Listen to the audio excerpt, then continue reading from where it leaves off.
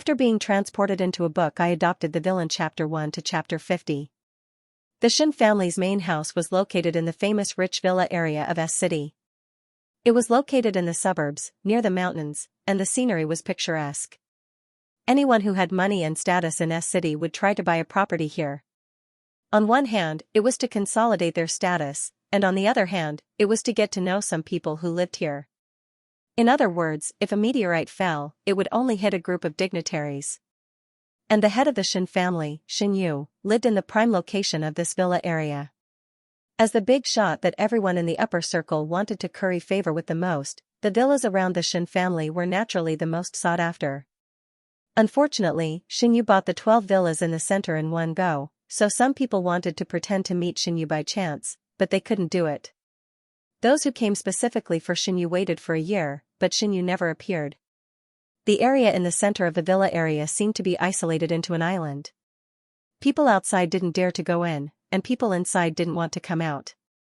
Over time, some words began to spread. Since Chairman Shen and his wife met with a plane crash a year ago, the only son left, Xianxia, almost never showed his face in public.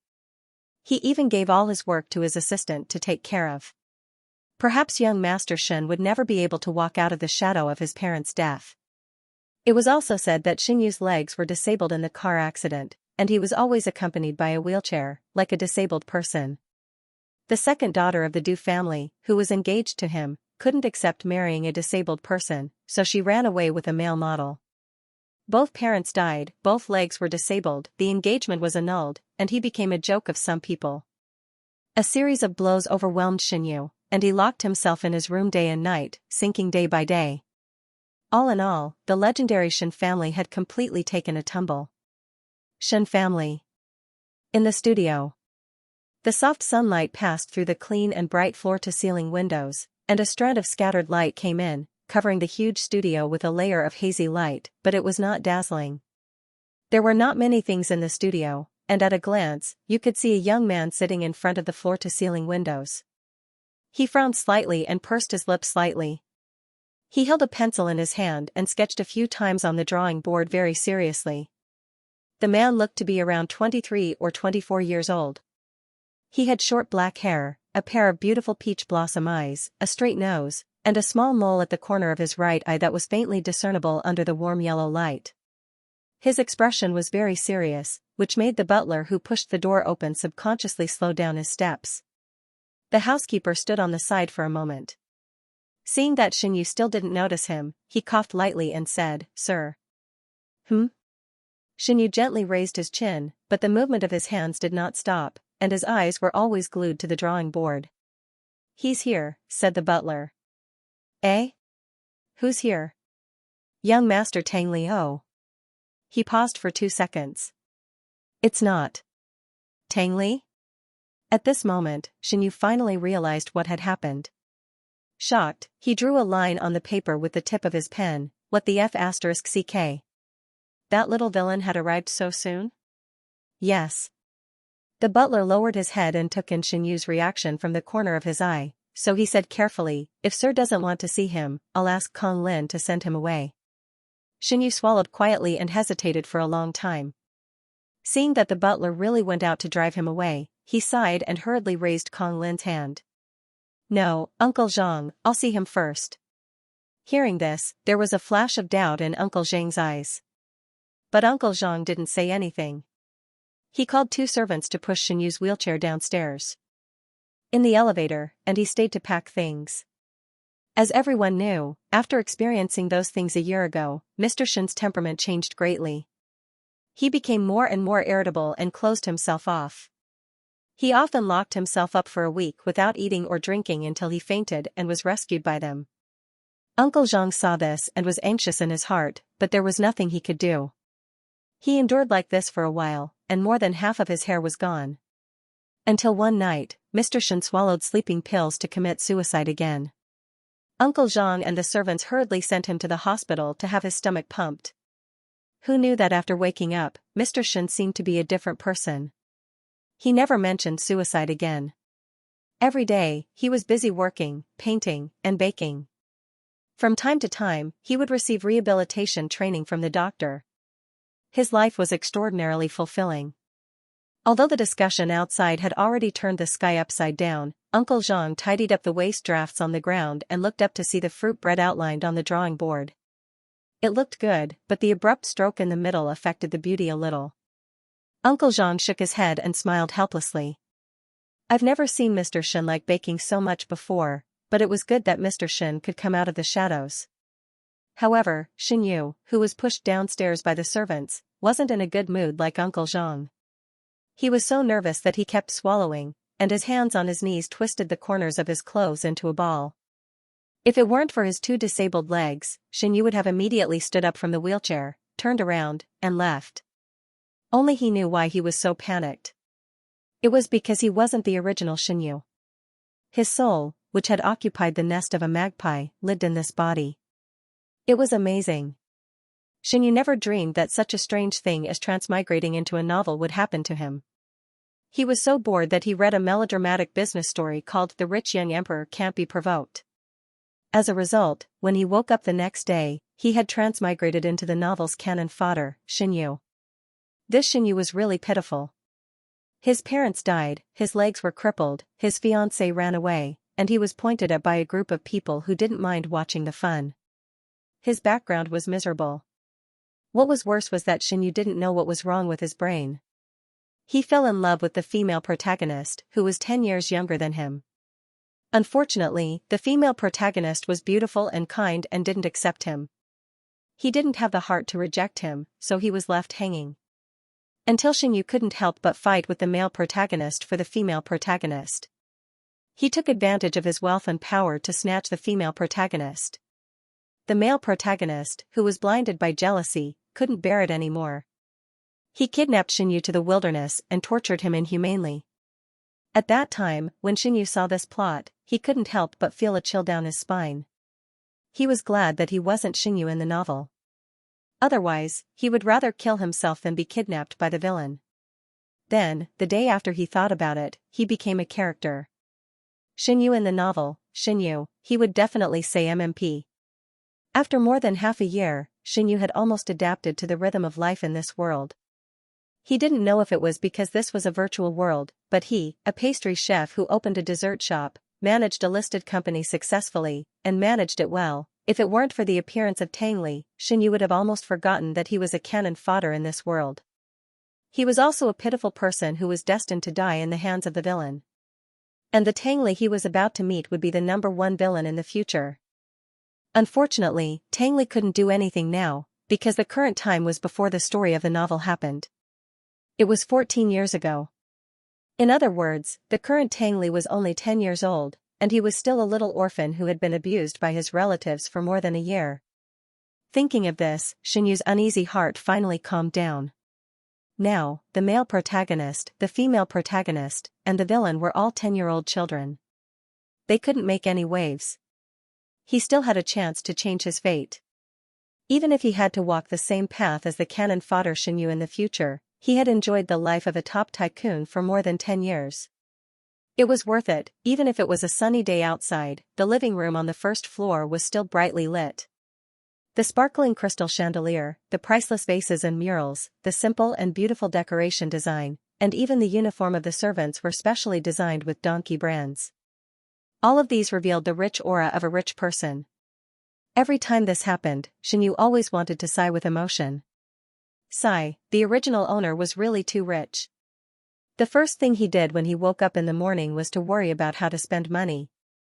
Looking up, he saw a quiet little boy sitting on the red leather sofa not far away.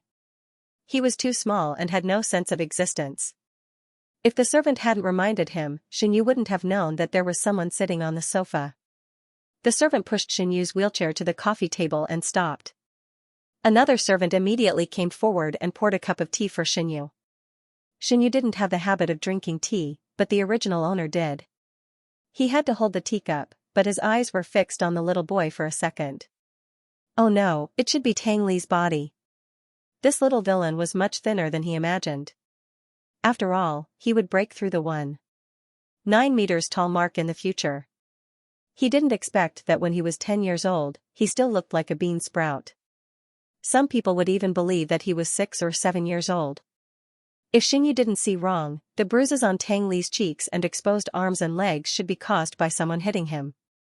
Even his right eye was a little swollen. But Tang Li didn't seem to feel any pain.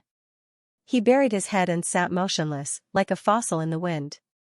Even his hair didn't flutter.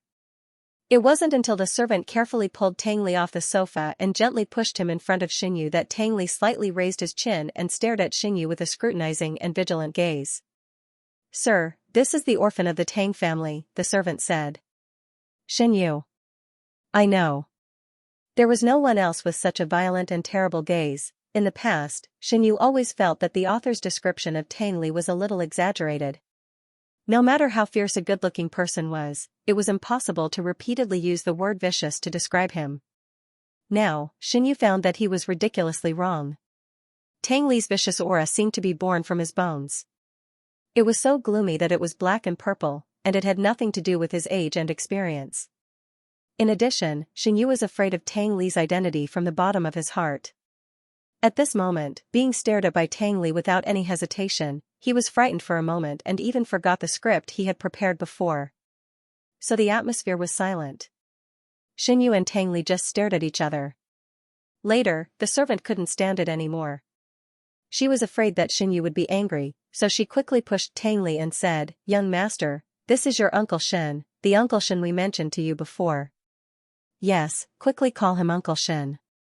Tang Li was pushed and staggered 2 steps, but he still didn't move. He was like a little hedgehog full of thorns. The slightest movement could make the alarm in his heart ring loudly, and the vigilance in his eyes became even stronger. Seeing the child like this, Xinyu, who was still a little nervous, gradually relaxed. He smiled and suddenly felt that he was too timid just now. No matter what, Tang Li was still a child now. He was also quite pitiful. "Chestnut." Xinyu called Tang Li's nickname. Tang Li froze, and some confusion flashed in his dark eyes. Xinyu moved the wheelchair over, glanced at Tang Li's cracked eyes, and handed the teacup in his hand forward. "Do you want to drink some tea? The author has something to say. The next article is The Little Fool." Click into the column to bookmark it. Wife-spoiling maniac, domineering boss versus innocent, silly bottom, healing text, sweet spoiling 4 years ago. In order to save a boss who went to the countryside for an inspection, Zhu Han was kidnapped and smashed on the head by the kidnappers with a brick. After waking up from a coma for a week, he became a fool. Since then, his parents didn't love him, his sister-in-law didn't like him, and his classmates isolated him. It wasn't easy for him to get into a vocational high school in the capital, but he was bullied by his roommates. The Gao family in the capital founded the largest enterprise group in the country and was a well-known top wealthy family. There were 4 sons in the Gao family, and they fought fiercely. In the end, the youngest son of the Gao family, Gao Zili, won by a little. He won control of the family. Unfortunately, Gao Zili didn't like to take photos and rarely showed his face in public. The onlookers were very curious about the appearance of this new emperor. However, one day, the new emperor actually appeared outside the door of an unknown vocational high school. Today's news, shocking. The 4th son of the JY group keeps a male student in a vocational high school. Today's news, shocking. The student kept by Gao Zili has mental retardation. Today's news, shocking. Gao Zili and the male student seem to have broken up after 5 years of running. Gao Zili v. Today's news, false news, reported. Picture, in the photo, 2 hands were clasped, and the ring on the ring finger was very dazzling. Xinyu was very perturbed. Although the person standing in front of him was a miniature version of the villain, after all, he was still in awe of this villain who was so perverted that it made people's hair stand on end. Therefore, he acted like a symbolic henchman. "Today, you drink my cup of tea, and tomorrow, we will be good buddies. Those fights, murders, kidnappings, and whatnot, they're all a thing of the past, okay." Xinyu's thoughts were flying. After 180 turns, he suddenly met Tang Li's cold gaze. He was suddenly startled, and all his thoughts disappeared in an instant. Forget it. Before the little villain completely turned over a new leaf, he, the cannon fodder, should stay quiet. Xinyu thought with some frustration. At the same time, the motionless Tang Li finally shook his head almost imperceptibly. He opened his mouth slightly and said, "No." It was reasonable to say that a 10-year-old child's voice should be clear and pleasant, perhaps with a little bit of sound, but Tang Li's voice was very hoarse and hard, which made Xianyu feel very uncomfortable. Xianyu looked at the bruises on Tang Li's body and was a little lost in thought. He knew that the villain's childhood was very difficult, but he didn't expect it to be so difficult. "Are you hungry?" Xianyu handed the teacup to the servant and asked, "Do you want to eat dessert? Let Auntie make it for you." This time, Tang Li didn't speak anymore. The servant next to him was very anxious and wished that she could directly attach herself to Tang Li. In their opinion, the heavy and slow Tang Li was very likely to annoy the master. At that time, whether or not he could be adopted was another matter. They were afraid that the master would be in a bad mood and make an example of this child. Therefore, the servant explained, "Sir, young Master Tang Li's parents passed away in a car accident a year ago. Young Master Tang Li has been to many chief families, but unfortunately, it's not suitable. Coincidentally, old Master Shen said that you're too lonely living alone, so he asked us to bring young Master Tang Li to you." In fact, Uncle Zhang had already repeated this explanation dozens of times. They were afraid that Xianyu would be angry, but they couldn't refuse old Master Shen's arrangement. They could only keep explaining to Xianyu while taking Tang Li to go through the motions. However, none of them wanted to accept Tang Li. They knew very well that Xianyu had just walked out of that hazy memory not long ago. Whether it was physically or mentally, he needed time to recover. It was very difficult for him to take good care of a child. "I know." Xianyu sighed. Not only did he know about Tang Li's miserable experience, but he also knew that he, the cannon fodder, was about to refuse to adopt him and mercilessly ridicule Tang Li, so much so that he was hated later on. At the end of the day, it was all his fault. "Come here." Xianyu waved at Tang Li. Tang Li didn't seem to notice it. His pale eyes were tightly closed, and he stared at Xianyu without blinking. He was still standing still. Xianyu had no choice but to maneuver his wheelchair over. If one looked carefully, they would find that Tang Li was very good-looking.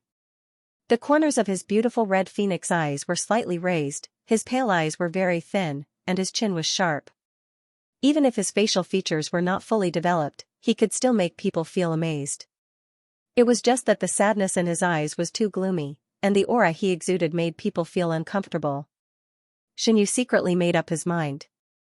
Before he started speaking, he saw Uncle Zhang, who had finished cleaning up the studio, walking over quickly from the corner of his eye. "Sir."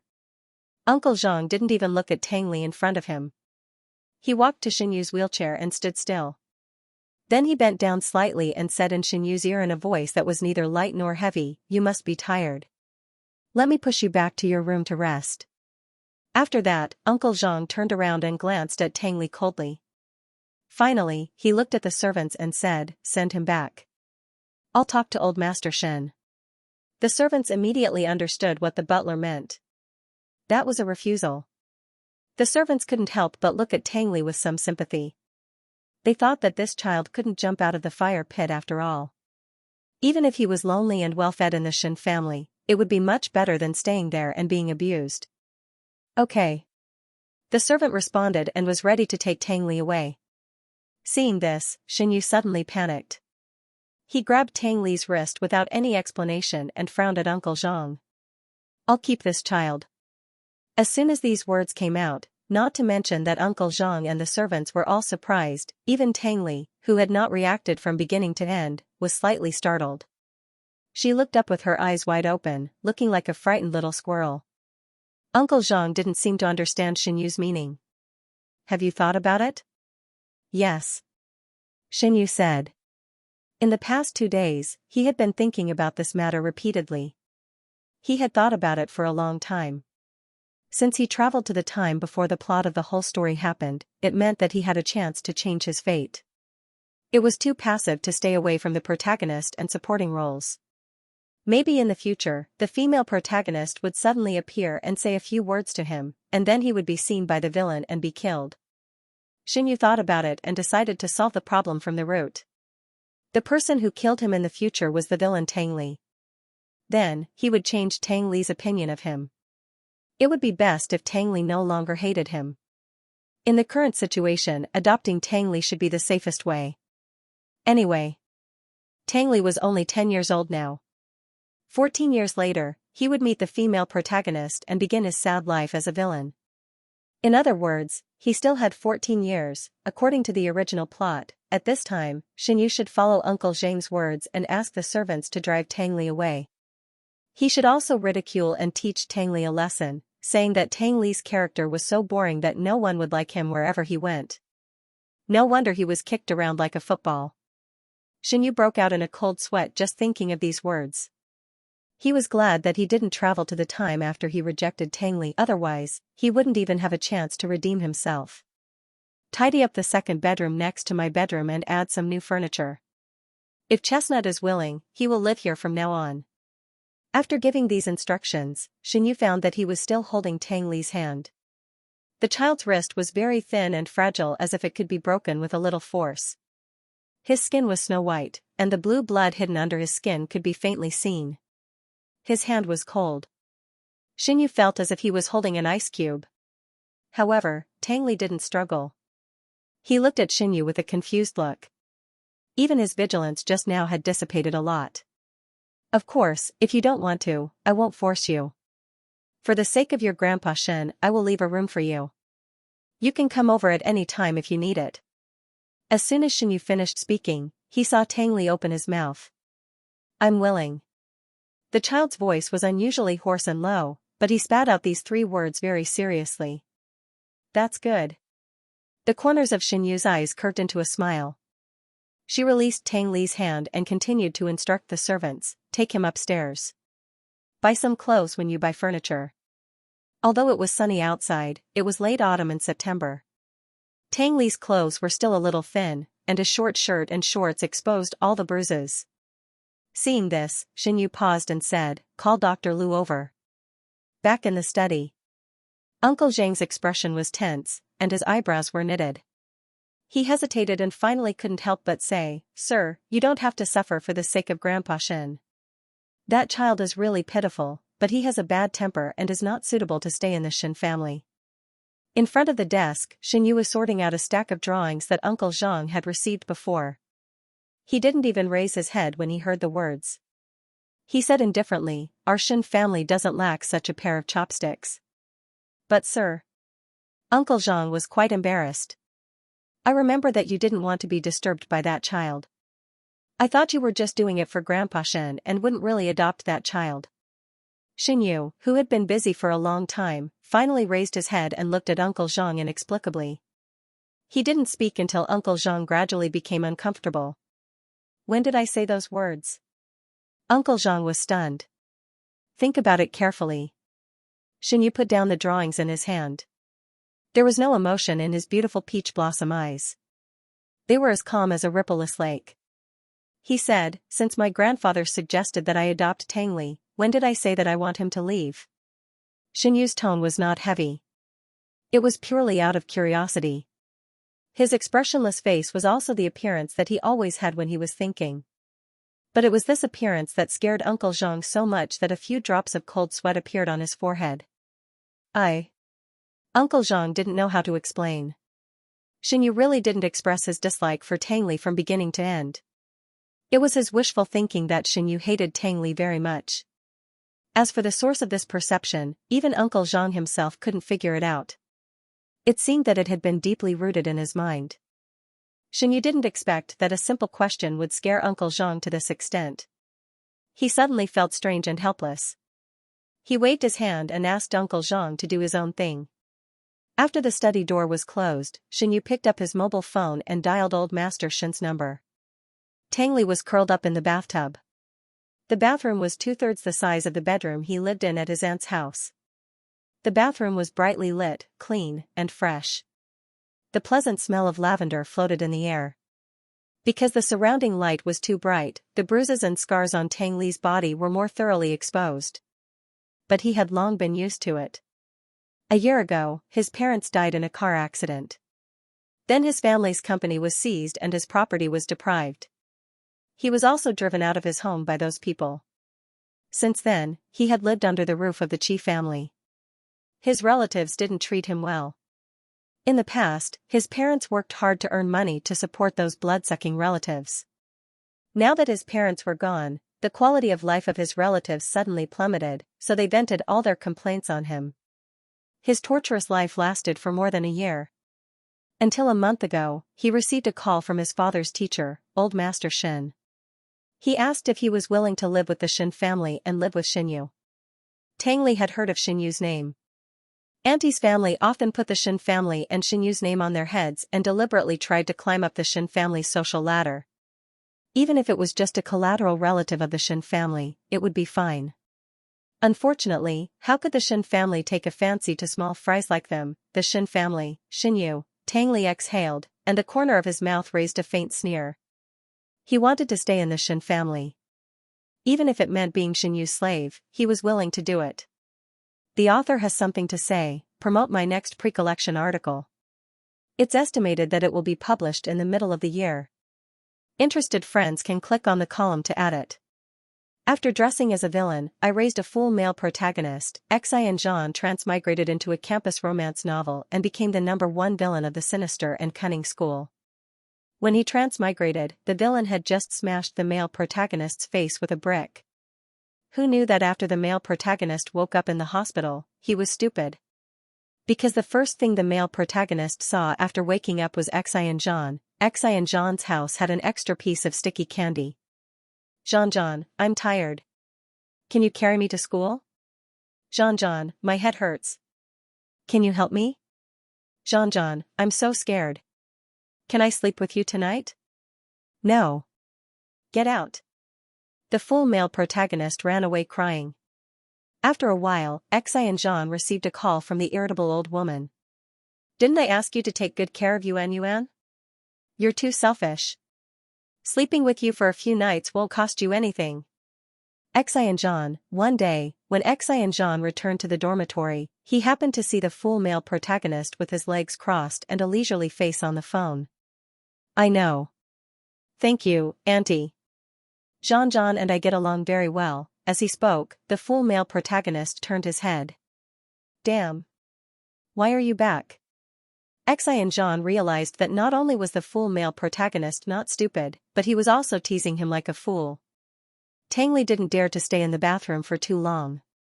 He came out in less than half an hour. The new clothes brought by the servant were neatly placed on the bed. Tang Li took the clothes back to the bathroom and changed them. The size was just right. The tag hanging on the clothes was not removed. Tang Li picked up the tag on the pants and glanced at it. He couldn't help but be stunned. It cost nearly 6 figures. Even when his parents were still alive, they had never bought him such expensive clothes. Tang Li came out of the bathroom and looked around the spacious and luxurious bedroom. Finally, his eyes fell on a small bamboo basket on the coffee table. There were scissors, rulers, and other small items. He approached, picked up the scissors, and gestured on the tag for a while. Later, he suddenly thought of something, or he didn't do it. As soon as he put down the scissors, there was a sudden knock on the bedroom door. Tang Li hesitated for a moment and said, "Please come in." As soon as he finished speaking, a servant opened the door and walked in. "Young Master Tang Li, we need to redecorate your bedroom. Please wait in the living room on the first floor." Tang Li nodded and left the bedroom. The Xin family's residence was as gorgeous as he imagined, but it was always accompanied by a depressing sense of coldness. Tang Li sat quietly on the sofa for the whole afternoon. Except for the occasional sound of heavy objects falling to the ground when the furniture was moved on the second floor, there were no other sounds. Everything was silent. Even Xinyu, who decided to adopt him, didn't show up from beginning to end. Tang Li thought that Xinyu would appear at dinner. When the servant led him to the dining room in the evening, Tang Li felt a little restrained. He subconsciously straightened his clothes, trying to leave a good impression on Xinyu. It was a pity that Tang Li was the only one sitting at the table. There were so many delicious dishes on the table. Tang Li didn't have a good life in the Qi family. His basic necessities were all restricted by Qi. In more than a year, he rarely had a full meal. The dinner in front of him was undoubtedly the most sumptuous meal he could enjoy since his parents passed away. However, Tang Li did not seem to have any appetite. However, he still finished most of the dishes on the table. He knew that he was too thin and short. Even if Xianxia was sitting in a wheelchair, he still had to lower his gaze when looking at him. Recalling Xianxia's gentle eyes, Tang Li felt as if he was bathing in the spring breeze, and even his cold body seemed to have some warmth. He had to grow up quickly. For the first time, Tang Li had such an urgent thought. It has been a year since Xianxia came to this world. Due to the poor health of the original owner, he was forced to change many of his small habits. However, no matter how hard Uncle Zhang tried to persuade Xianxia, he just couldn't change his irregular diet. In the past, he ran a dessert shop that was very popular. He was the only boss and the only Western pastry chef. Because of his interest, he liked to study the methods of Western pastry and designed many popular Western pastry dishes. In the process of creating his own products, it was inevitable that he made a lot of experimental products. Xianxia was used to tasting the food while cooking. Then, he ate until he was full. Uncle Zhang stood in front of the baking room and watched helplessly as Xianxia ate 5 cakes and 7 or 8 fist-sized croissants. His face immediately turned green and he choked on his anger for a long time without being able to get it out. "Sir, you'd better eat something. Dr. Liu said that these desserts can't be used as a staple food." "I'm not hungry yet." Xianxia took off the plastic handbag, manipulated the wheelchair to retreat a distance, and then ordered the servant, "Put the plate in the oven." "I don't know how it will be this time," Uncle Zhang said helplessly. "You haven't succeeded yet?" Xianxia raised his head and patted his belly confidently. "There are still 4 croissants here. I'm confident that I can make the taste I want 4 more times." "What happened to not being hungry?" Uncle Zhang raised his head and sighed. His face was full of despair. Seeing this, Xianxia couldn't help laughing. He manipulated the wheelchair to come in front of Uncle Zhang. When he was about to comfort the worried butler, he suddenly caught a glimpse of a small head popping out of the door. Xianxia, who was caught off guard, was startled. When he looked carefully, the small head quickly retracted. Xianxia, it really looked like a squirrel. And it maintained a frightened state from the beginning to the end. Xianxia was surprised by its cuteness. He couldn't suppress the curve of his mouth. If he didn't restrain himself in time, he was afraid that the original owner's previous calm and collected character would have collapsed tonight. Uncle Zhang immediately noticed Xianxia's gaze. He frowned seriously, turned around and walked out of the baking room. In less than 10 seconds, he came back with a dejected child. He just finished dinner and got lost while taking a walk to digest. Uncle Zhang brought Tang Li to Xianxia. Tang Li knew that it was wrong to peep outside the door. For a moment, his small face turned red. He lowered his head and clenched his teeth without saying a word. In fact, he had lied to Butler Zhang. He hadn't digested his food after the meal, but he had used this as an excuse to come and peek at Xianxia. He had learned from the servants that Xianxia was in the baking room, so he had circled around this maze-like residence for a long time before he found this place. However, the feeling of being caught red-handed was not good. Maybe Xianxia would hate him because of this. Thinking of this, Tang Li felt suffocated.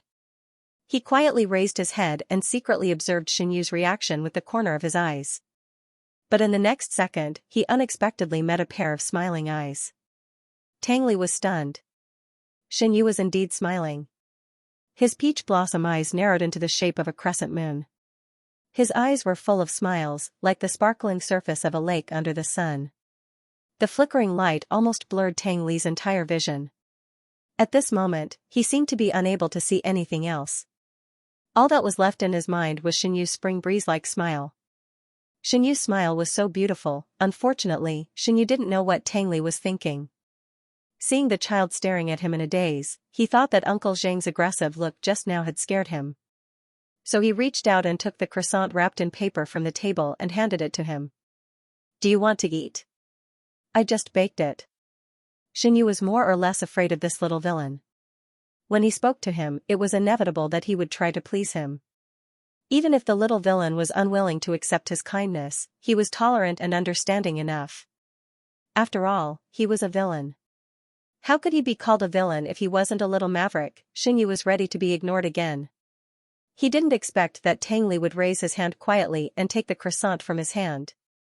"Thank you," Tang Li whispered. The tips of his ears were already red. You're welcome, Xinyu replied with a smile.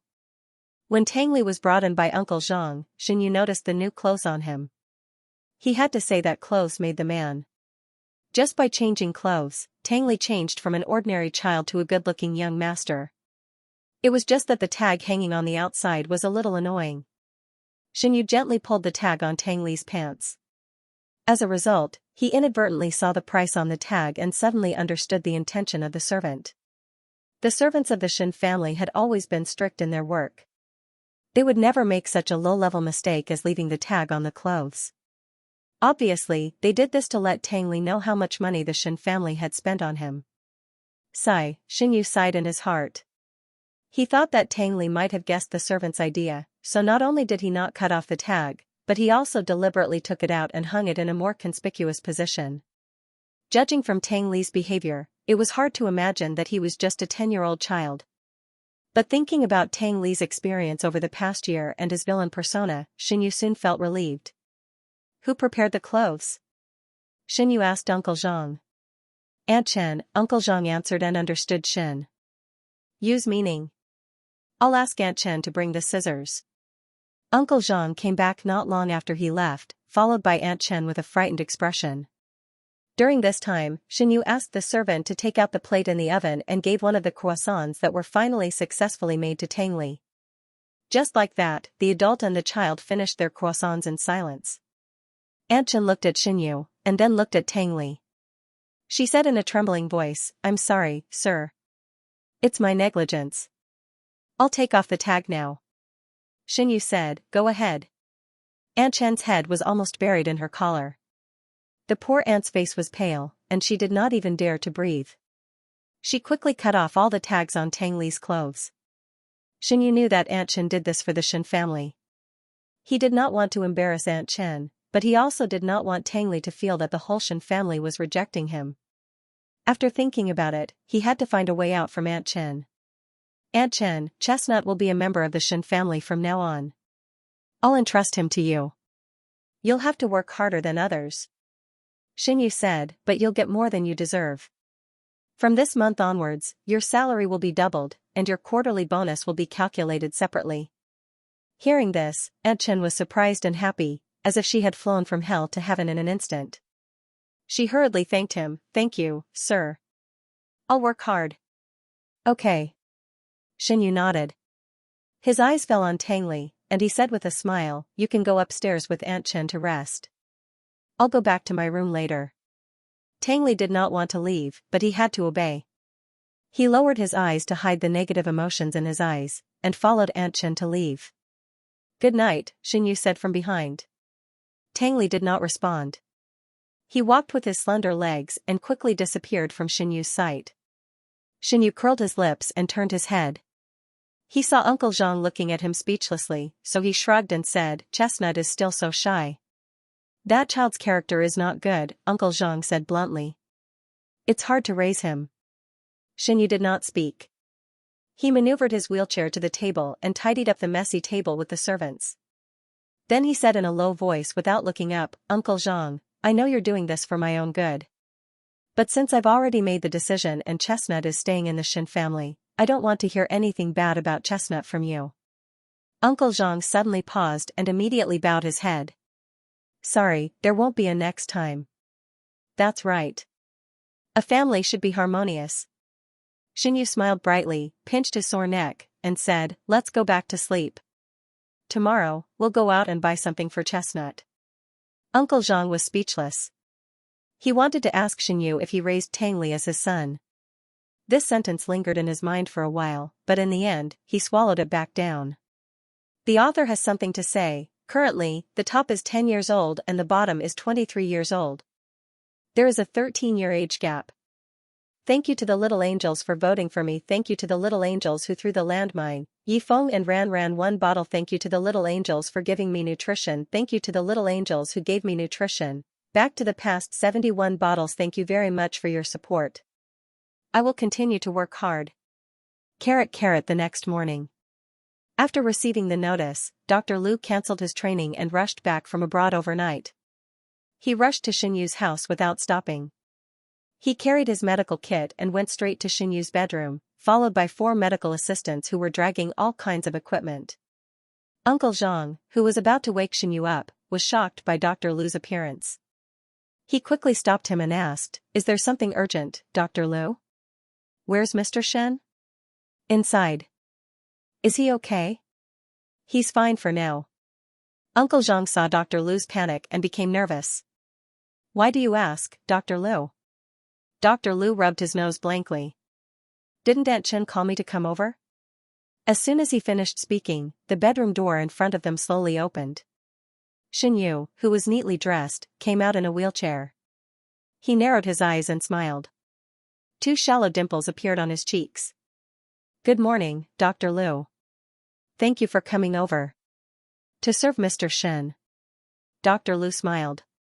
"It seems that Mr. Shen is recovering well now.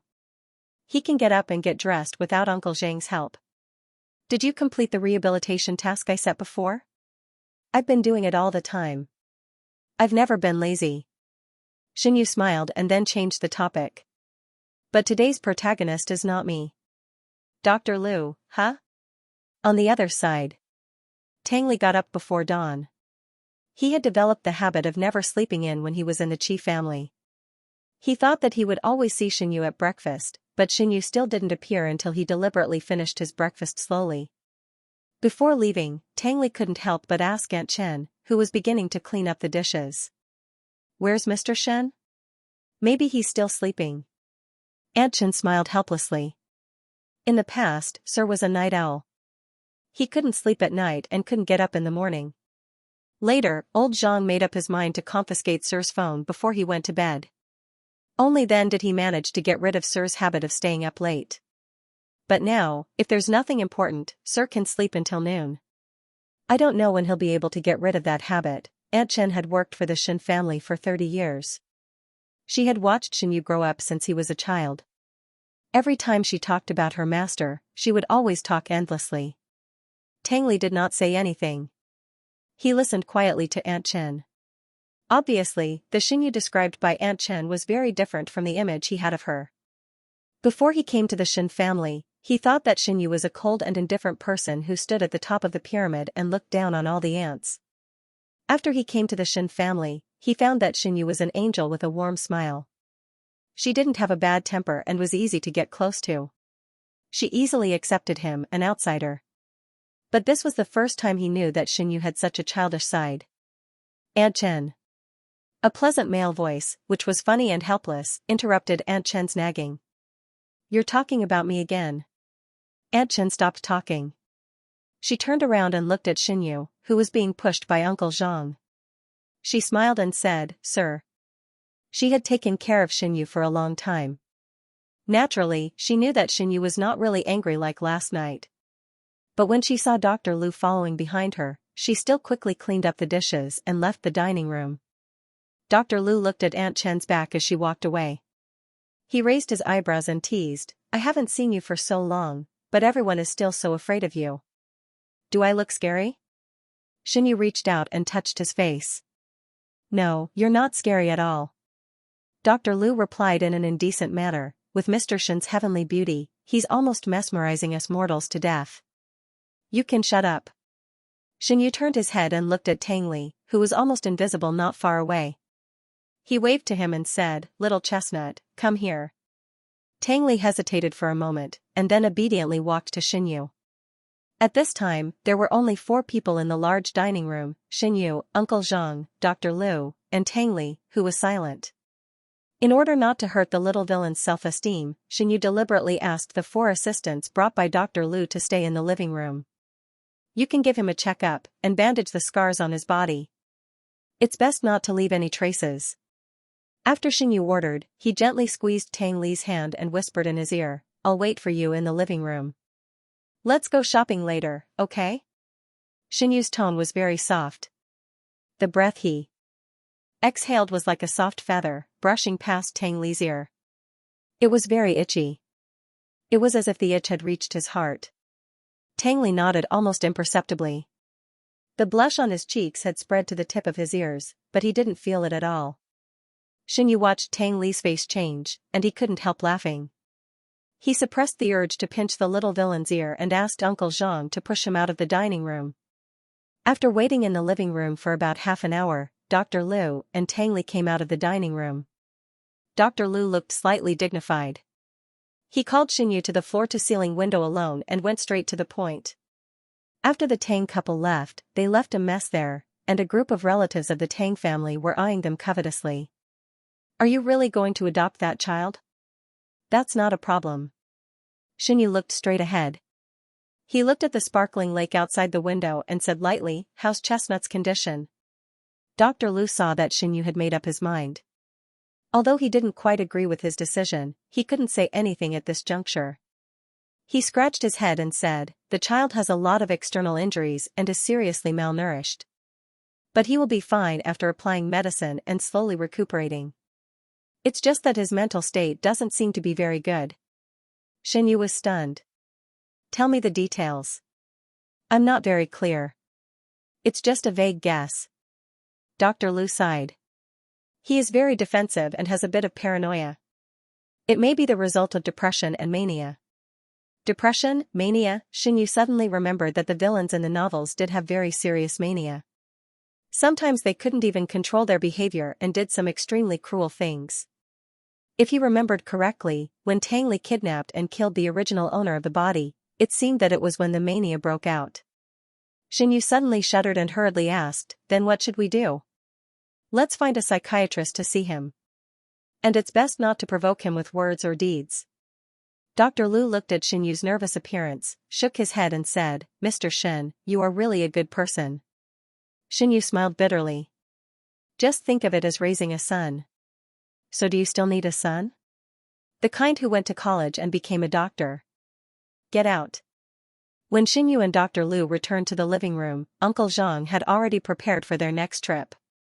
Dr. Liu's 4 assistants also packed up their things and were about to leave.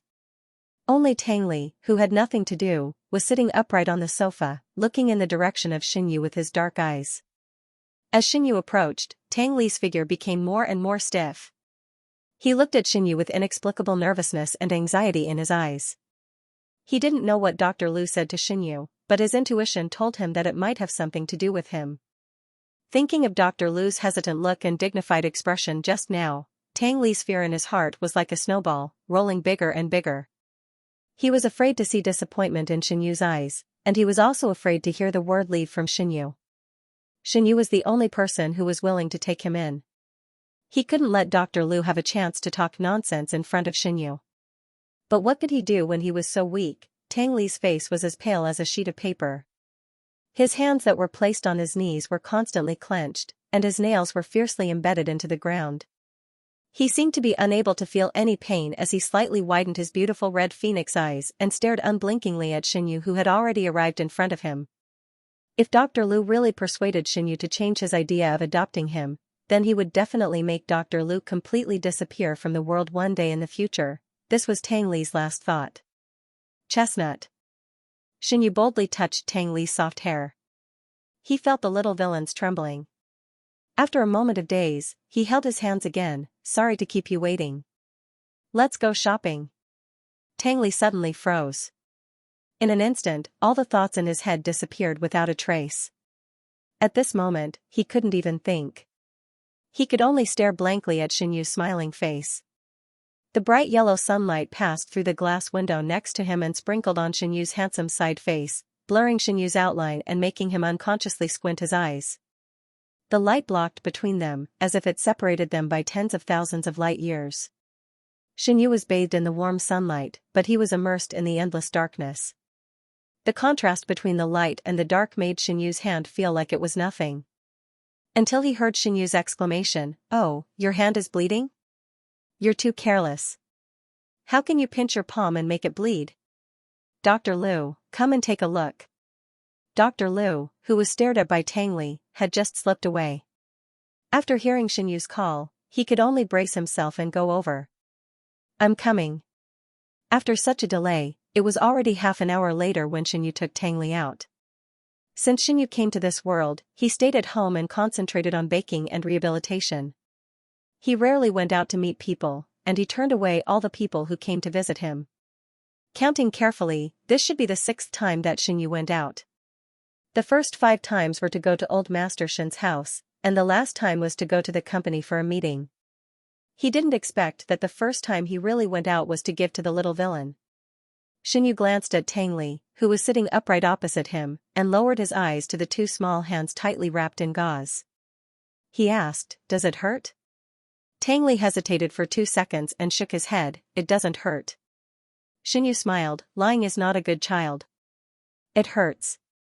Tang Li pursed his lips and chose to tell the truth, but he quickly added, "But after you asked, it didn't hurt anymore." The author has something to say. Thank you little angels for voting for me. Thank you to the little angel who threw the landmine, Yifeng and Ran 1. Thank you very much for your support. I will continue to work hard. Although the original Xianyu grew up in this city, Xianyu was at most a newcomer. He wasn't familiar with the city's routes, so he left all the work of arranging the itinerary to Uncle Zhang. Unfortunately, Uncle Zhang was old and didn't go shopping. He had to urgently ask Aunt Chen for help. Aunt Chen, who was also confused, went to ask her daughter and learned that there were some good places to go. They didn't bring any bodyguards with them this time. They only followed Uncle Zhang and Aunt Chen. Uncle Zhang was responsible for driving and pushing Xianyu's wheelchair. Aunt Chen was responsible for carrying things. The distribution of work was quite equal. Perhaps it was because Xianyu was in a wheelchair, but they attracted a considerable amount of attention as soon as they entered the mall. The per capita spending in this mall was one of the highest in the country, and they only received VIP customers who were members. As early as when this mall opened for sale, they took the initiative to send membership cards to the original Xianyu's office. Unfortunately, the original Xianyu wasn't interested in leisurely activities like shopping and watching movies. She had never set foot in this mall. At this time, Xianyu and the others just walked to the lobby on the first floor. They saw a middle-aged man in a well-ironed suit walking over uneasily. "Hello, Mr. Shen." The man's face was full of wrinkles. His words and actions were full of flattery. "I'm the manager here. My surname is Fu. You can call me Xiao Fu." Xianyu looked at the middle-aged man who was obviously older than him. He was silent for 2 seconds. Then he squeezed out a smile and said, "Hello." Manager Fu rubbed his hands and said a little nervously, "It's rare for Mr. Shen to come. Is there anything I can do for you?" Xianyu looked at Tang Li, who didn't speak. His originally cold eyes unconsciously became gentle. He said, "I want to buy some clothes and daily necessities for my child. We can just walk around." "Oh," Manager Fu dragged out his voice and quickly glanced at Tang Li. Then a trace of doubt and surprise flashed in his eyes. But he didn't dare to gossip about the Shen family. Instead, he recommended himself, "I'm very familiar with this place. If it's convenient for Mr. Shen, I can show you the way." Xianyu didn't refuse. "Thank you." Manager Fu smiled and said, "It's no trouble at all." Xianyu had always known that the Shen family had a pivotal position in the upper circle. Even those rich and powerful officials and nobles had to be courteous to the Shen family, not to mention a group of mediocre rich people scrambling to hug the Shen family's thighs. When Xianyu first transmigrated to this world, he didn't know the reason. Later, he slowly learned about the Shen family's account books. Only then did he know that the founders of the Shen family had been in contact with some shady businesses since 100 years ago. It wasn't until Xianyu's father's generation that the Shen family was completely wiped clean. However, the dark forces that the Shen family had nurtured 100 years ago could not be disbanded overnight. As the Shen family grew stronger, the dark forces still had the tendency to develop. In short, the Shen family was a century-old family with connections in both the underworld and the underworld. It was not as simple as just being rich. As long as one was connected to the Shen family, many of the subsequent projects would be much easier to carry out. As a result, even if Xianyu rarely showed his face in public for nearly a year, passers-by with a bit of status would be able to recognize his identity immediately. So, Xianyu and the others were led by Manager Fu to walk along the road. They were surrounded by a group of people who wanted to strike up a conversation with them. Unknowingly, there were also a few paparazzi holding cannons. Separated by the crowd and the security guards, the paparazzi raised their voices and asked questions. "Mr. Shen, I heard that in the past year, you have slowly given up the management rights of the company. What do you plan to do next? Mr. Shen, we are all very curious about how you will deal with the company without a successor. Your engagement with the Du family's daughter has reached a bottleneck. Will you cancel the engagement and marry someone else? I heard that Mr. Shen intended to let you adopt the Tang family's child. But your father's body hasn't even been cold yet, and your grandfather is already urging outsiders to covet the Shen family's property. What do you think of this matter? The paparazzi were chattering non-stop, and Shen Yu's ears were buzzing with noise. Shen Yu lowered his head and looked at the sun with some annoyance. He had never been good at dealing with these kinds of problems. In the past, when the dessert shop he ran became popular on the internet, there would be a group of lively girls running around to take pictures of him every day. They also laughed and asked all kinds of personal questions. Shen Yu couldn't answer, so he had to choose to escape. Enter the elevator. Shen Yu said to Uncle Zhang, who was pushing the wheelchair. Okay. Uncle Zhang replied and immediately asked Aunt Chen to go to the front and press the elevator button. The current situation was not optimistic for them. The 6 security guards were not enough to resist the menacing passers-by and paparazzi. The support team called by Manager Fu was still on the way. He was afraid that it wouldn't be long before they would be surrounded. They would be outflanked by those people. Uncle Zhang suddenly regretted not bringing bodyguards. His master was just an ordinary businessman. He didn't have anything to do with the entertainment industry. Why would he be besieged by this group of lunatics? Moreover, his master had just recovered from a serious illness. He stayed at home day and night and refused to see anyone. He didn't know if today's incident would leave a shadow in his heart. The more Uncle Zhang thought about it, the more irritable he became. For a moment, he even had the impulse to go over and beat up that group of lunatics. Just as he was trying to suppress this emotion, he suddenly heard a scream. Shen Yu was also startled by the sudden voice and subconsciously turned her head back to look. He saw that the gauze wrapped around Tang Li's hands had been removed at some point, and there was an inexplicable baseball bat in his hand. The little villain's expressionless face had a hint of murderous intent, and there was a faint surge of darkness in his obsidian-like eyes. He revealed an obvious hostility from head to toe, and his eyes seemed to have a bloody light. He stared fiercely at the head of the paparazzi and squeezed out a word from between his teeth, "Get lost." It was this Tang Li that shocked everyone. Even Shen Yu was shocked speechless by his appearance at this moment. The head of the paparazzi had a conspicuous big bump on his forehead. He squatted on the ground and grimaced in pain. His companions next to him reacted, quickly put away the equipment, and stepped forward to beat up Tang Li while swearing. Unexpectedly, Tang Li suddenly threw away the baseball bat and took 2 steps back. The man laughed ferociously. "Where did this little brat come from? How dare you run in front of our Mr. Shen and act wildly and hit my friend? Today, I'll teach you a lesson for you." As soon as his voice fell, Tang Li's right hand shook slightly, and a silver light flashed in an instant. Shen Yu was frightened by this sudden situation and turned pale. Before he could ask Uncle Zhang to mediate, he saw Tang Li holding a dagger in his right hand. The dagger gleamed frighteningly in the bright light of the lamp. Tang Li grinned, and a melancholy that did not match his age appeared on his childish face. He said in a deep voice, "If you're not afraid of death, then come over." The man suddenly froze. He suddenly thought of something and turned pale with fright. "He seems to be the son of the Tang Jian." The man turned to his companions and said. The paparazzi who had a bump on his head was furious and shouted, "Who cares whose son he is? Let's teach him a lesson first. He's already beating people at such a young age. When he grows up, he'll be in jail. Teach him a lesson." The man grabbed his companions and ran away. Who cares about a lunatic? He almost stabbed his wife to the morgue. After saying that, the 2 of them ran away without a trace.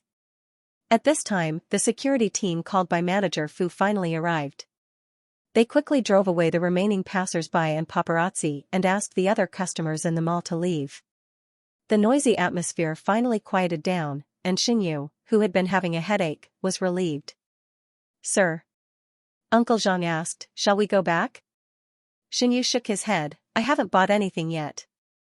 Uncle Zhang thought that Shen Yu would be affected by this incident. Now that he looked so calm, he was relieved. However, Tang Li's behavior just now really shocked Uncle Zhang and Aunt Chen. If Tang Li simply hit the paparazzi with a stick, they could understand it as a child throwing a tantrum. But what Tang Li said later, it was simply chilling. Thinking of this, Uncle Zhang and Aunt Chen looked at Xinyu at the same time. Yesterday, Xinyu stubbornly decided to adopt Tang Li. They were afraid that after this incident, he would regret it. The author has something to say. I'd like to recommend a novel by my friend. Those who are interested can search it directly. My Wife Will Give Birth by Rabbit Moon Pass. In his previous life, Chu Huai lived hard and cautiously in the apocalypse for 3 years. When he opened his eyes again, he found that he had returned to the time before the apocalypse began. Facing the upcoming apocalypse, Chu Huai decided to eat and drink to his heart's content. He kicked out the best food company and prepared funds to stock up on food and more food. He wanted to find a safe place to welcome the apocalypse. In the end, he accidentally picked up a poor little girl and brought her home. A few months later. Poor little girl, husband, I think I'm pregnant with your child. Chu Huai.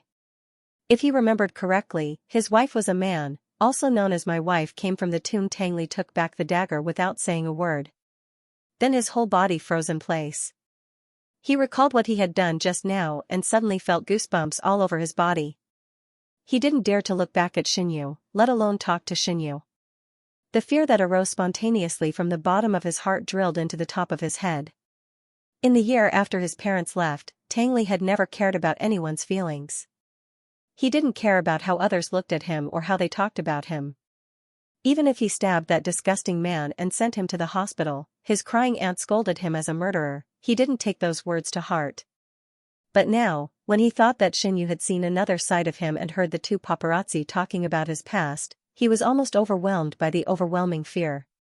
It was as if his whole heart had been dug out and thrown into the cold. The piercing coldness made Tang Li's body tremble a little. He was just a 10-year-old child after all. He couldn't stop thinking about the things he cared about, and he couldn't stop being afraid of losing them. Tang Li, Xinyu's indifferent voice sounded behind him. He didn't call him Little Chestnut gently, but directly called him by his full name. Tang Li seemed to realize something. He lowered his eyelids silently and turned to face Xinyu. But he was too timid to look directly into Xinyu's eyes. Come here, Xinyu said. Tang Li hesitated for a long time, but still walked over. It was so quiet that only the light music played in the mall could be heard. Uncle Zhang and Aunt Chen were so nervous that they didn't dare to breathe. Their eyes kept wandering between Xinyu and Tang Li. Even Manager Fu, who was an outsider, felt the suffocating atmosphere. He rubbed his hands and took a few steps back uneasily. He was afraid that Xinyu's anger would implicate him, who was innocent. Sir. Uncle Zhang bent down and whispered in Xinyu's ear, let's go home and talk about it. Aunt Chen hurriedly said, yes. That child still had a dagger on him, and he was so impulsive. What if Xinyu accidentally said something that provoked him? The more Uncle Zhang and Aunt Chen thought about it, the more panicked they felt. They subconsciously took 2 steps forward and stood between Xinyu and Tang Li. Just then, they suddenly heard Tang Li say in a low voice, I'm sorry. Upon hearing this, Uncle Zhang and Aunt Chen, who were standing in the middle, froze at the same time. Before they could react, Xinyu, who was standing behind them, said, do you know you're wrong? Tang Li nodded. His heavy gaze was fixed on the floor. He slowly clenched his fists by his sides and squeezed out a sentence with great difficulty. I know I was wrong. Come a little closer, Xinyu said again. This time, Tang Li did not hesitate.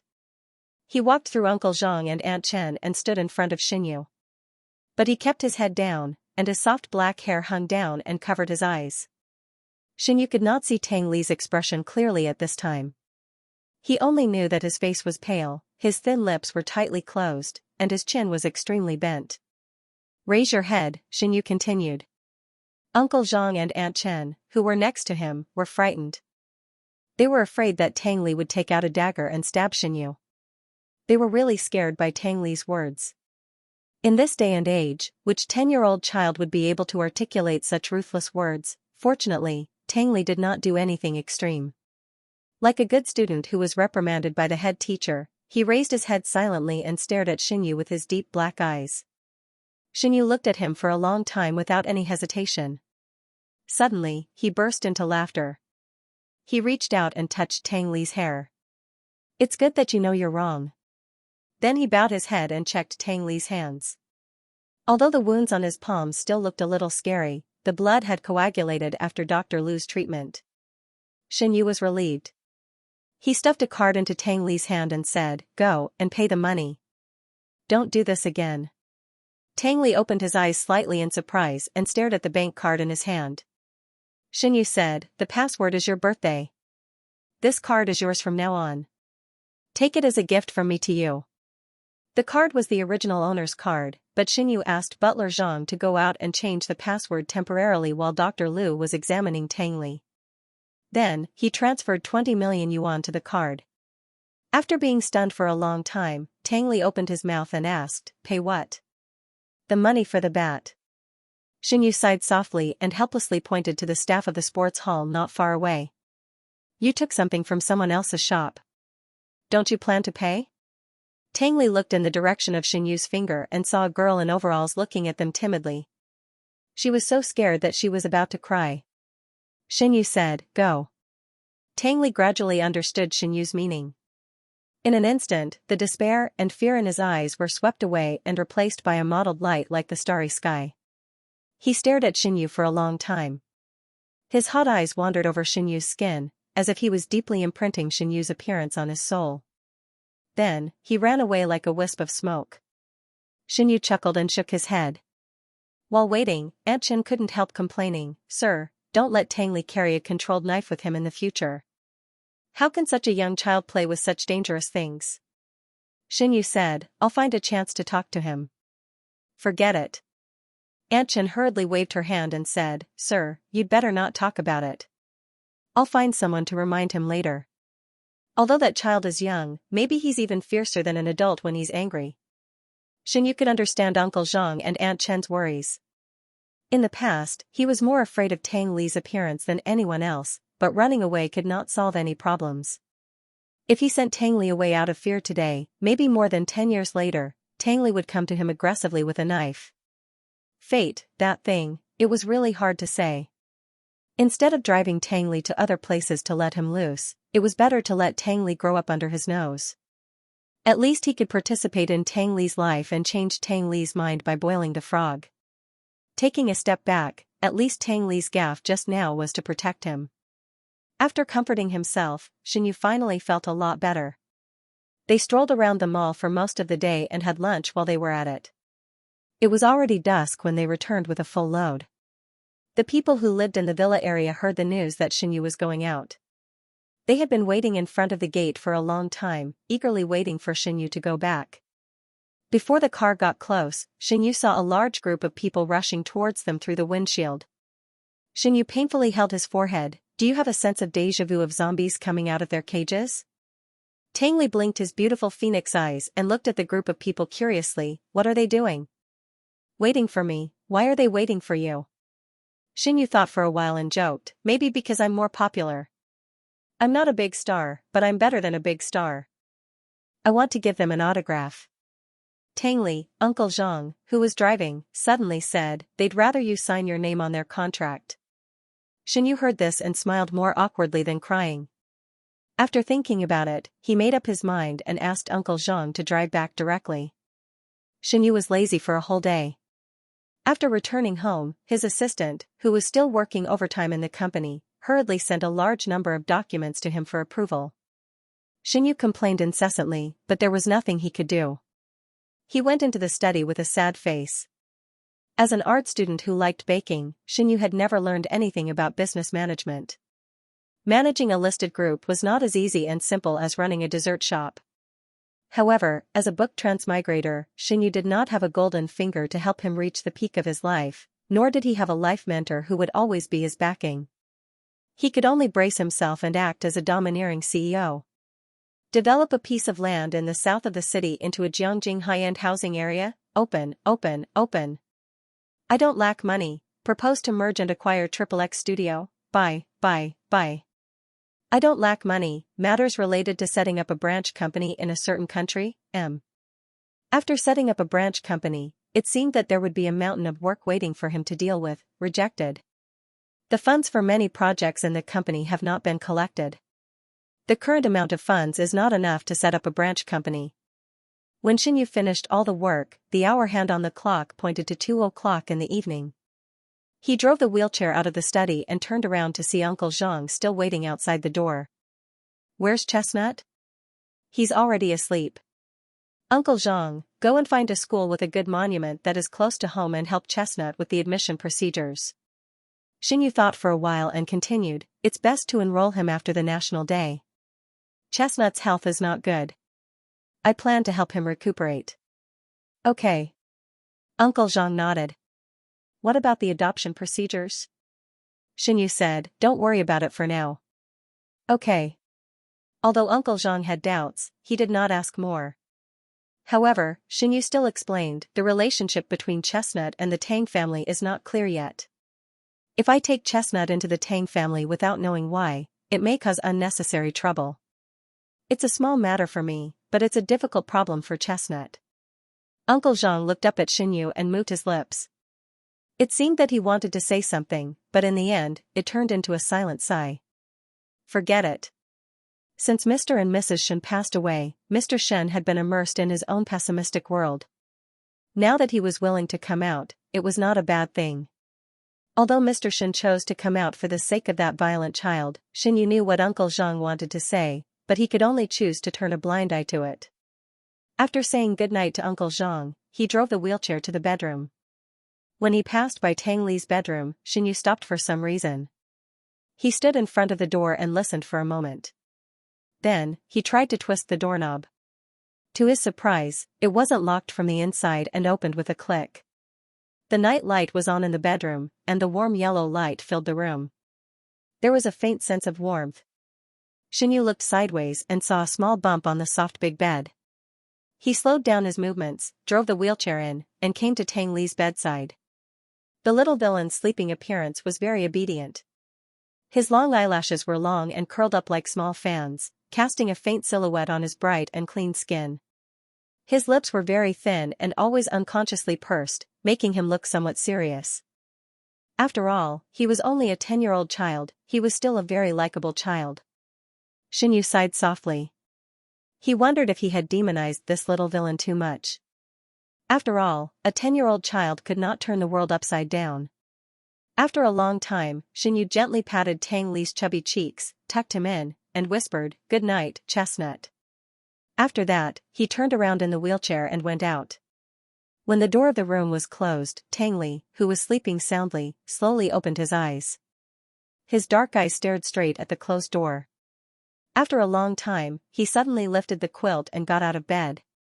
He took away the pillow, and there was a dagger in a scabbard under it. Tang Li picked up the dagger expressionlessly. His cold eyes swept over the dagger, and then he opened an empty drawer at the bottom of the bedside table and threw the dagger in.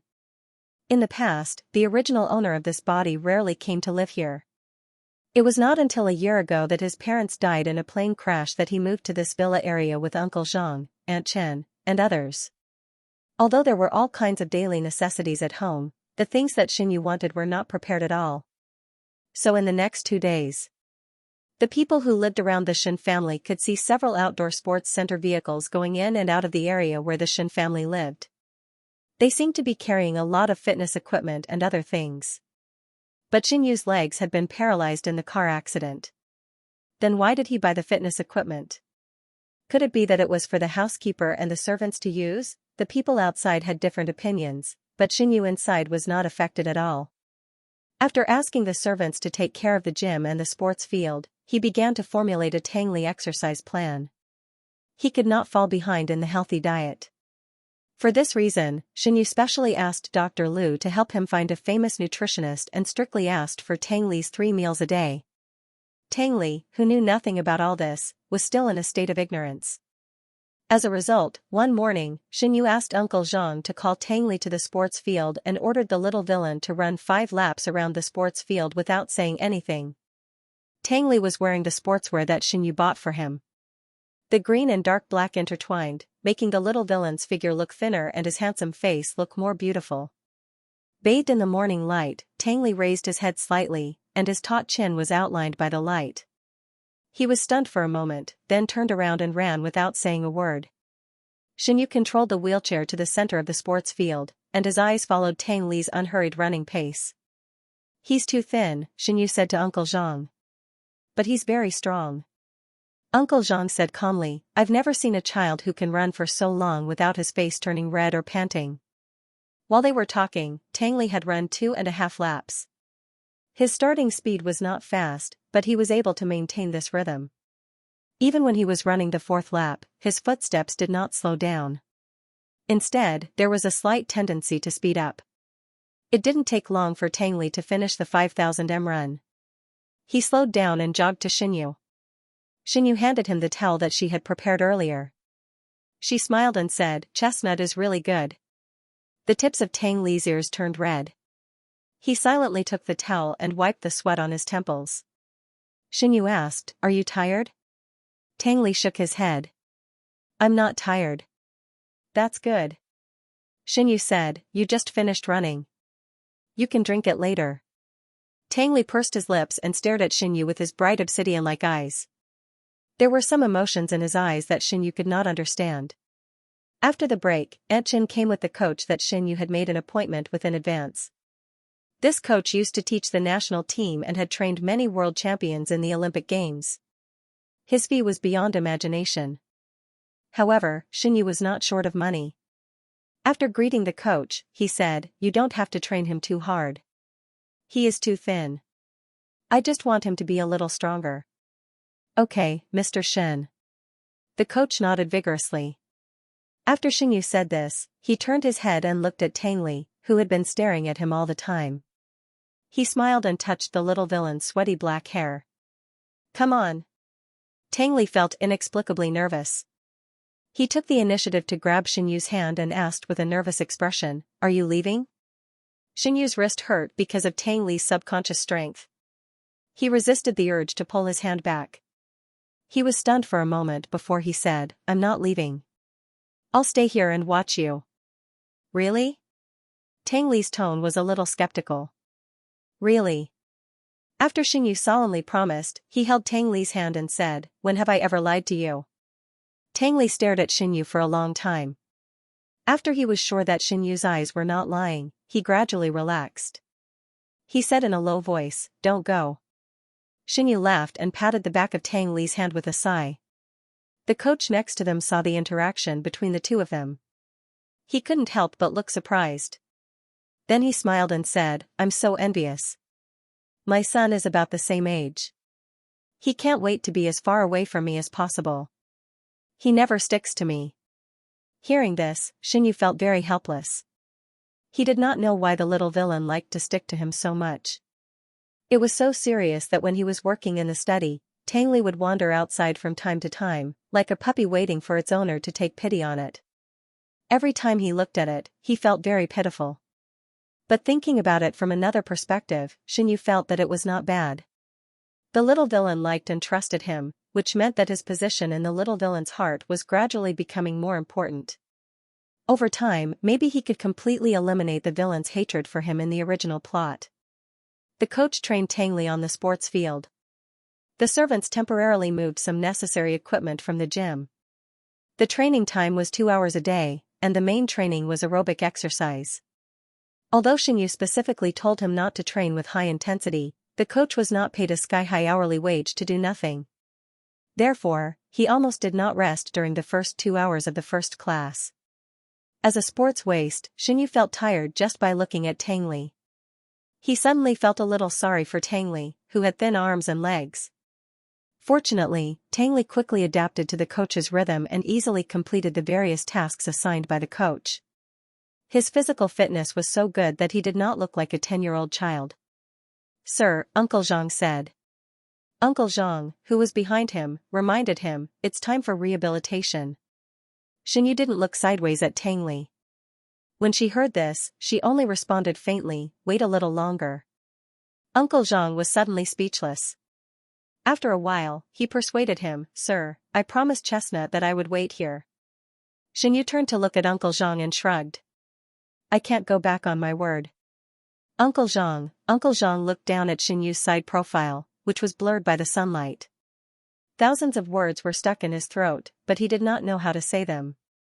He really wanted to ask Xianyu why he valued Tang Li so much.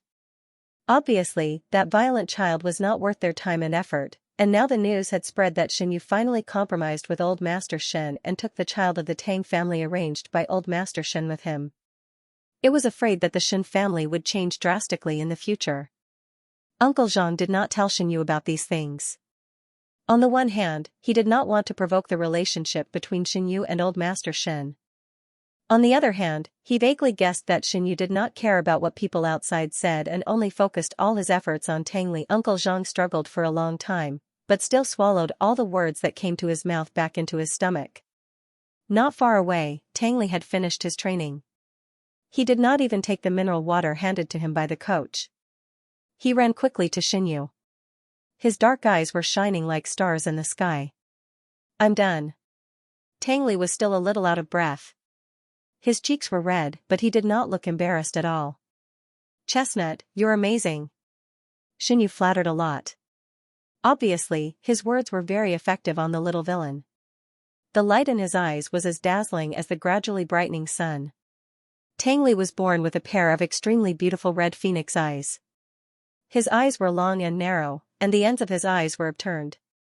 Even if his eyes did not contain any emotion, they still seemed to contain thousands of amorous feelings. At the same time, his eyes were also very beautiful and aggressive.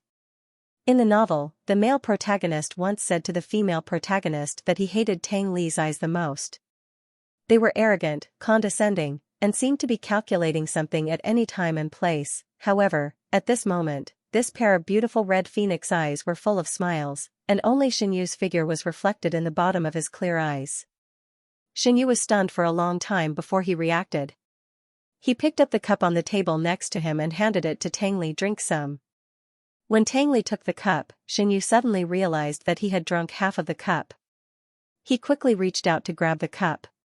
"Wait a minute, I drank that cup." Who knew that Tang Li's hand moved to the side and easily avoided Xianyu's action. Then he raised his head and drank the rest of the cup.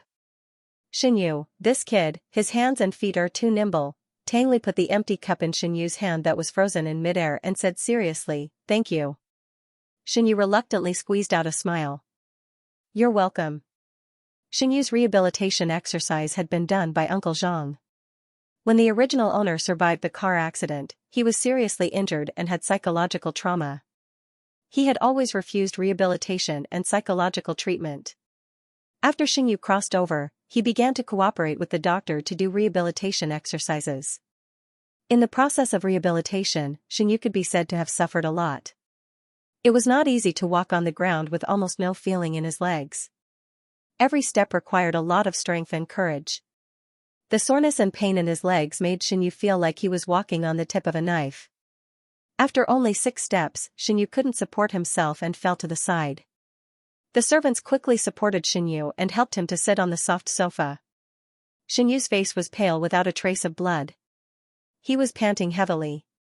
The sweat overflowing from his face gathered on his chin and dripped down his white neck into his soaked clothes.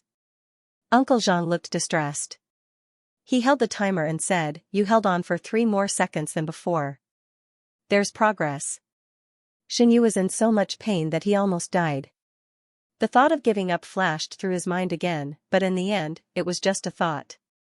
After Xianyu caught his breath, the servants pushed the wheelchair over and helped Xianyu sit in the wheelchair. Xianyu forced a smile and said, "Thank you for your hard work. You're the one who worked the hardest." Uncle Zhang put away the timer and suddenly remembered something. "By the way, sir, Aunt Chen just said that Tang Li's aunt and uncle are waiting in the living room. It's estimated that they've been waiting for an hour." Xianyu was not surprised. In the original article, Tang Li's aunt and her family used Tang Li as a springboard to get close to Old Master Shen and Xianyu in order to climb up the Shen family. Unfortunately, Xianyu had no sympathy for Tang Li. He even listened to the outside worlds, sowing discord, and was wary of Tang Li at all times. In the end, that family was killed by Tang Li, and they didn't benefit from the Shen family at all. When he read the article, Xianyu didn't like that family very much. The author described their sharp faces very well. Every time they appeared, he was very disgusted. Uncle Zhang observed Xianyu's expression. When he saw him frown, he immediately said, "I'll ask Aunt Chen to send them away." "No hurry." Xianyu raised his hand to stop Uncle Zhang. "I want to see them." Uncle Zhang was stunned for 2 seconds. He lowered his head and said, "Okay. The author has something to say. Thank you, little angels, for giving me nutrition. Thank you, little angels, for giving me nutrition. 30 bottles of Huanghua. Thank you very much for your support. I will continue to work hard." Carrot Xianyu changed his clothes and was pushed out of the bedroom by Uncle Zhang. When he turned around, he saw a small figure standing silently by the door. Xianyu focused and saw that it was Tang Li. He smiled and waved to Tang Li Chestnut. Tang Li had already changed out of the clothes he had worn during the morning training. He was now wearing a light gray knitted shirt and black trousers, which made the little villain's entire body look clean and delicate, but it was difficult to conceal the ruthlessness in his bones. Tang Li looked at Xianyu expressionlessly, then walked over and stood in front of Xianyu. "What's wrong?" Xianyu reached out and touched Tang Li's hair, then put his hand on Tang Li's shoulder. "Are you looking for me?" Tang Li pursed his lips and shook his head. Then his eyes fell on Xianyu's legs. After a while, he asked in a hoarse voice, "Does it hurt?" Xianyu smiled and said, "No." "You're lying." Tang Li's tone was firm. "It did hurt a little before." Xianyu dragged his words, patted Tang Li's shoulder twice, and whispered, "But after you asked, it didn't hurt anymore." After that, he winked at Tang Li. Unfortunately, Tang Li did not buy it at all at this moment. He frowned and stared at his legs with a serious expression. Xianyu felt helpless. He guessed that the little villain might have heard his voice when he was doing rehabilitation in the study. It seemed that he had to send the little villain away in the future. When he went downstairs to meet Tang Li's aunt and uncle, Xianyu deliberately asked Aunt Chen to take Tang Li to do other things. In the large and luxurious living room, the couple sat on the sofa uneasily. When they looked up and saw Xianyu being pushed by Uncle Zhang slowly approaching, a flash of ecstasy flashed across their faces. "Mr. Shen, you're here." "Hello, Mr. Shen." In the face of the excited couple, Xianyu just nodded faintly, then made a gesture and said, "Don't be so polite, sit down and talk." The couple's hearts were about to jump out of their chests, and they sat back on the sofa helplessly. Their gazes were scorching and straightforward, and they did not shy away at all. It was as if they could see through Xianyu's soul, and their faces were full of undisguised hope and flattery. Who would have thought that one day, they would be able to see Xianyu alive? This was something they didn't even dare to dream of before. At this moment, Xianyu, who was unattainable and mysterious, was sitting right in front of them, alive and well. Even the Tang Jian couple found it difficult to meet him. It was all thanks to that good-for-nothing. Thinking of Tang Li, who even they did not dare to show up, Tang Jia and Yuan Yunping's eyes became gloomy. After they calmed down, they immediately put on smiles and looked at Xianyu. "Mr. Shen, to tell you the truth, we came here today to discuss Chestnut's matter with you," Tang Jia said. Xianyu naturally knew what the couple was thinking. He calmly raised his eyebrows and said, "Go on. As Chestnut's guardians, we should ensure Chestnut's normal life. Besides, Chestnut is my brother's only son. I'm afraid he won't feel at ease leaving Chestnut outside." Xianyu supported his chin with one hand, half closed his eyes, and looked at Tang Jia coldly. "Well," he said, "and then?" Tang Li rubbed his hands nervously, and then continued according to the script they had written long ago. "We all know that Mr. Shen is a reasonable person. You must be able to understand our difficulties. It's Chestnut who has been living here. Not to mention disturbing Mr. Shen, the two of us guardians will also make fun of us. Maybe it was because the outside world had demonized Xianyu too much." Even though Xianyu did not show a fierce and ferocious expression from beginning to end, Tang Jia and Yuan Yunping were still a little afraid of him. Even when they spoke, they carefully observed his face. When Xianyu burst into laughter, Tang Jia and Yuan Yunping straightened their backs in an instant. They were so scared that they did not even dare to breathe. "Are you Tang Li's guardians?" "Yes." Tang Jia nodded hurriedly. "After my brother and sister-in-law passed away, Chestnut was raised by our family. Although he has been to his uncle and aunt's house before, those people," speaking of this, Tang Jia paused and deliberately showed an indescribable expression. Domestic violence? Xinyu said what she wanted to say. You know? Tang Jia did not expect that Xinyu would steal the topic used to sell her misery. She panicked for a moment and hurriedly asked, "Did Tang Li say anything to you?" Xinyu smiled faintly. He didn't say anything, but the bruises and scars on his body can speak. Oh, that. Tang Jia swallowed her saliva and smoothed her hair. Before she could speak, she was stopped by Yuan Yunping. Tang Jia quickly glanced at her husband and immediately closed her mouth after getting the signal from his eyes. "Mr. Shen, that's all a misunderstanding." Yuan Yunping seemed to find something from Xinyu's expression. He explained with a smile, "Before Chestnut came to our family, he lived with his mother's family for a period of time. Later, when we visited them, we found that those people had violent tendencies, so we took Chestnut with us. Although we took good care of Chestnut, the scars on his body are not so easy to heal." Yuan Yunping explained a lot, but did not get any response from Xinyu. Gradually, Yuan Yunping stopped talking and scratched his head awkwardly. "Don't be nervous," Xinyu said, "I'm just asking." Hearing this, Tang Jia and Yuan Yunping breathed a sigh of relief at the same time. It's good that Mr. Shen didn't misunderstand. Xinyu nodded and turned to let Uncle Zhang come closer. He whispered something to him. Uncle Zhang nodded and went straight to the second floor. And don't worry. Since you are Tang Li's guardians, I won't stop you from taking him away." Xinyu smiled and said to Tang Jia and her husband, "Uncle Zhang has already gone upstairs to pick him up. Please wait for a moment." This time, Tang Jia and Yuan Yunping were stunned on the spot.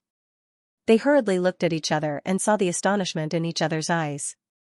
No, why didn't Xinyu follow their script? Didn't those people say that Xinyu was determined to keep Tang Li? Logically speaking, Xinyu should have decisively refused their request to take Tang Li away, and then let them make whatever conditions they wanted, right? Their original intention was not to take that useless person back. Not only did he freeload in their house, but he even stabbed people with a knife. They would be crazy to take that murderer back. "Mr. Shen, in fact, it's better for Chestnut to follow you than to follow us. Our Tang family has declined. We can't provide Chestnut with the best choice in terms of spirit or material." In a panic, Tang Jia began to speak without thinking. "But you are different. The Shen family has a big business and you are the only master. Even if you just give Chestnut a little bit of the leftovers, it is enough for him to enjoy the best material life." Xinyu chuckled, but there was no smile in his peach blossom eyes. He said, "I really like Tang Li. Your retreat makes me feel like a bandit." No, no, no. Tang Jia and Yuan Yunping shook their heads like a rattle drum. Xinyu said, "Thank you. I will take good care of Tang Li." Tang Jia and Yuan Yunping nodded, but they had no intention of getting up and leaving. They secretly pushed each other for a long time. In the end, Tang Jia said with a straight face, "Mr. Shen, we won't hide it from you. In fact, we came to you to ask you for a favor." Xinyu said, "Money?" Tang Jia didn't expect Xinyu to be so direct. She was stunned for a few seconds and said awkwardly, "Our company has a project and can't turn over enough money." Xinyu smiled and interrupted her, "We don't have money." Tang Jia, "Mr. Shen, how can you say that?" Yuan Yunping calmed himself down and said, "When we discussed with you about Tang Li's departure just now, you were still very easy to talk to." Xinyu's temperament didn't mean that he didn't have a temper. Now that this strange couple had put the rope around his neck, if he didn't get angry, he would really be a persimmon that they could pinch. These are two different things. I listened to your suggestion and stayed Tang Li. Is there any conflict between me refusing your request for money?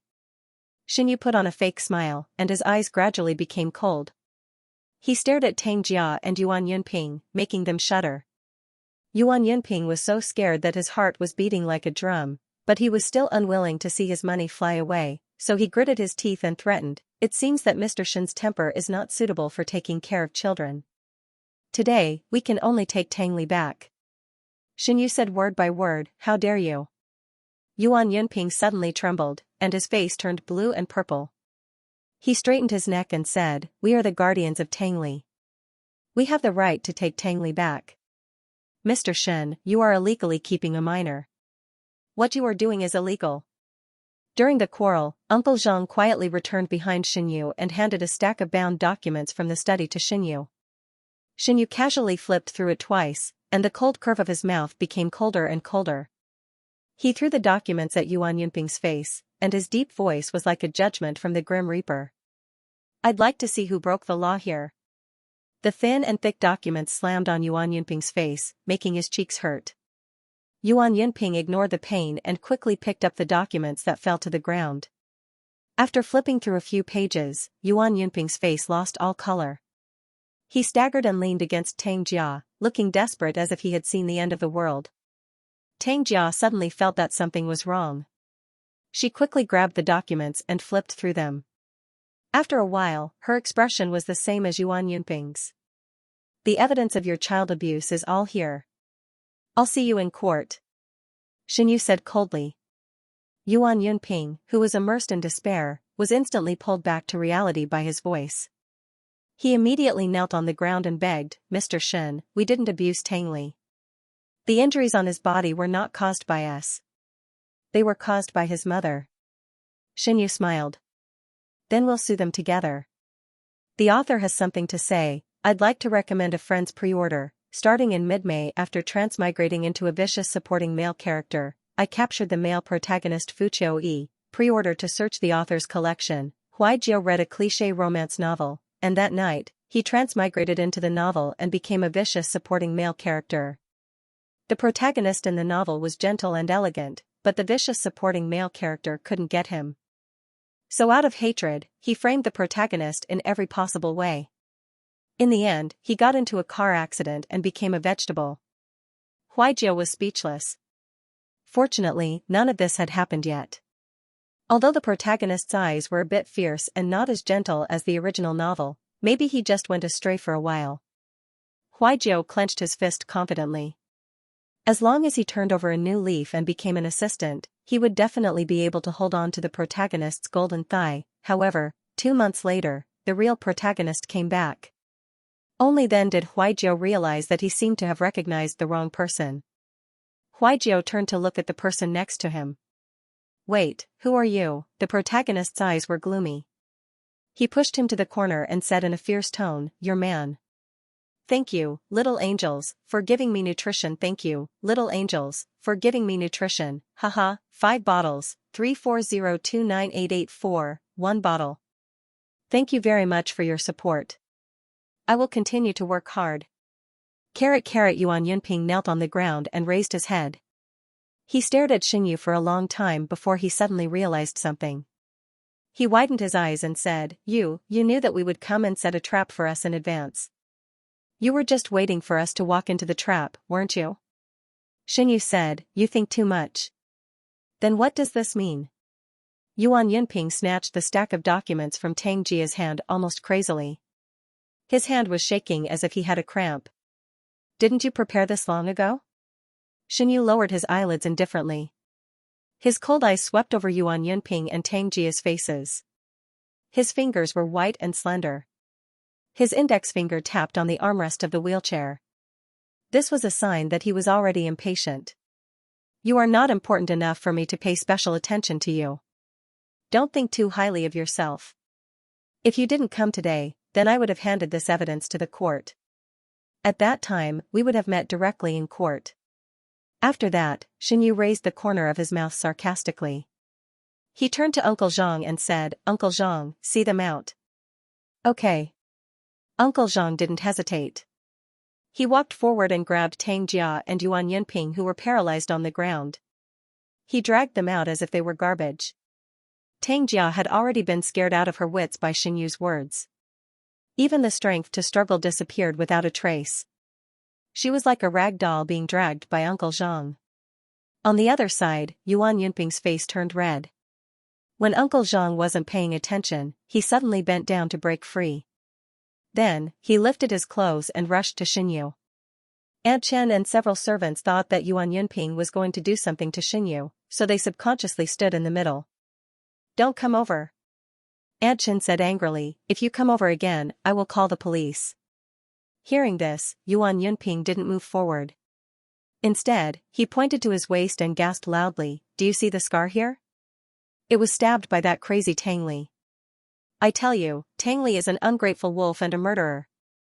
You have done so much for him.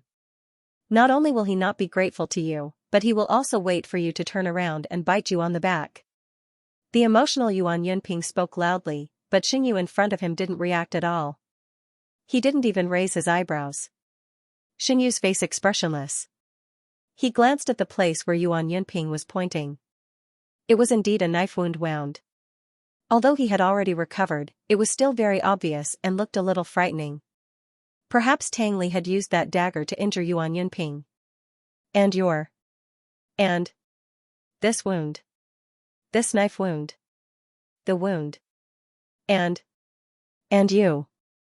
Yuan Yunping's eyes widened like ping-pong balls. He looked as if he had seen a ghost. He never expected that Xinyu would have this kind of attitude. He knew that Tang Li was an extremely dangerous bomb, but he still protected him wholeheartedly. Was Xinyu crazy? Crazy, they all thought he was crazy. Xinyu turned a deaf ear to Yuan Yunping's roar. He waved his hand impatiently. Uncle Zhang and several servants threw the weird couple out together. The noisy living room suddenly quieted down. Xinyu drove the wheelchair to the place where Yuan Yunping had just knelt down. He bent down and picked up the documents that fell on the ground. The documents described the cold violence and abuse suffered by Tang Li and Tang Jia and other Qi families. The evidence was the photos taken by Dr. Liu when he examined Tang Li, as well as the descriptions of the neighbors that Xinyu asked Uncle Zhang to collect in the past 2 days. Their attitude and way of treating Tang Li was no secret in their circle. If Xinyu pursued this matter to the end, they would definitely suffer. Xinyu flipped to the last few pages of the information and saw the very serious bruises in the photo. He suddenly felt a little distressed. No matter what Yuan Yunping said, Tang Li was indeed an obedient and good child. Fortunately, after these days of recuperation, the wounds on Tang Li's body were not so obvious. Uncle Zhang. Xinyu stopped Uncle Zhang, who had just returned from outside, and handed the documents to him. Put the evidence back on my desk. Uncle Zhang took the documents and hesitated for a moment before asking, Sir, are you really going to sue them? And NBS 2 days ago, I asked Kong Lin to start preparing for this case, Zhao Yu said. Xinyu said, although I won't have Chestnut's custody for the time being, I won't allow those people to continue to use Chestnut openly. While speaking, Xinyu kept a faint smile on his face. He looked gentle and peaceful, but the coldness in his eyes let Uncle Zhang know that his master was not as easy to deal with as he seemed. Kong Lin was the first assistant of the original owner of the body. Since Xinyu came here, he had been working for Xinyu. Kong Lin often came here for business and personal matters. He did not appear much in the past 2 days because Xinyu handed over the work of the lawsuit against Tang Li to him. According to Kong Lin's efficiency, the preparatory work should be almost done. Xinyu planned to go back to the study and ask Kong Lin. But as soon as he turned around, he saw a small figure standing motionless at the corner of the stairs on the 2nd floor, looking at him with dark eyes. Xinyu was stunned for a moment and suddenly panicked a little. He didn't know when Tang Li had appeared there and how much she had heard of his conversation with Tang Jia and her husband. It wasn't that he had any unspeakable secrets, but he was worried that Tang Li would be hurt by the words of Tang Jia and her husband. After all, the couple's table manners were too ugly. And what Yuan Yunping said later was very harsh. Just hearing the derogatory words Yuan Yunping used to describe Tang Li, Xinyu felt a surge of anger rushing to the top of his head. Bastard, Xinyu scolded in his heart. When he looked up at Tang Li again, Xinyu instantly recovered his smile. He waved to Tang Li as usual, Chestnut, come here. Tang Li did not move as if he did not hear Xinyu's voice. There was no expression on his beautiful face. His calm eyes were a little inquisitive. He was so quiet that he seemed to blend into the surrounding air. He was silent, which made people feel sorry for him. Tang Li, Xinyu directly called out his full name. He did not intend to put down his hand in the air, come here. Tang Li hesitated for a long time, but he still stepped down the stairs and finally came to Xinyu. Xinyu took the opportunity to touch Tang Li's soft hair, deliberately frowned, and scolded, do you feel uncomfortable being with me? You don't even want to come over. Tang Li looked at Xinyu blankly and opened his mouth, no. Xinyu sighed, all your thoughts are written on your face. Tang Li raised his hand to touch his face, then put his hand down dejectedly. He whispered, "Aren't you going to ask me?" Xinyu tilted his head and said with a puzzled expression, "Ask you what?" Tang Li did not seem to expect Xinyu to have such a reaction. He was silent for a long time before he continued, "The knife wound on Yuan Yunping's body. Oh, you mean this?" Xinyu smiled disapprovingly. He stretched out his hands to hold Tang Li's small face and gently raised it. Tang Li, who originally wanted to avoid his eyes, was caught off guard and looked at him. "Do you want to say it?" Tang Li was a little dazzled by Xinyu's smile. At this moment, he seemed to feel nothing. Only the warmth of Xinyu's palm on his face turned into a scorching temperature, which burnt his heart and made it beat fast. His mind was blank, and he subconsciously replied, "I didn't want to say it." Xinyu said, "Then don't say it." However, Tang Li changed the topic, "But now I want to say it." "Then say it." Xinyu let go of Tang Li's face, withdrew his hands, and sat upright. "I'm listening." Tang Li looked down at Xinyu's beautiful and slender hands. After a moment of absent-mindedness, he whispered, "I saw Yuan Yunping molesting his niece. His niece is only 9 years old, so she can only ask me for help. The author has something to say. Thank you little angels for voting for me. Thank you to the little angels who threw the landmine. Mi-1, Yu 1. Thank you to the little angels who threw the rocket launcher. Mi-1. Thank you to the little angels for giving me nutrition. Thank you to the little angels who gave me nutrition. Yu 10 bottles, Weasel 6 bottles. 340298841 bottle. Thank you very much for your support. I will continue to work hard." Xinyu wanted to ask how Tang Li knew the meaning of the word obscene. But on second thought, he found that this was not the point. "What about now?" Xinyu asked, "How is the girl now?" Tang Li pursed his lips. Seeing that Xinyu believed his words without hesitation, his tense nerves gradually relaxed. He turned his head to look at the ground and said in a hoarse voice, "After I made a big fuss, her father came to take her away. She knew why I attacked Yuan Yunping, but when those people asked her, she refused to say anything." Tang Li described the whole thing in a very calm tone. Xinyu's heart was in pain.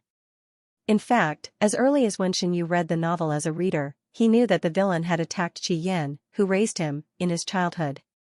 Later, this incident became the fuse that made the heroine decide to draw a line with the villain. The beautiful and kind heroine couldn't accept that the villain repaid kindness with enmity and hurt her guardian. After slandering the villain, she also asked the hero to help her get rid of the villain's entanglement. As a result, the villain, who had always been jealous, ran to the dark abyss without looking back. But Xinyu didn't expect that there was such a reason behind this incident. He didn't know why, but the villain in the novel didn't explain so much to the heroine. Instead, he bore the heroine's misunderstanding of him. If Tang Li hadn't explained this to him now, Xinyu would have thought that Tang Li attacked Yuan Yunping because he resisted Yuan Yunping's violence. At the same time, Xinyu felt very sad. Although Tang Li didn't say it, he still felt that Tang Li was wronged. He originally wanted to comfort Tang Li, saying that the girl was only 9 years old and didn't know anything.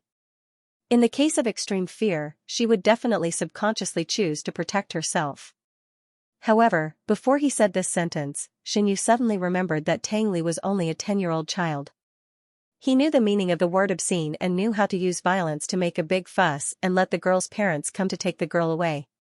Why didn't that 9-year-old girl know how to be grateful? Xinyu took a deep breath. Suddenly, he grabbed Tang Li's hand and pulled the little villain into his arms. He rested his chin on Tang Li's head and stroked Tang Li's hair while saying softly, "It's all in the past. From now on, you're a member of our Shen family. No one will dare to bully you." Tang Li was caught off guard and fell into Xinyu's arms. In an instant, it was as if someone had pressed the pause button. It was as if the whole world had stopped. Outsiders did not know that Tang Li's parents were very strict with him. They never hugged him or praised him. They even strictly forbade him from acting like a spoiled child in front of his parents. Ever since he was conscious, he had to face countless lessons and tutoring, as well as bamboo strips that would fall to the ground if he did not finish his homework. Then his parents died, and his relatives treated him like a rat on the street. They were full of complaints and scolded him. He would resist, and he used violence to resist, but what he got was more cruel whippings and his relatives kicking him out like a football. He had to admit that this was the first time he had been hugged since he was born, and he was hugged by someone who had no blood relationship with him and was a complete stranger. Tang Li's nose turned sour.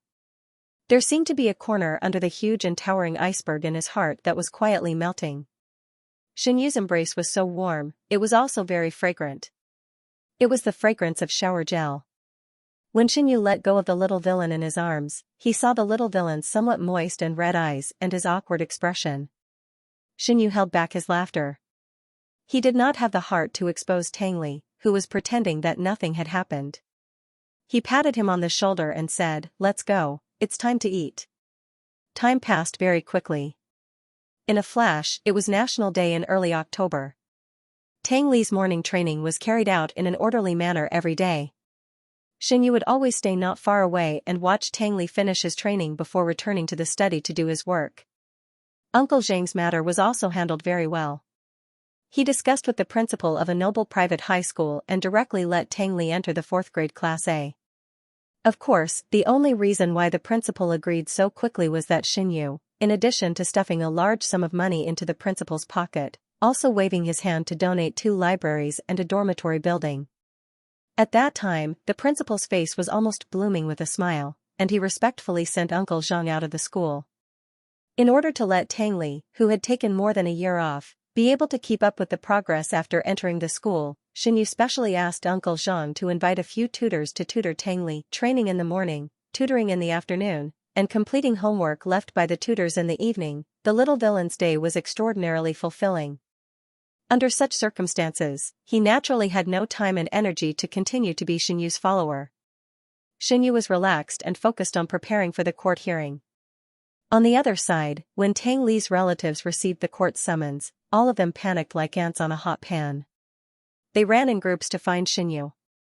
After being rejected by Uncle Zhang, they moved tents and other picnic utensils to camp outside the villa area, and even posted pitiful statements on the internet. Xianyu ignored those people's dying struggles and left them all to Uncle Zhang and Kong Lin. In less than 2 hours, the group of people who refused to leave outside the villa area was driven away by the police and security guards. Even the posts and Weibo topics condemning Xianyu on the internet disappeared completely. The day of the court hearing was also the day when Tang Li entered the school. Xianyu sent Tang Li to the school gate. Before the car stopped, he saw a middle-aged man with a warm smile waiting on the side of the road with several men and women through the car window. He saw the driver's seat. After Uncle Zhang got out of the car, the middle-aged man hurriedly led the teachers behind him to greet him. The corners of his eyes were overflowing with joy, and he looked at Xianyu as if he was looking at a huge money tree. "Mr. Shen, hello." The middle-aged man reached out his hand and smiled until the corners of his eyes were wrinkled.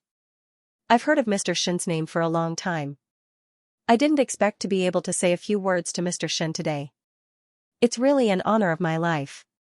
Xianyu sat in the wheelchair and habitually put on an official smile. He raised his hand and shook the principal's hand.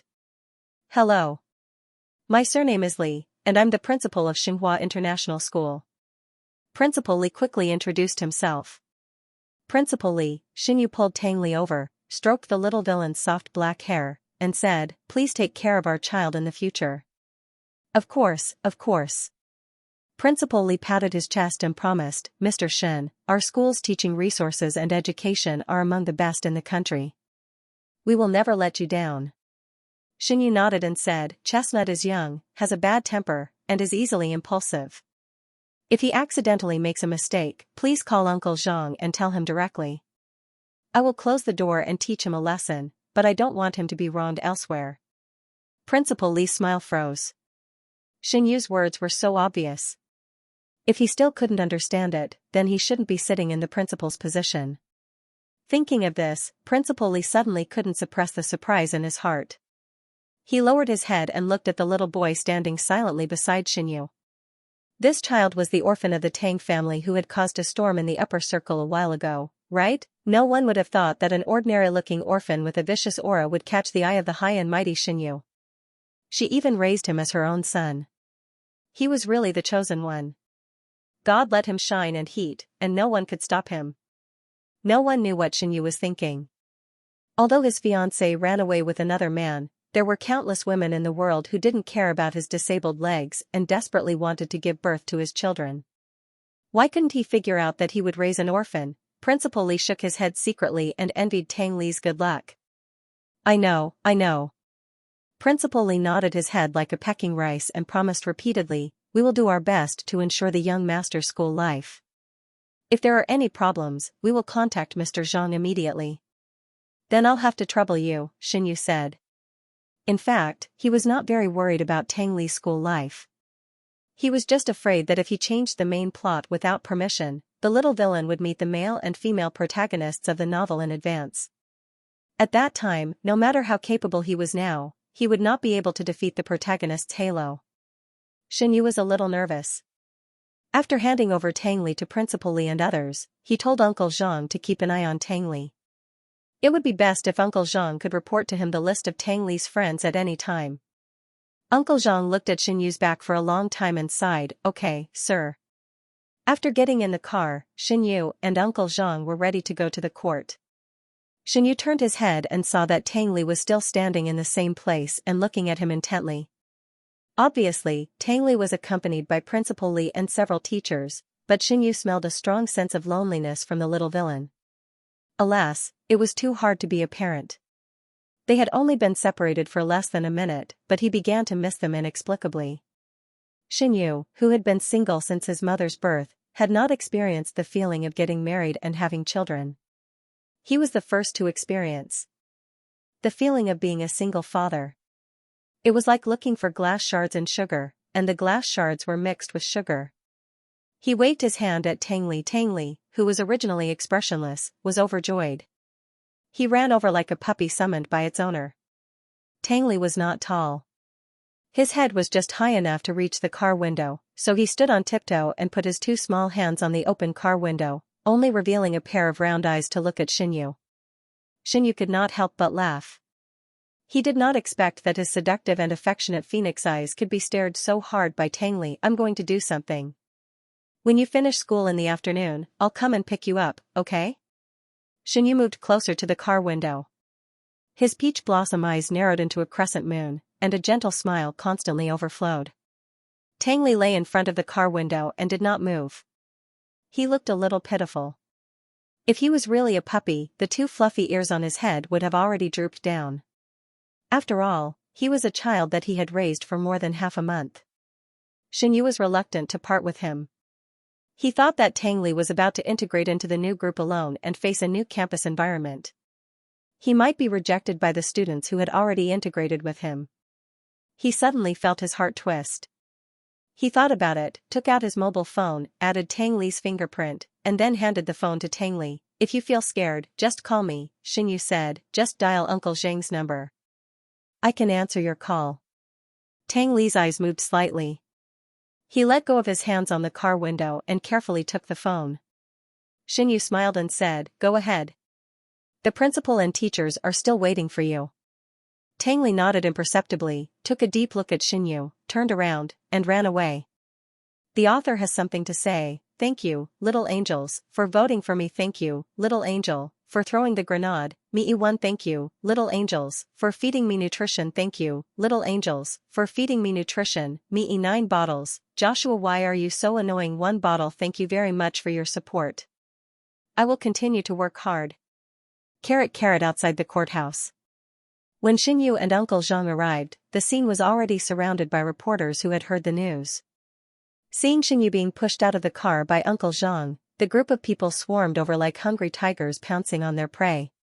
Fortunately, Uncle Zhang had arranged for the Shen family's bodyguards to guard here in advance. Before the crowd could get close to Xianxia, they strode over and tightly protected Xianxia in the middle, like a tall and thick human wall. The reporters weren't angry. While struggling to resist the bodyguards' shoves, they extended the cannons in their hands towards Xianxia. Mr. Shen, have you already made up your mind to adopt the Tang family's child? There are rumors that the child is a victim of the struggle between you and Mr. Shen. What are the specifics? Could you please reveal it to us? The one who asked the question was a sharp-tongued female reporter. Her raised hand passed over the bodyguard's shoulder and almost pushed the wireless microphone to Xianxu's face. Uncle Zhang saw this and his face darkened. He grabbed the female reporter's hand and exerted a little force. The female reporter was in so much pain that she couldn't speak. Her expression was almost distorted. Pada. The wireless microphone in the female reporter's hand fell to the ground. There were people squeezing around, and it was unknown who stepped on it, but the seemingly sturdy wireless microphone was shattered into pieces just like that. The female reporter lowered her head and saw this. Her whole face turned the color of pig liver. The pain in her eyes seemed to solidify and overflow. She suddenly looked up. The next moment, she met Uncle Zhang's dangerous eyes that were brewing a storm. She was stunned for a moment. She shivered and opened her mouth slightly, but she couldn't make a sound. Reporters should report the truth and seek truth from facts. They shouldn't follow the crowd and talk nonsense. What's more, it's not up to people like you to sow discord between the Xin family. Uncle Zhang did not deliberately lower his voice, and many people around them heard what he said. They seemed to be a little afraid of the angry Uncle Zhang. The originally noisy atmosphere gradually quieted down.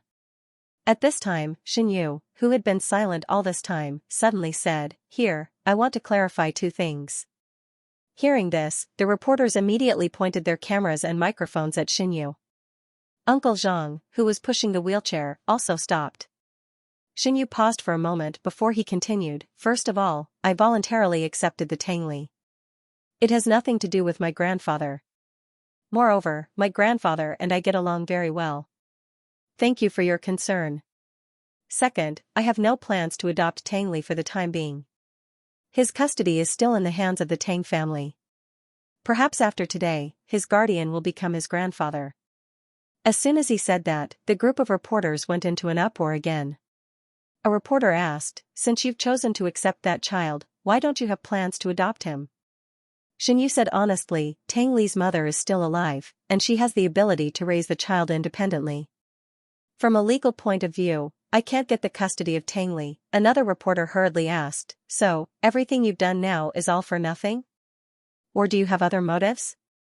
Xianxia turned his head and smiled at the male reporter, but there was no smile in his beautiful peach blossom eyes. The male reporter's scalp tingled under Xianxia's stare. When he was about to change the topic to ease the tense atmosphere, he heard Xianxia ask him, "Do you know why I'm here today?" Such a straightforward question stunned the male reporter, and he subconsciously replied, "Aren't you here to file a lawsuit with the child's mother?" And then? Xianxia's eyes became colder and colder, and the curve of his mouth was tinged with a bit of sarcasm. "Why should we file a lawsuit?" In the face of Xianxia's aggressive attitude, the male reporter suddenly felt that he was being played, and anger arose. But he dared not speak out. They, who made a living by running interviews, dared to ask all kinds of sharp and mean questions to Xianxia because they had a large number of people. No matter how powerful Xianxia was, it was impossible for him to get rid of them because of a few words. However, at this moment, Xianxia's spearhead was pointed at him. The male reporter felt guilty, and a layer of cold sweat slowly overflowed from his forehead. He felt the sympathetic eyes from all directions, and hesitated for a long time, not knowing how to answer Xianxia's words. He didn't know what lawsuit Xianxia was fighting. Not to mention him, perhaps more than 2/3 of the reporters here didn't care about the lawsuit. They only came for Xianxia, and the result of the lawsuit was not within their scope of concern. "So you don't even know what I'm doing, and you easily conclude that I'm working for nothing by your way of thinking?" Xianxia was so angry that he laughed, and his light brown eyes were covered with a faint layer of frost. At this moment, it seemed that even the breath he exhaled was cold. After a moment, he said in a deep voice, "As the media, you should dig out the truth of the unfairness, injustice, and the deliberately hidden truth in this society. Now there is a child abuse case in front of you, but you don't even look at it. Instead, you are racking your brains to get some irrelevant private gossip from me. Are you worthy of the tags hanging around your necks?" Xianxia rarely lost his temper, and he didn't lose his temper to others. But now, he was really angry. He understood that the reporters wanted to dig gossip from him for their performance, but he absolutely couldn't tolerate them approaching him under the guise of caring about the Tangli case. On the surface, they were reporting the progress of the lawsuit, but in fact, they didn't even know what the lawsuit was. Xianxia felt extremely irritable when he thought that these reporters were eating Tang Li's human blood. It was as if there was a fire rampaging in his body, and he couldn't find it. The male reporter and the others were shocked by Xianyu's stern look. For a moment, the scene was so quiet that a pin drop could be heard. After a long time, the male reporter blushed and stammered, I'm sorry, Mr. Shin. I admit that I have neglected my duty. I apologize to you. Xianyu quickly calmed down and said with a smile, I'm sorry, I don't accept your apology.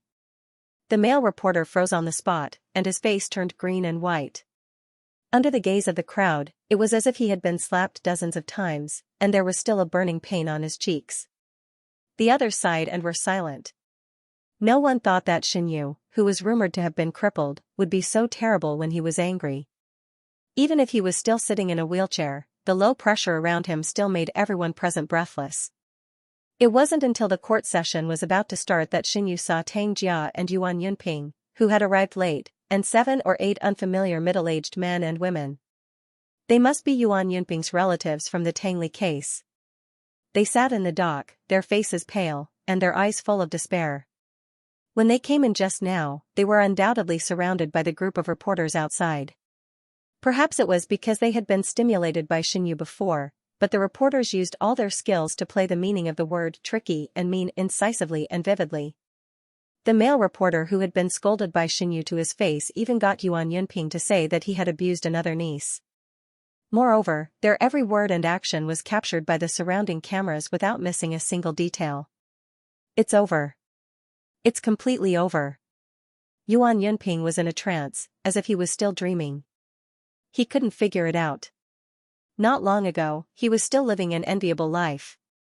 He didn't need to work or socialize, and he needed money from his brother and sister-in-law.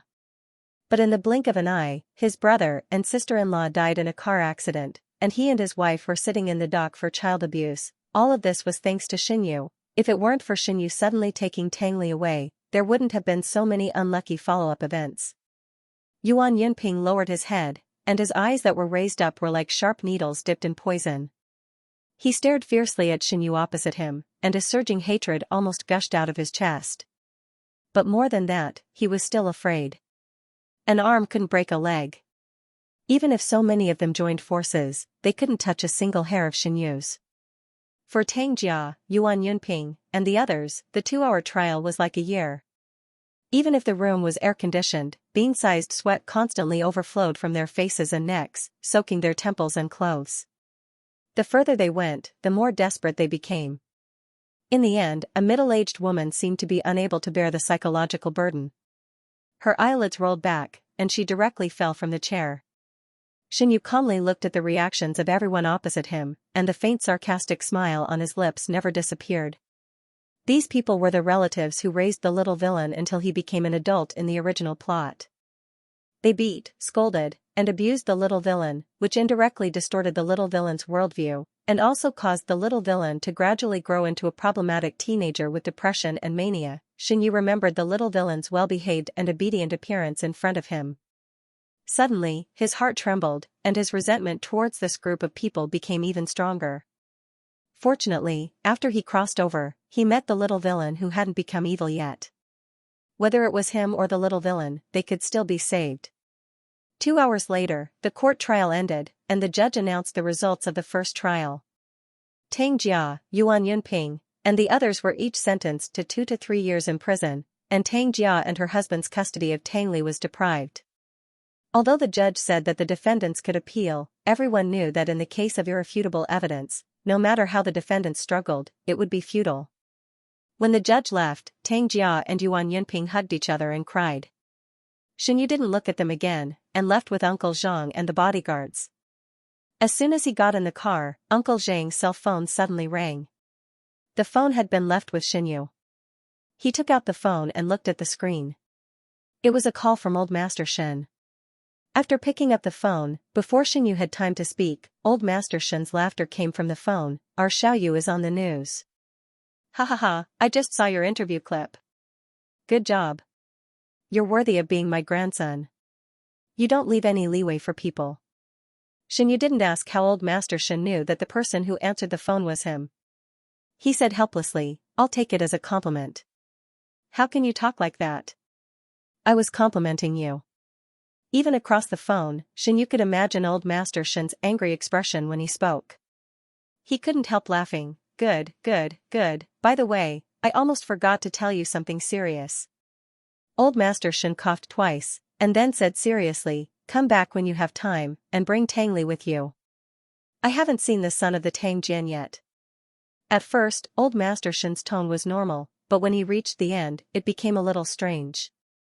Xianyu had transmigrated to this world for more than half a year. In addition to Uncle Zhang, Aunt Chen, and Kong Lin, the person he interacted with the most was Old Master Shen. After getting along with him for such a long time, he more or less understood Old Master Shen's temperament. Putting everything else aside, Old Master Shen could come up with 500 completely different excuses in a day to trick him into meeting those girls. At first, Xianyu would fall for it, but after a few times, he learned from his failures. Until now, he could roughly analyze how many lies there were in Old Master Shen's words. I can take Chestnut to see you, but the premise is that there are only the three of us. If I see other people there, then I will take Chestnut and leave directly. Xianyu didn't like to beat around the bush. Even when facing Old Master Shen, he would say things clearly in advance. As a result, Old Master Shen was unhappy when he heard his words. Kid, how can you talk to your elders like that? Do you think I'm still threatened by a young kid at my age? Seeing that his little trick was exposed by his eldest grandson, Old Master Shen gave up and started to act shamelessly. I don't care. Anyway, I've already made an appointment with old Yang's granddaughter last week. Next Saturday at 7 o'clock in the evening, you have to come over for dinner. Otherwise, you can just wait for this old man to embarrass himself and bang his head against the wall in front of you. After saying that indignantly, Old Master Shen hung up the phone with a click. Xianyu held the phone and didn't react for a long time. Uncle Zhang, who was driving in the front, heard Xianyu's words and couldn't help but ask, is Old Master Shen urging you to go over again? Xianyu put away the phone, shrugged his shoulders, and said with a wry smile, old people are particularly obsessed in this aspect, but I'm only in my early 20s. There's no need to be so anxious. After Du Qianrou left, Old Master began to worry about you. Although he didn't do it in the right way, he did it for your sake. Halfway through his sentence, Uncle Zhang suddenly realized that he had accidentally mentioned the second daughter of the Du family, and his voice stopped abruptly. Uncle Zhang was slightly panicked. He hurriedly looked at Xianyu through the rearview mirror. Fortunately, Xianyu was not affected by his words. He was holding his chin and looking at the scenery outside the car window that was passing by quickly. No one knew what he was thinking. After a long time, Xianyu didn't hear the second half of Uncle Zhang's words. He slowly withdrew his gaze and raised his eyes to meet Uncle Zhang's gaze in the rearview mirror. Why aren't you talking? Oh. Uncle Zhang calmed himself down and focused on driving. Then, he pretended to ask casually, Sir, what do you think? Xianyu smiled, and two shallow dimples appeared on her smooth cheeks. Actually, I'm not in a hurry at all. You see, my grandfather is already so old, but he's still single. I can't possibly ditch him and go single first. Uncle Zhang paused again. After confirming that Xianyu didn't mind that he had accidentally mentioned Du Qianrou, he gritted his teeth and continued to ask, Sir, with all due respect, are you still waiting for Du Qianrou? Xianyu was stunned. Why do you ask? You've always refused Old Master's proposal to let you date. You don't even want to meet those girls. I'm a little worried that you're still immersed in that relationship. Xianyu was helpless. The reason why I don't want to date is that I'm not suitable for my current state. It won't be too late to find a partner when I can stand up on my own. It has nothing to do with that woman. Uncle Zhang didn't believe him. He glanced at Xianyu suspiciously. I'm really not lying to you. Xianyu was speechless. He couldn't wait to raise 3 fingers and swear to God. No matter how strong his psychological quality was, he couldn't stand the sympathetic eyes of Uncle Zhang and Aunt Chen from time to time. Come on, being cuckolded was the shame of a man's life, okay? Don't keep such a shameful thing in mind, okay? What was worse was that Uncle Zhang and Aunt Chen not only remembered it deeply, but also reminded Xianyu with their eyes every once in a while. His body had been cuckolded before, so he was pitiful, weak, and helpless. As a result, Xianyu, who originally had no feelings for the woman he had never met, now became extremely disgusted with Du Qianrou. who abandoned the injured original owner and eloped with a male model. Alas! Xianxia let out a long sigh and said with emotion, "Is it not fun to raise a child? Why do you still need to find a partner?" Uncle Zhang, okay. This time, he was certain that his master had finally forgotten about the second daughter of the Du family whom he had once been deeply in love with. Thinking of this, Uncle Zhang's mood couldn't help but become happy. He should have realized that Xianxia had forgotten Du Qianrou. After all, it had been more than half a year. Xianxia hadn't mentioned Du Qianrou's name, as if that woman didn't exist at all. Du Qianrou and Xianxia were childhood sweethearts. When they were still in their mother's womb, they were set as children by their elders. It was a pity that Du Qianrou didn't have any feelings for Xianxia, but Xianxia liked Du Qianrou very much. From childhood to adulthood, he was willing to be ordered around by Du Qianrou and be at her beck and call. More than 20 years had passed. Xianxia should open his eyes and see clearly Du Qianrou's true colors. Xianxia didn't go home. Instead, he went directly to the company to deal with some things and had 2 meetings. Although Kong Lin had been deliberately suppressing the spread of rumors, those rumors still had a tendency to become more and more intense. Some time ago, even the whole company was in a panic. And NBS it was not easy for several managers to suppress this matter. As a result, after Xianxia's interview outside the court this morning was released, the people in the company were boiling again. Did you see Mr. Shen's interview? It's too powerful. The group of reporters was stunned by his words. Ha ha ha ha. Mr. Shen hasn't gone out for a long time.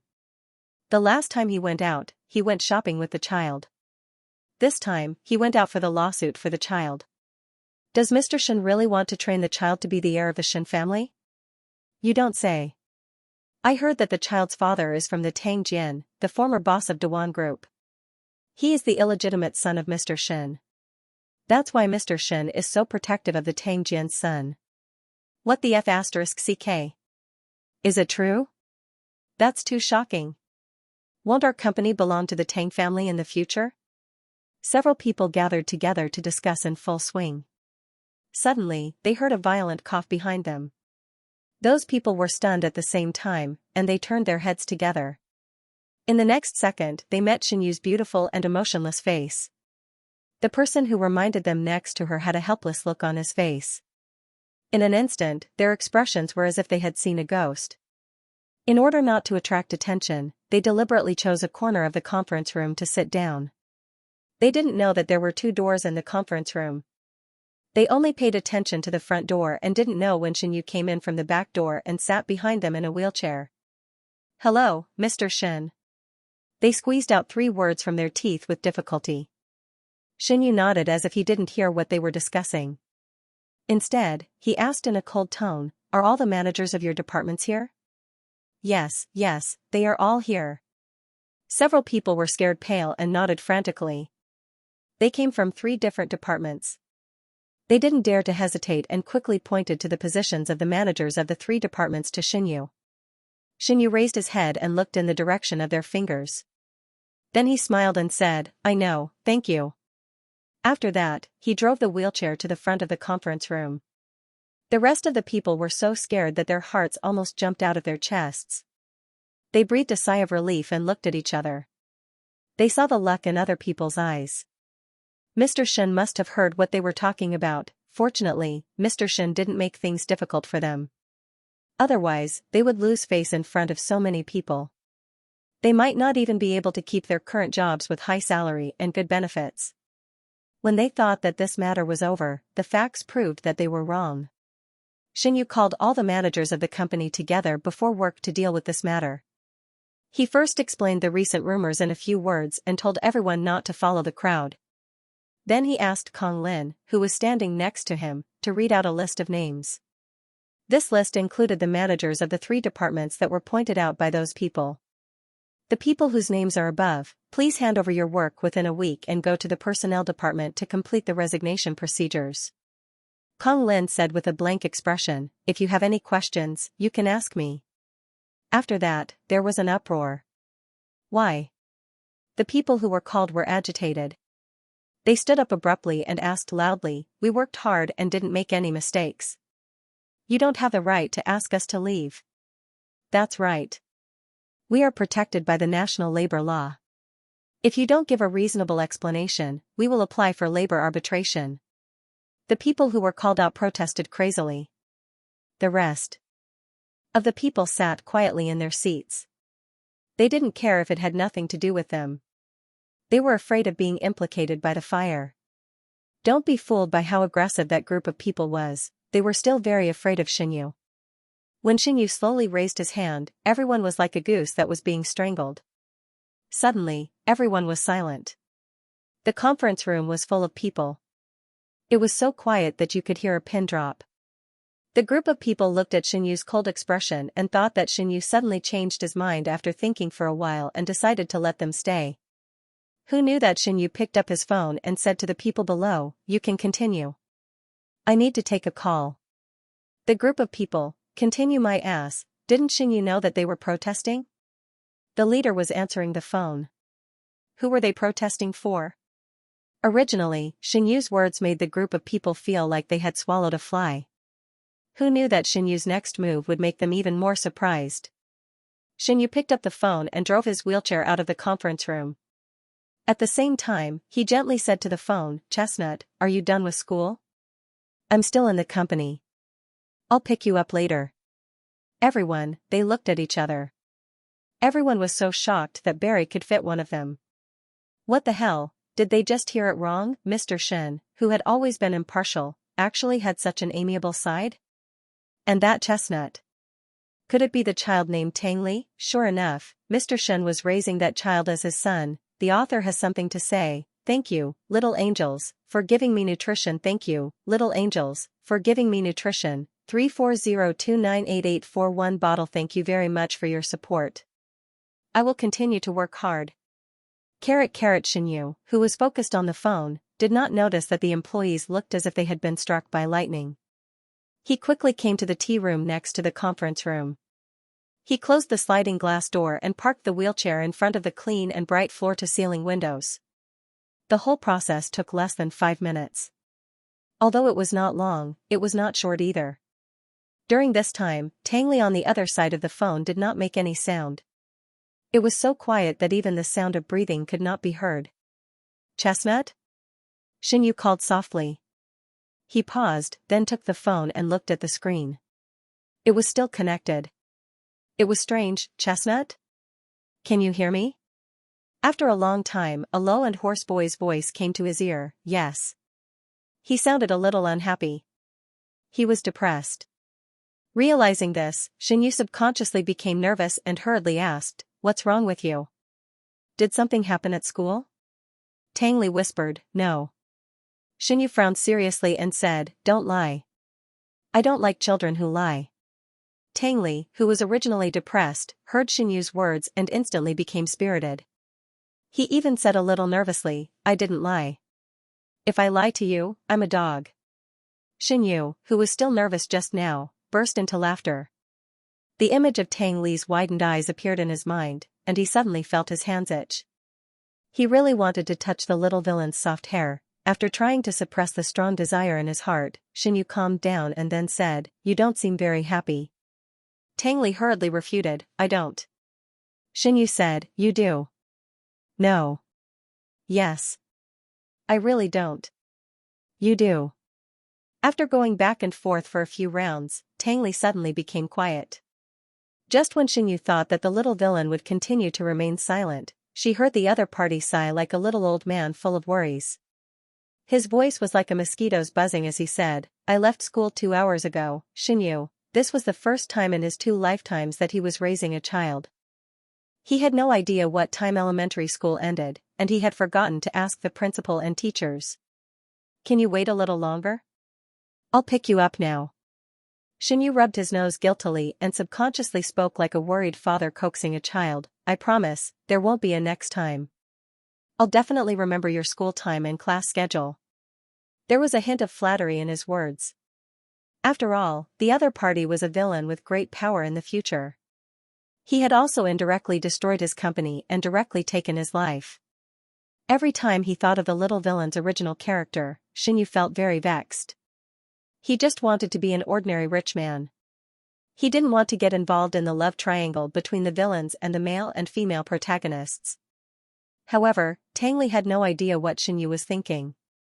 When he heard Xinyu's gentle words, he was stunned. His disobedient heart began to pound again. After a long time, Tang Li finally calmed down. "You don't have to come over," he whispered to Xinyu, "I can go back by myself. I know the way back to your house." Xinyu directly ignored Tang Li's words and flattered him without reservation. "Oh, my chestnut is so smart. He knows how to go home at such a young age." Tang Li was helpless, and then made a serious statement, "I'm not young. I'm already 10 years old." Yes, you're 10 years old." Xinyu said with a smile, "You're not young at all." Tang Li knew that Xinyu didn't listen to his words, so he gave up struggling. Xinyu saw that Tang Li was no longer angry about his appointment. He was relieved and said, "You wait for me at school. I'll call you when I arrive.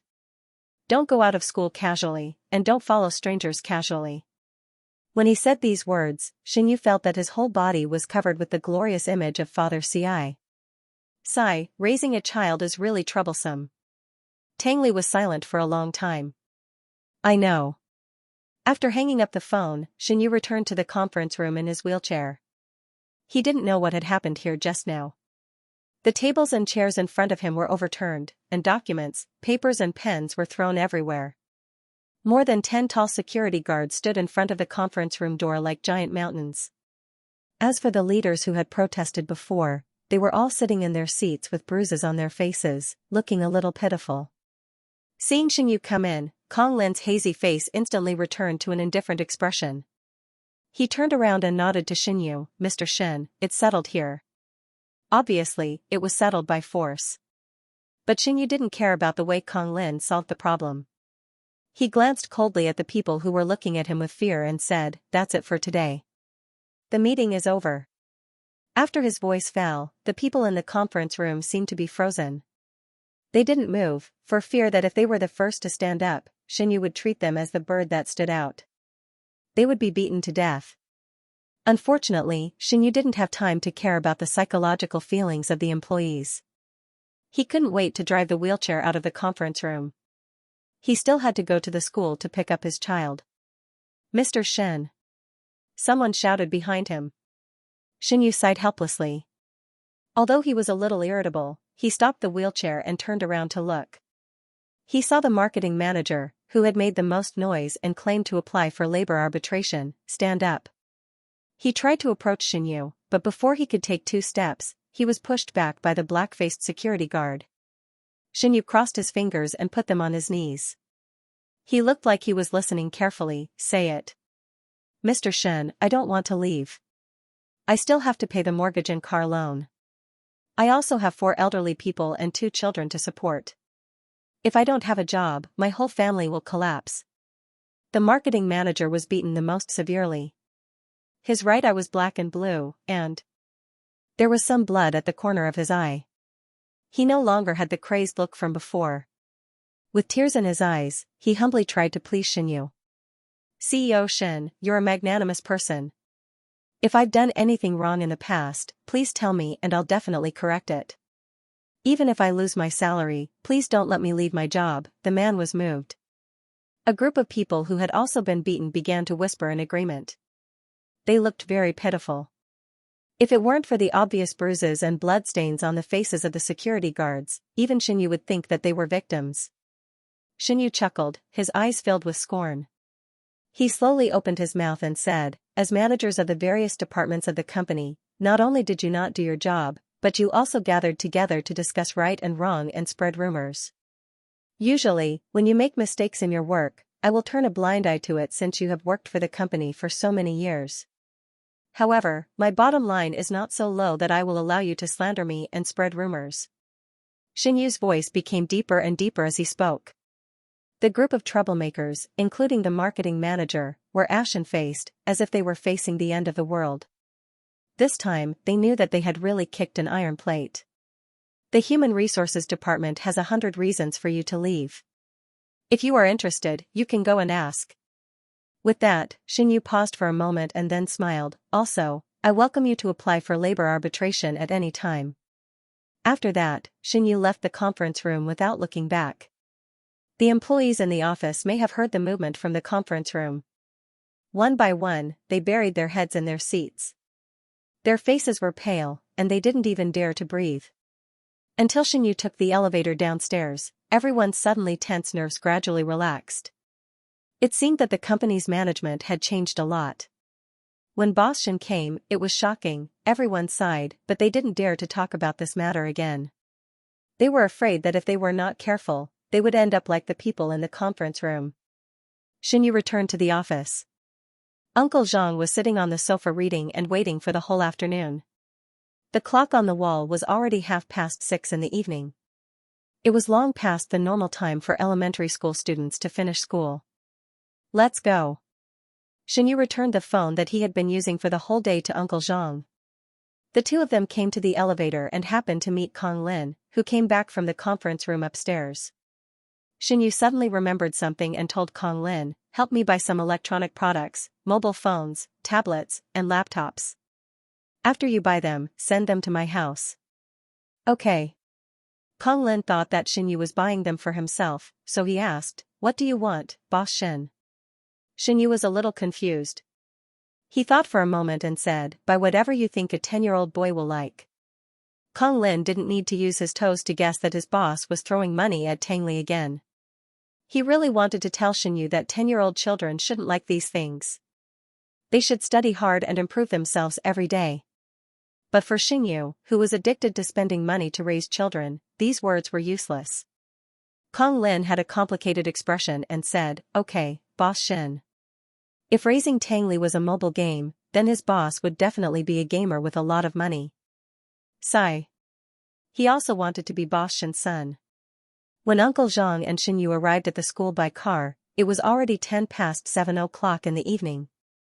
The sky was still dark in October, and large orange clouds were spreading in the sky, as if the air was dyed with a trace of red. Tang Li didn't leave. The principal and several teachers didn't dare to leave early. They stayed in the classroom to accompany Tang Li. Unfortunately, Tang Li's face was very ugly, and his whole body emitted a low pressure. The little villain sat in his seat without saying a word. He lowered his eyebrows and eyes, and pursed his lips into a straight line. He looked like he was not someone to be trifled with. The principal and teachers were very sensible and didn't go forward to talk to Tang Li. Instead, they sat in the corner of the classroom and chatted. When they heard the familiar sound of a wheelchair rolling in the corridor outside, Tang Li suddenly raised his head, and his expression became joyful at a speed visible to the eye. Before the principal and teachers not far away had time to react, they saw Tang Li rush out of the classroom like a small cannon. The author had something to say. "Thank you, little angels, for giving me nutrition. Thank you, little angels, for giving me nutrition. Yuzhen 5 bottles. Thank you very much for your support. I will continue to work hard." When Xinyu was still some distance away from the door of the classroom, he saw a small figure running out of the classroom in a hurry. Before Xinyu could react, the small figure had already run in front of him at a very fast speed. Then, he abruptly stopped in his tracks and stopped moving. Xinyu was ready to open his arms to welcome the little villain, but just as he raised his hands halfway, he found that his little villain had no intention of throwing himself into his arms and acting coquettishly. Xinyu rubbed his nose awkwardly, thinking that he had thought too highly of himself. Tang Li stood in the same place, his beautiful phoenix eyes staring at Xinyu without blinking. The sky outside the corridor behind the little villain was covered with large flaming clouds, which dyed his side profile with a layer of blurry light. His eyes were particularly bright. Like the stars in the night sky, they were so gorgeous that Xinyu didn't dare to look directly into the little villain's eyes for a moment. "Chestnut!" Xinyu shouted with a smile, and at the same time waved at Tang Li. Tang Li had long been accustomed to Xinyu's gesture. When he saw him raise his hand, he subconsciously walked over. The original distance of 1 meter was quickly shortened to 1 step. Xinyu smiled and looked at Tang Li's somewhat silly look. He couldn't suppress the smile on his face. He finally got what he wanted and touched Tang Li's soft hair. Then he asked gently, "Is it fun at school?" Uncle Zhang next to him, his master's way of thinking was unique. The first thing he asked his child was whether it was fun at school. If ordinary teachers heard parents ask their children this question, they would probably vomit blood in anger. However, obviously, the principal and teachers of this school were not ordinary. After they chased Tang Li out, they heard Xianyu's words. Although there was a subtle change in their expressions for a few seconds, they didn't dare to say anything and just waited on the side with different expressions. Tang Li nodded and didn't answer Xianyu's question. Instead, he handed the phone he had been holding to Xianyu. "A lot of people are calling you." Xianyu took the phone and glanced at it. There was a row of recent missed calls in bright red. Some of them were saved, and some were from unknown numbers. Among them, the call records of Old Master Shen and Butler Zhang were very conspicuous. No wonder Master Zhang knew that he had taken Steward Zhang's mobile phone. Xianyu didn't ask what Tang Li had said to Old Master Shen. He stroked Tang Li's hair reluctantly and then looked up at the principal and teachers. "Sorry to trouble you." The principal quickly waved his hand and smiled. "It's no trouble at all. It's our honor to work for Mr. Shen." After leaving the school and getting into the car, Xianyu told Tang Li everything that happened in the court this morning, including the legal punishment that Tang Jia, Yuan Yunping, and the others received. After listening to Xianyu's words, Tang Li did not have any reaction as expected. His expression was as calm as a dead lake, without any ripples. "I know," the little villain whispered. Xianyu looked at Tang Li's listless appearance with his head down and suddenly felt a pain in his heart. No matter what the little villain's character was in the original novel, now that he was with him, he was half a member of the Shen family. He was also a child that he worked hard to raise. At this moment, the child's mood was low. As a parent, he naturally couldn't be happy. Xianyu pondered for a moment.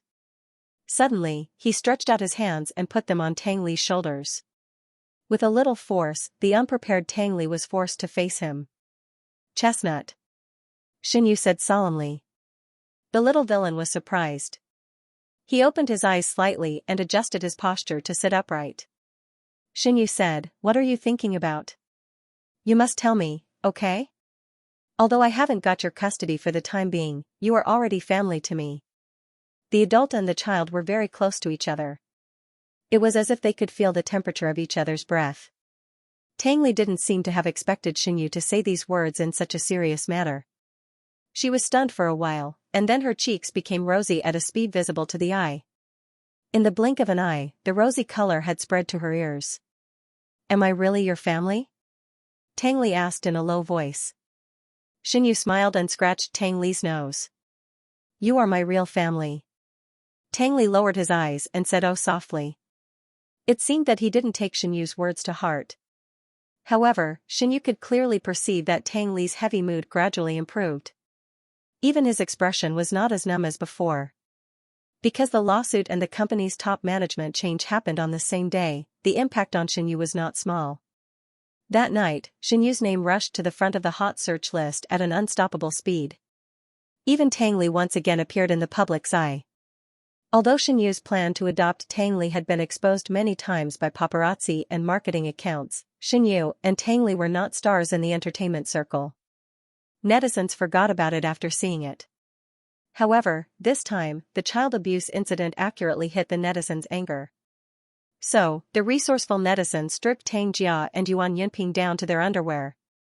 There were also netizens who cut out Yuan Yunping's interview outside the court and analyzed it word by word. They concluded that Yuan Yunping, the beast, not only did he lay his hands on Tang Li, but he might also extend his evil claws to other children of the Qi family. For a time, Yuan Yunping was pushed to the forefront of the storm. Even the address and phone number of the company opened by Tang Jia and Yuan Yunping were dug out by netizens. Many people ran to the company to make trouble, holding banners, protesting, splashing paint, and other means. In less than 3 or 4 days, the company employees who could not hold on packed up their things and left. Tang Jia and her husband, who were locked up in the company, did not know what happened outside. It was not until many days later that they learned about it from their son, who came to visit them. Tang Jia fainted on the spot due to the huge blow. Yuan Yunping covered his face and cried bitterly. He regretted it. If they had known that the bastard could be favored by Xianyu, they would not have vented their resentment on Tang Li. They would have even raised the child as their ancestor. They could have climbed up the Shin family's thighs and gotten the opportunity to have a meteoric rise. However, they were cut off by the slap they threw at Tang Li's son. Yuan Yunping was in tears. He slammed the table with regret and hatred. Why didn't you stop me when I laid hands on that bastard? You only knew how to watch from the side. Yuan Hui sat across from him expressionlessly. There were 2 bruises on his face, which were caused by a group of busybodies who went to the company to make trouble 2 days ago. They pressed him to the ground and beat him up. Yuan Hui sneered. What's the use of saying this now? Because of you and your stupidity, my sister and I can't even go to school. You actually blame me? Yuan Yunping pointed at his nose in surprise. Then he stood up without saying a word. He lifted his clothes and revealed the obvious scar on his waist. I'm also a victim. If that bastard didn't stab me with a knife, would I beat him to death? Yuan Hui did not even look at the scar. He sneered sarcastically. Who told you to not even let go of your niece? You deserve it. Yuan Yunping was furious. What did you say? Yuan Hui stood up and looked at Yuan Yunping with a fake smile. I said you deserve it. You bastard, how dare you say that to your father? I'll beat you to death. Yuan Yunping, who was unable to restrain his anger, rushed up and started to fight. Who knew that Yuan Hui was not to be trifled with? His fists were even fiercer than Yuan Yunping's. The father and son, who used to get along with each other, rolled on the ground awkwardly and beat each other to death.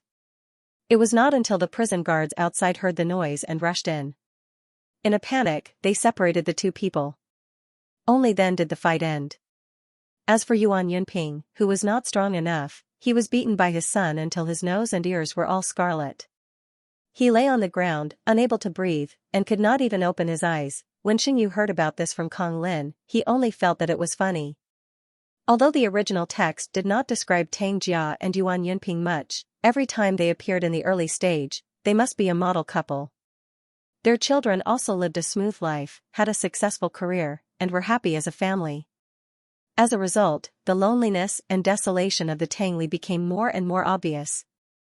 As a result, they did not expect that the model family, who seemed to be unyielding on the surface, would be so vulnerable. They did not need others to add fuel to the fire, and they began to bite each other. Xinyu sighed and shook his head.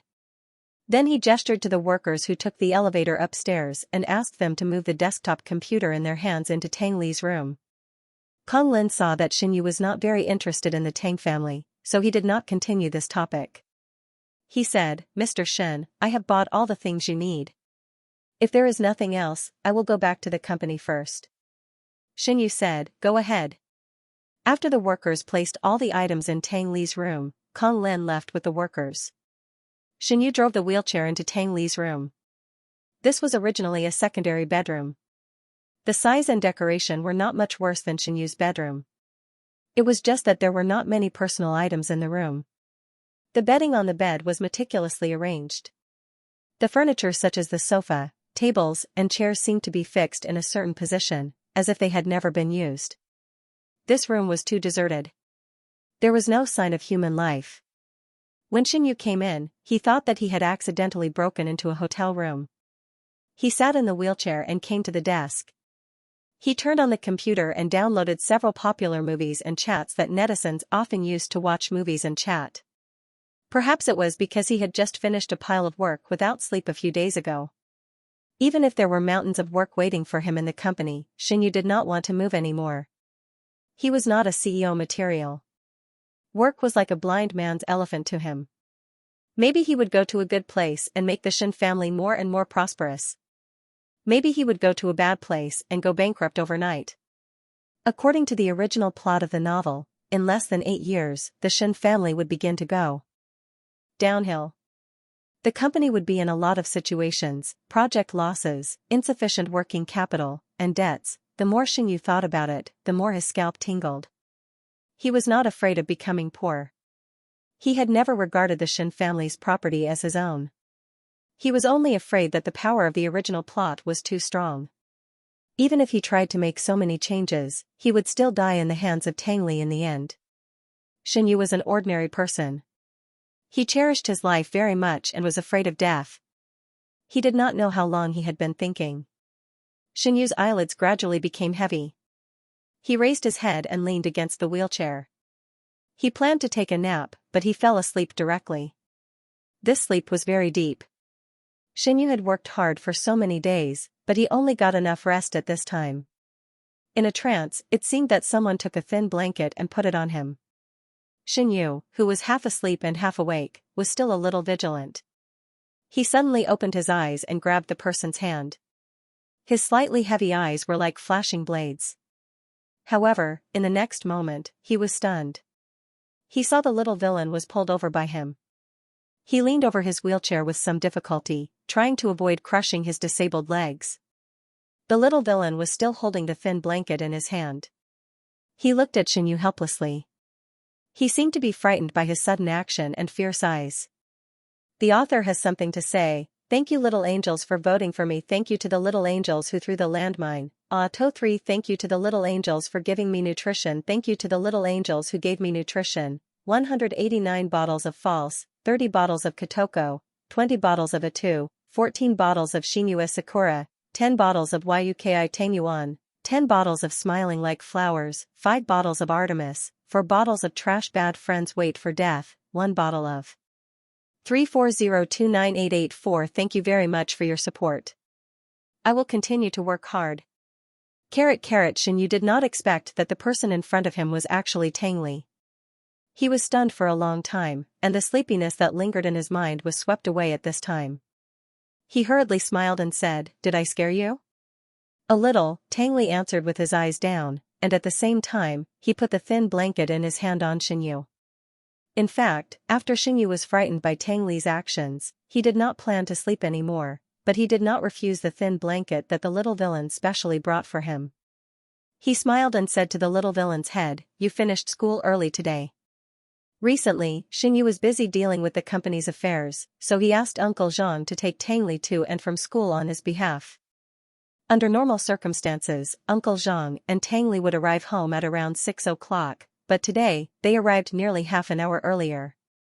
Tangli nodded and said, "Dr. Lu will come later. Housekeeper Zhang picked me up early after school." Xianyu said, "Oh," and then remembered that today was the last time Dr. Lu came to examine Tangli.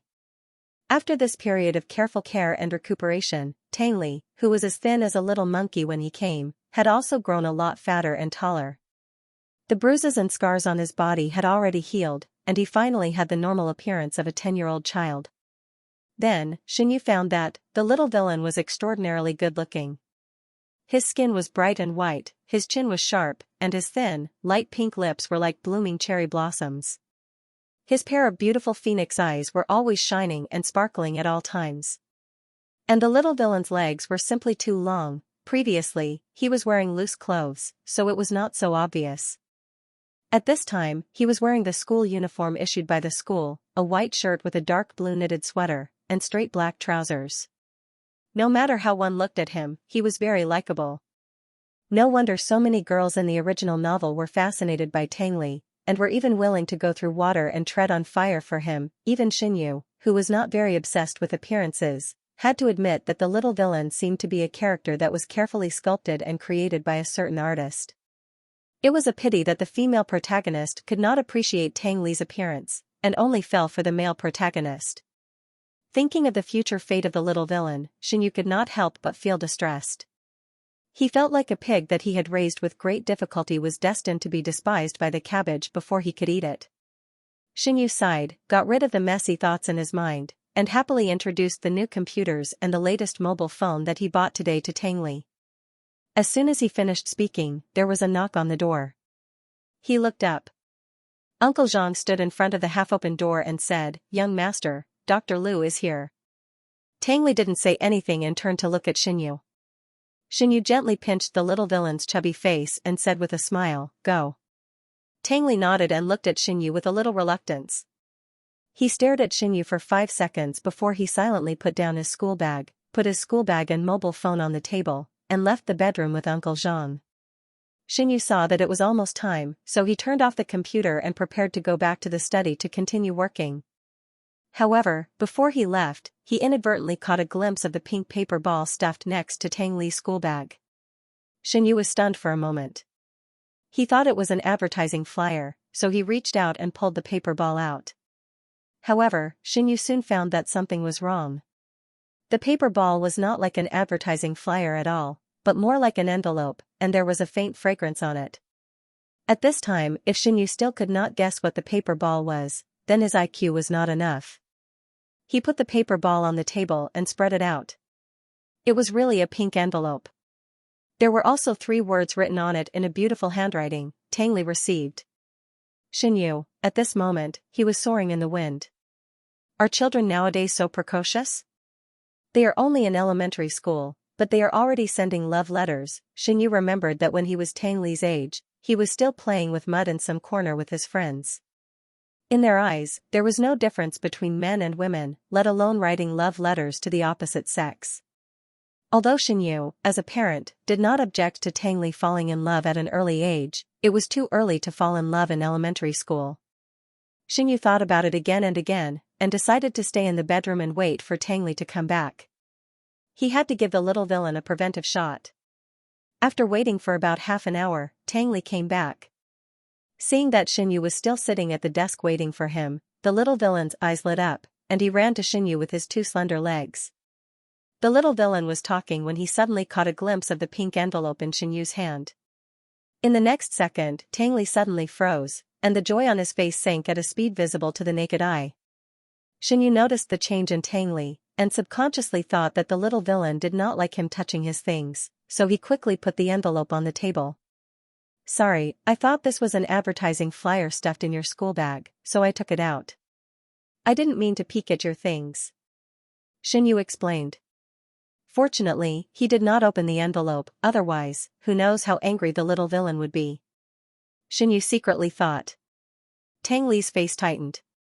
He stood there for a moment, and then picked up the envelope without saying a word.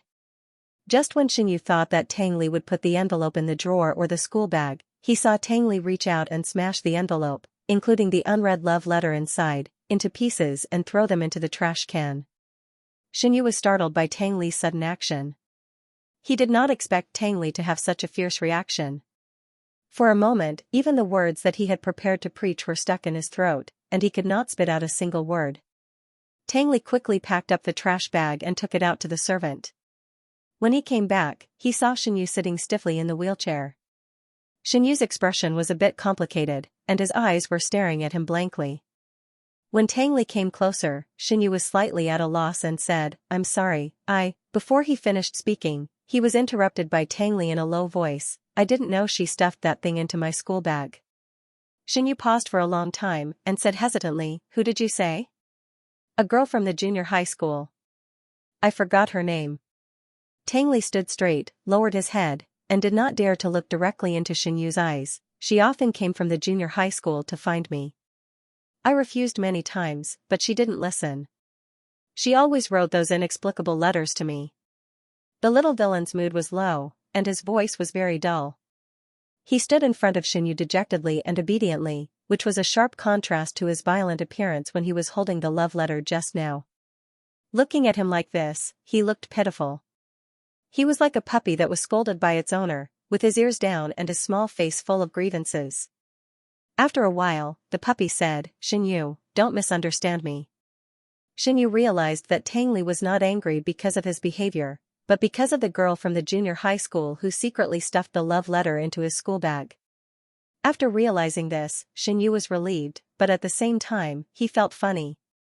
He had not yet started to educate the little villain, but the child was already feeling wronged. I didn't misunderstand you. Xianyu said, it can be seen from the crumpled letter that was stuffed next to your school bag that someone deliberately put it in when you weren't paying attention. Tangli's tightly knitted brows slowly relaxed, oh. Also, Xianyu changed the topic, put on a straight face, and pretended to be angry, who told you to call me by my name? Don't you think it's rude to do so? Tangli frowned again, then what should I call you? Hearing this, Xianyu instinctively wanted Tangli to call him father. Maybe with this superficial father-son relationship, the possibility of Tangli attacking him in the future would be smaller. Unfortunately, Xianyu had the intention but not the courage. Even if the villain was young, he did not dare to ride on the head of this great devil. After thinking about it, Xianyu said, "Call me brother." Tang Li looked at Xianyu silently, indifferent. Xianyu pretended to fail. He held his forehead in despair and said, "You'd better call me uncle, although I don't think I'm very old at 23 years old." Tang Li continued to pretend to be mute. Xianyu was helpless. After pondering for a while, he tentatively asked, "Then what do you want to call me?" This time, Tang Li answered quickly, "Xianyu." Xianyu resisted the urge to beat this kid up. He struggled for a long time and finally compromised, "Well, as long as you're happy." Tang Li smiled, "Okay, Xianyu."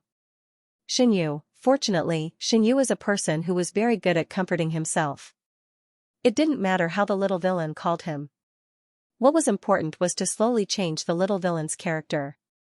He wanted to gradually pull the sick, violent, and aggressive little villain onto the road of health, integrity, and kindness. Now that Tang Li began to care about his thoughts, it was a good starting point. Time passed quickly, and it was Saturday in a flash. Because Grandpa Shen was worried that Xianyu would stand him up, he called Xianyu several times early in the morning and reminded him to remember to come over for dinner in the evening. In the end, Grandpa Shen also specially emphasized that if Xianyu had a temporary situation like the previous few times, he should take the girl directly to the company to find him. Xianyu, he was really afraid of this stubborn old man. What was to come could not be avoided. Anyway, it was just a meal together. They might not necessarily be dating and getting married. When the time came, he would just have to deal with it. After making up his mind, Xianyu naturally brought the little villain along. In the afternoon, Xianyu changed into a slightly more formal set of clothes and went to Tang Li's school with Uncle Zhang. When they arrived at the school, there was already a row of luxury cars parked on the side of the road outside. After waiting for less than 5 minutes, the security guard opened the gate, and it didn't take long for students to come out one after another. The students were all wearing school uniforms of the same color and style, so it was not easy to find them. Xianyu was just about to take out his mobile phone to call Tang Li when he found a familiar figure in the crowd. Tang Li, who was also wearing a school uniform, squeezed into the crowd of students expressionlessly. His fair skin and super good looks made Xianyu find him in the crowd at a glance. At this time, Tang Li was accompanied by a beautiful little girl. The little girl deliberately approached Tang Li. She tilted her head and said something to Tang Li with a smile on her face. However, Tang Li did not seem to hear the little girl's words. Even the indifferent look in his eyes did not change, and he concentrated on walking forward. "Chestnut," Xianyu shouted. His voice was not loud, but it was still heard by Tang Li in the crowd of students. Tang Li looked in the direction of the voice and met Xianyu's gentle eyes. The little villain was stunned, and then he burst into a bright smile. He immediately left the little girl beside him and nimbly squeezed through the crowd of students to the front of the car. "Xianyu," Tang Li said, and his beautiful phoenix eyes seemed to be shining. The author had something to say. "Thank you, little angels, for giving me nutrition." "Thank you, little angels, for giving nutrition." 50 bottles of Anji Ruasu, 20 bottles of Yaya Jia, 10 bottles of Ugulu Gulu, 8 bottles of Shuriying, 5 bottles of Baiyun City Resident, 2 bottles of Lu from Tonight White, 1 bottle of 340298884, 1 bottle of strawberry flavored girl. Thank you very much for your support. I will continue to work hard. Uncle Zhang, who was sitting in the driver's seat, frowned imperceptibly when he heard how Tang Li addressed him.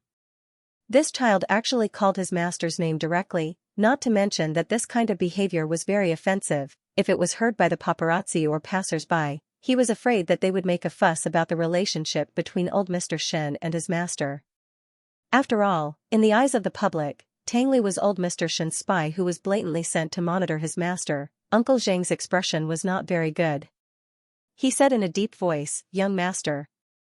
Xianyu, who was sitting in the back, saw the change in Uncle Zhang's mood. He immediately guessed what Uncle Zhang was going to say next, so he quickly rushed in front of Uncle Zhang and fiercely said to Tang Li, "Didn't I tell you before? You are not allowed to call my name in public." Although Xianyu was gnashing his teeth when he spoke, Uncle Zhang could feel that Xianyu was not really angry. Instead, he was intentionally or unintentionally speaking up for Tang Li. Wasn't Xianyu implying that he allowed Tang Li to call his name? After realizing this, Uncle Zhang was stunned for a moment.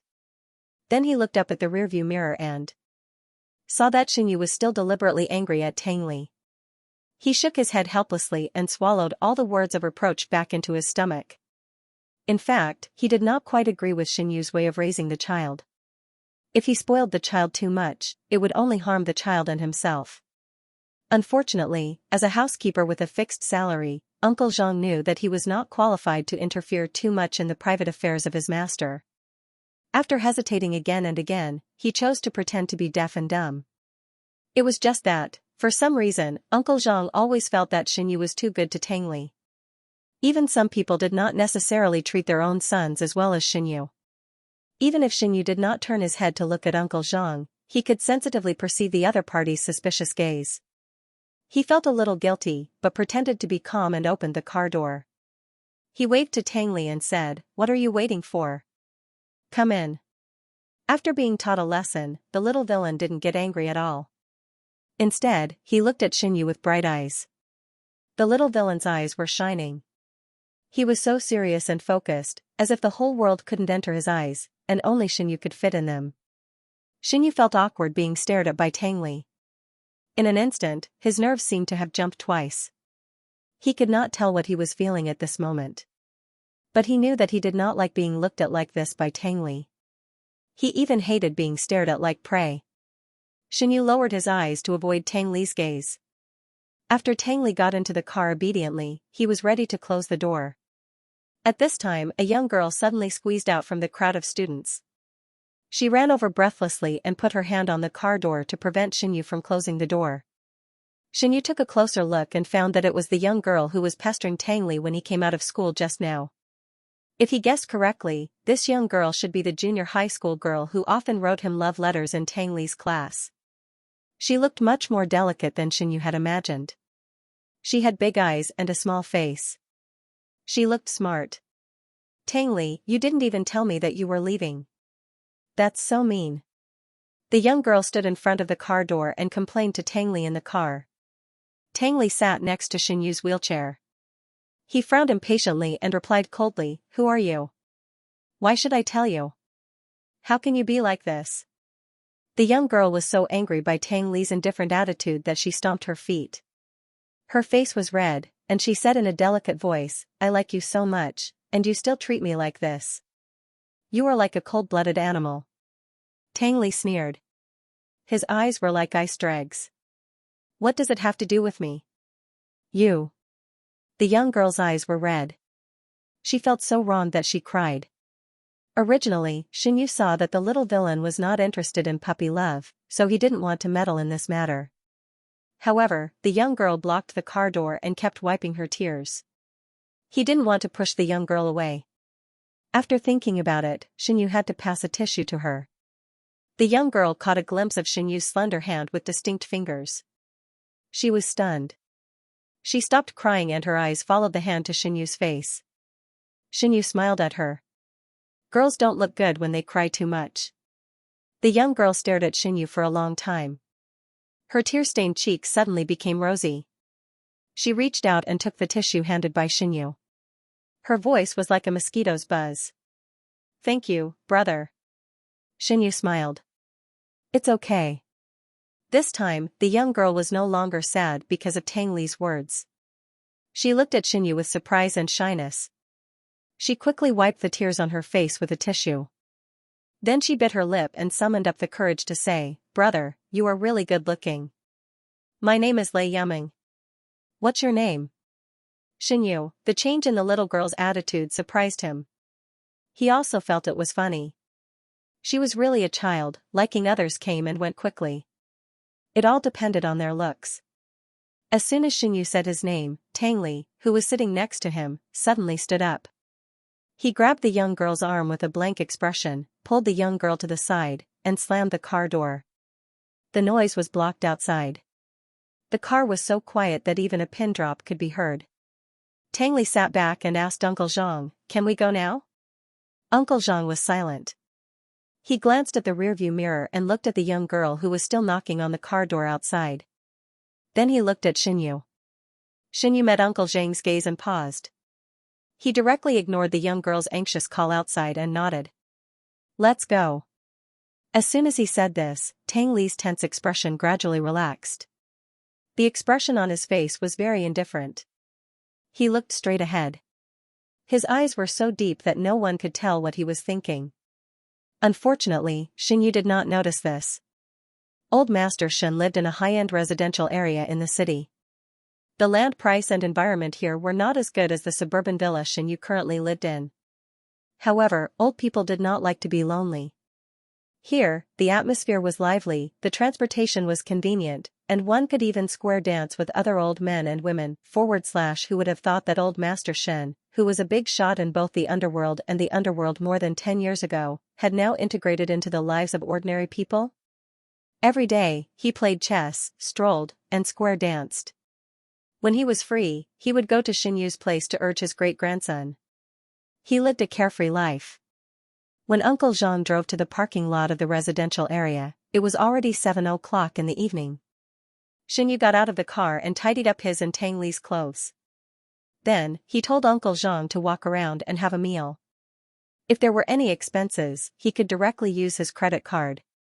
He would pick them up after he made a call. Uncle Jean agreed one by one. When they took the elevator upstairs, Xianxia was a little nervous.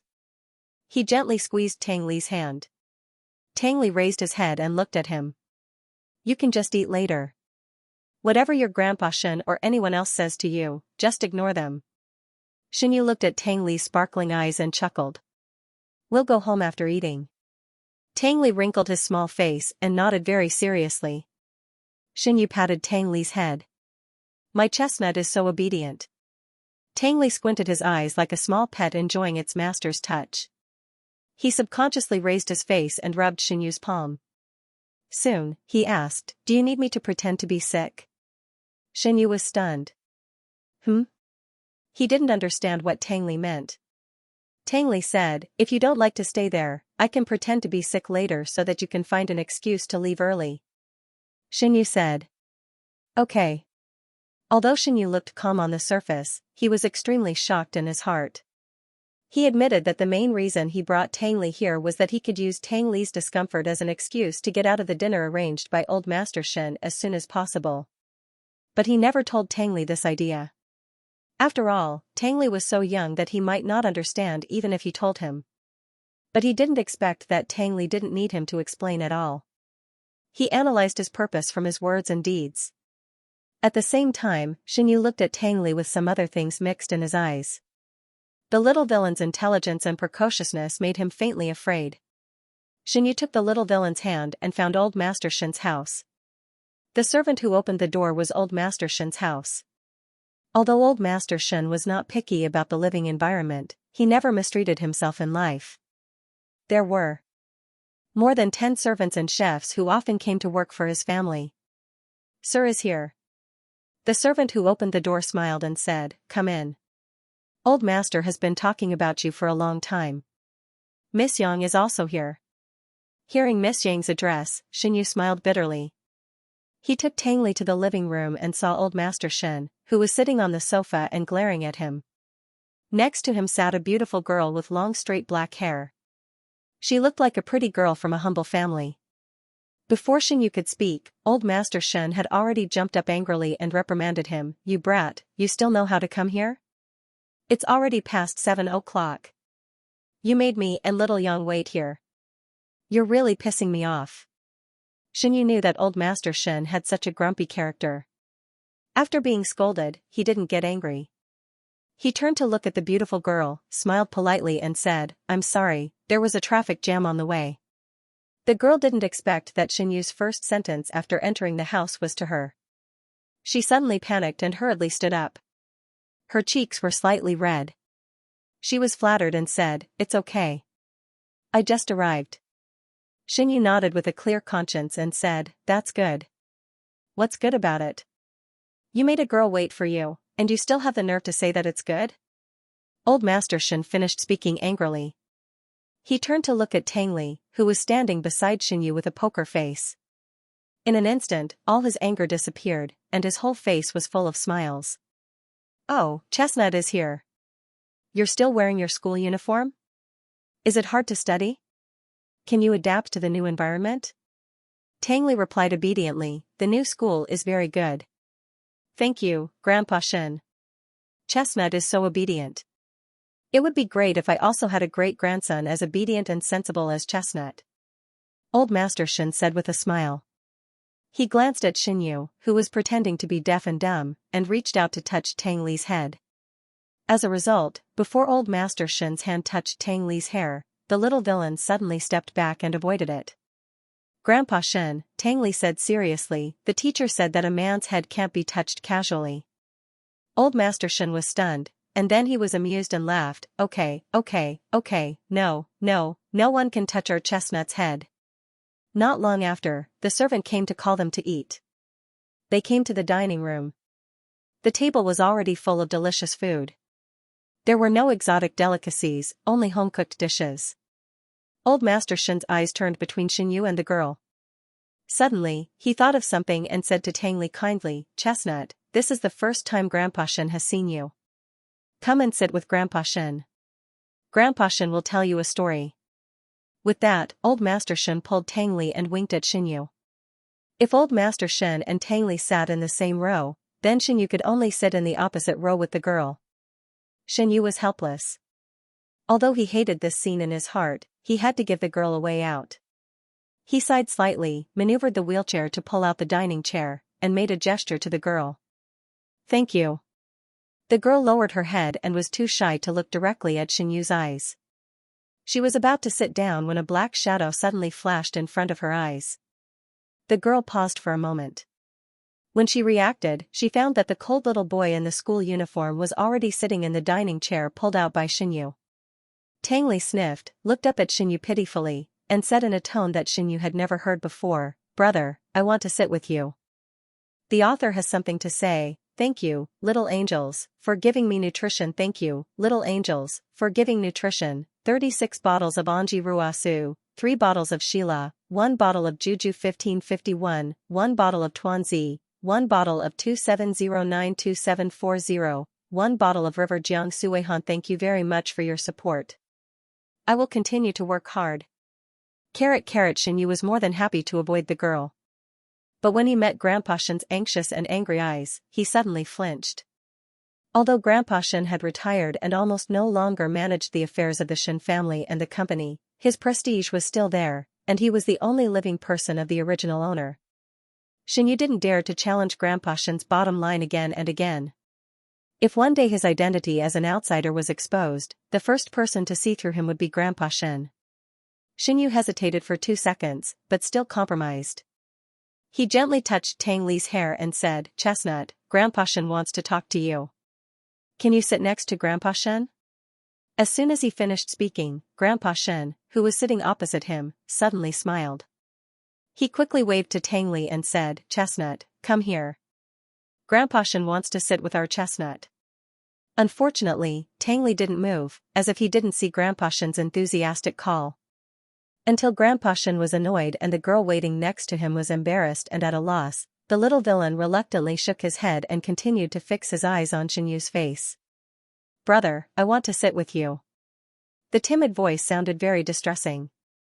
Xinyu was surprised by the little villain's acting skills, but on the surface, he was very cooperative with the little villain's behavior.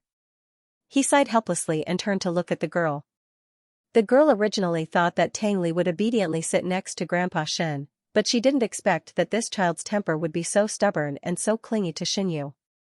Looking at the current situation, even if she took the initiative, she couldn't continue to shamelessly wait next to them. The girl lowered her eyes to hide the disappointment in her eyes and tried to squeeze out a smile. It's okay, I'll sit with Grandpa Shen. With that, the girl quickly walked over, blushed, and sat down. Xinyu secretly breathed a sigh of relief and maneuvered the wheelchair to the empty seat next to Tang Li. Although his plan to encourage Xinyu to sit with the girls had failed, Grandpa Shen was not discouraged at all. During the dinner, he kept throwing out topics to Xinyu and the girls. He even mentioned the interesting things that happened to Xinyu when she was young. The girl seemed to like Xinyu very much. When she heard Old Master Shen talking about Xinyu, her eyes lit up. She covered her mouth and laughed happily. For a moment, the dining room was filled with the laughter of Grandpa Shen and the girls. On the other hand, there was an adult and a child sitting opposite them. Xinyu pretended not to hear the conversation between the two. He lowered his head and ate quietly. Tang Li's expression was cold. He was holding a bowl and chopsticks in his hand. The plate in front of him was piled with the dishes that Xinyu had given him, but he did not touch them. He was frowning slightly and his eyes were cold. No one knew what he was thinking. Until Xinyu put down his chopsticks and reached out to pinch Tang Li's face. Tang Li seemed to wake up from a dream. He suddenly turned his head and looked at Xinyu. Xinyu was startled by Tang Li's sudden action. His hand that was pinching the little villain's face was still frozen in the air. He was stunned. After he calmed down, he laughed in a low voice and said, "If you don't eat now, it will get cold." After that, Xinyu took back his hand, picked up the serving chopsticks, and put a piece on Tang Li's plate. "Eat." When Xinyu smiled, he liked to squint his eyes. His beautiful peach blossom eyes curved into the shape of a crescent moon. Two beautiful dimples always appeared on his white cheeks. Those two dimples seemed to be filled with honey. Tang Li stared at Xinyu in a daze. It seemed that even the air around him was mixed with the sweetness of honey, and the sweetness went into his heart. Opposite them, Old Master Shin just happened to talk about how Xinyu liked a little girl in his class when he was in elementary school. He also vowed that he would work hard to earn money in the future and marry that little girl. Who knew that the little girl would be scared to tears by his words on the spot? When the girl heard this, she laughed so hard that she almost couldn't straighten her back. Old Master Shin suddenly paused for a moment. His eyes gradually became meaningful as he looked at the girl. He said, "Xiaoyang, don't you remember the things I said?" The girl stopped laughing and shook her head blankly. "Remember what?" Old Master Shin said helplessly. "The little girl I was talking about just now was you." The girl was stunned. Old Master Shin continued, "Weren't you and Xiaoyu classmates in elementary school? At that time, Xiaoyu liked you very much and often followed you around. His father and I couldn't call him back." After Old Master Shin's reminder, the girl quickly remembered something and instantly blushed. I don't really remember," the girl whispered. She subconsciously looked up at Xinyu quietly, only to find that Xinyu's attention was all on the little boy. He didn't hear what they were talking about at all. At this moment, it was as if a basin of cold water had been poured on the girl's head. The girl's heart, which was beating so shyly, quickly cooled down. The girl clenched her chopsticks and bit them. She mustered up the courage to throw the topic to Xinyu, who was picking food for Tang Li. "Mr. Shin, do you still remember these things?" Xinyu, who was suddenly called, raised his head and happened to meet the girl's shy and implicit gaze. He awkwardly pulled the corner of his mouth and said, "I'm sorry, I didn't hear what you were talking about just now." The girl, Old Master Shin, was so angry that he slapped the table.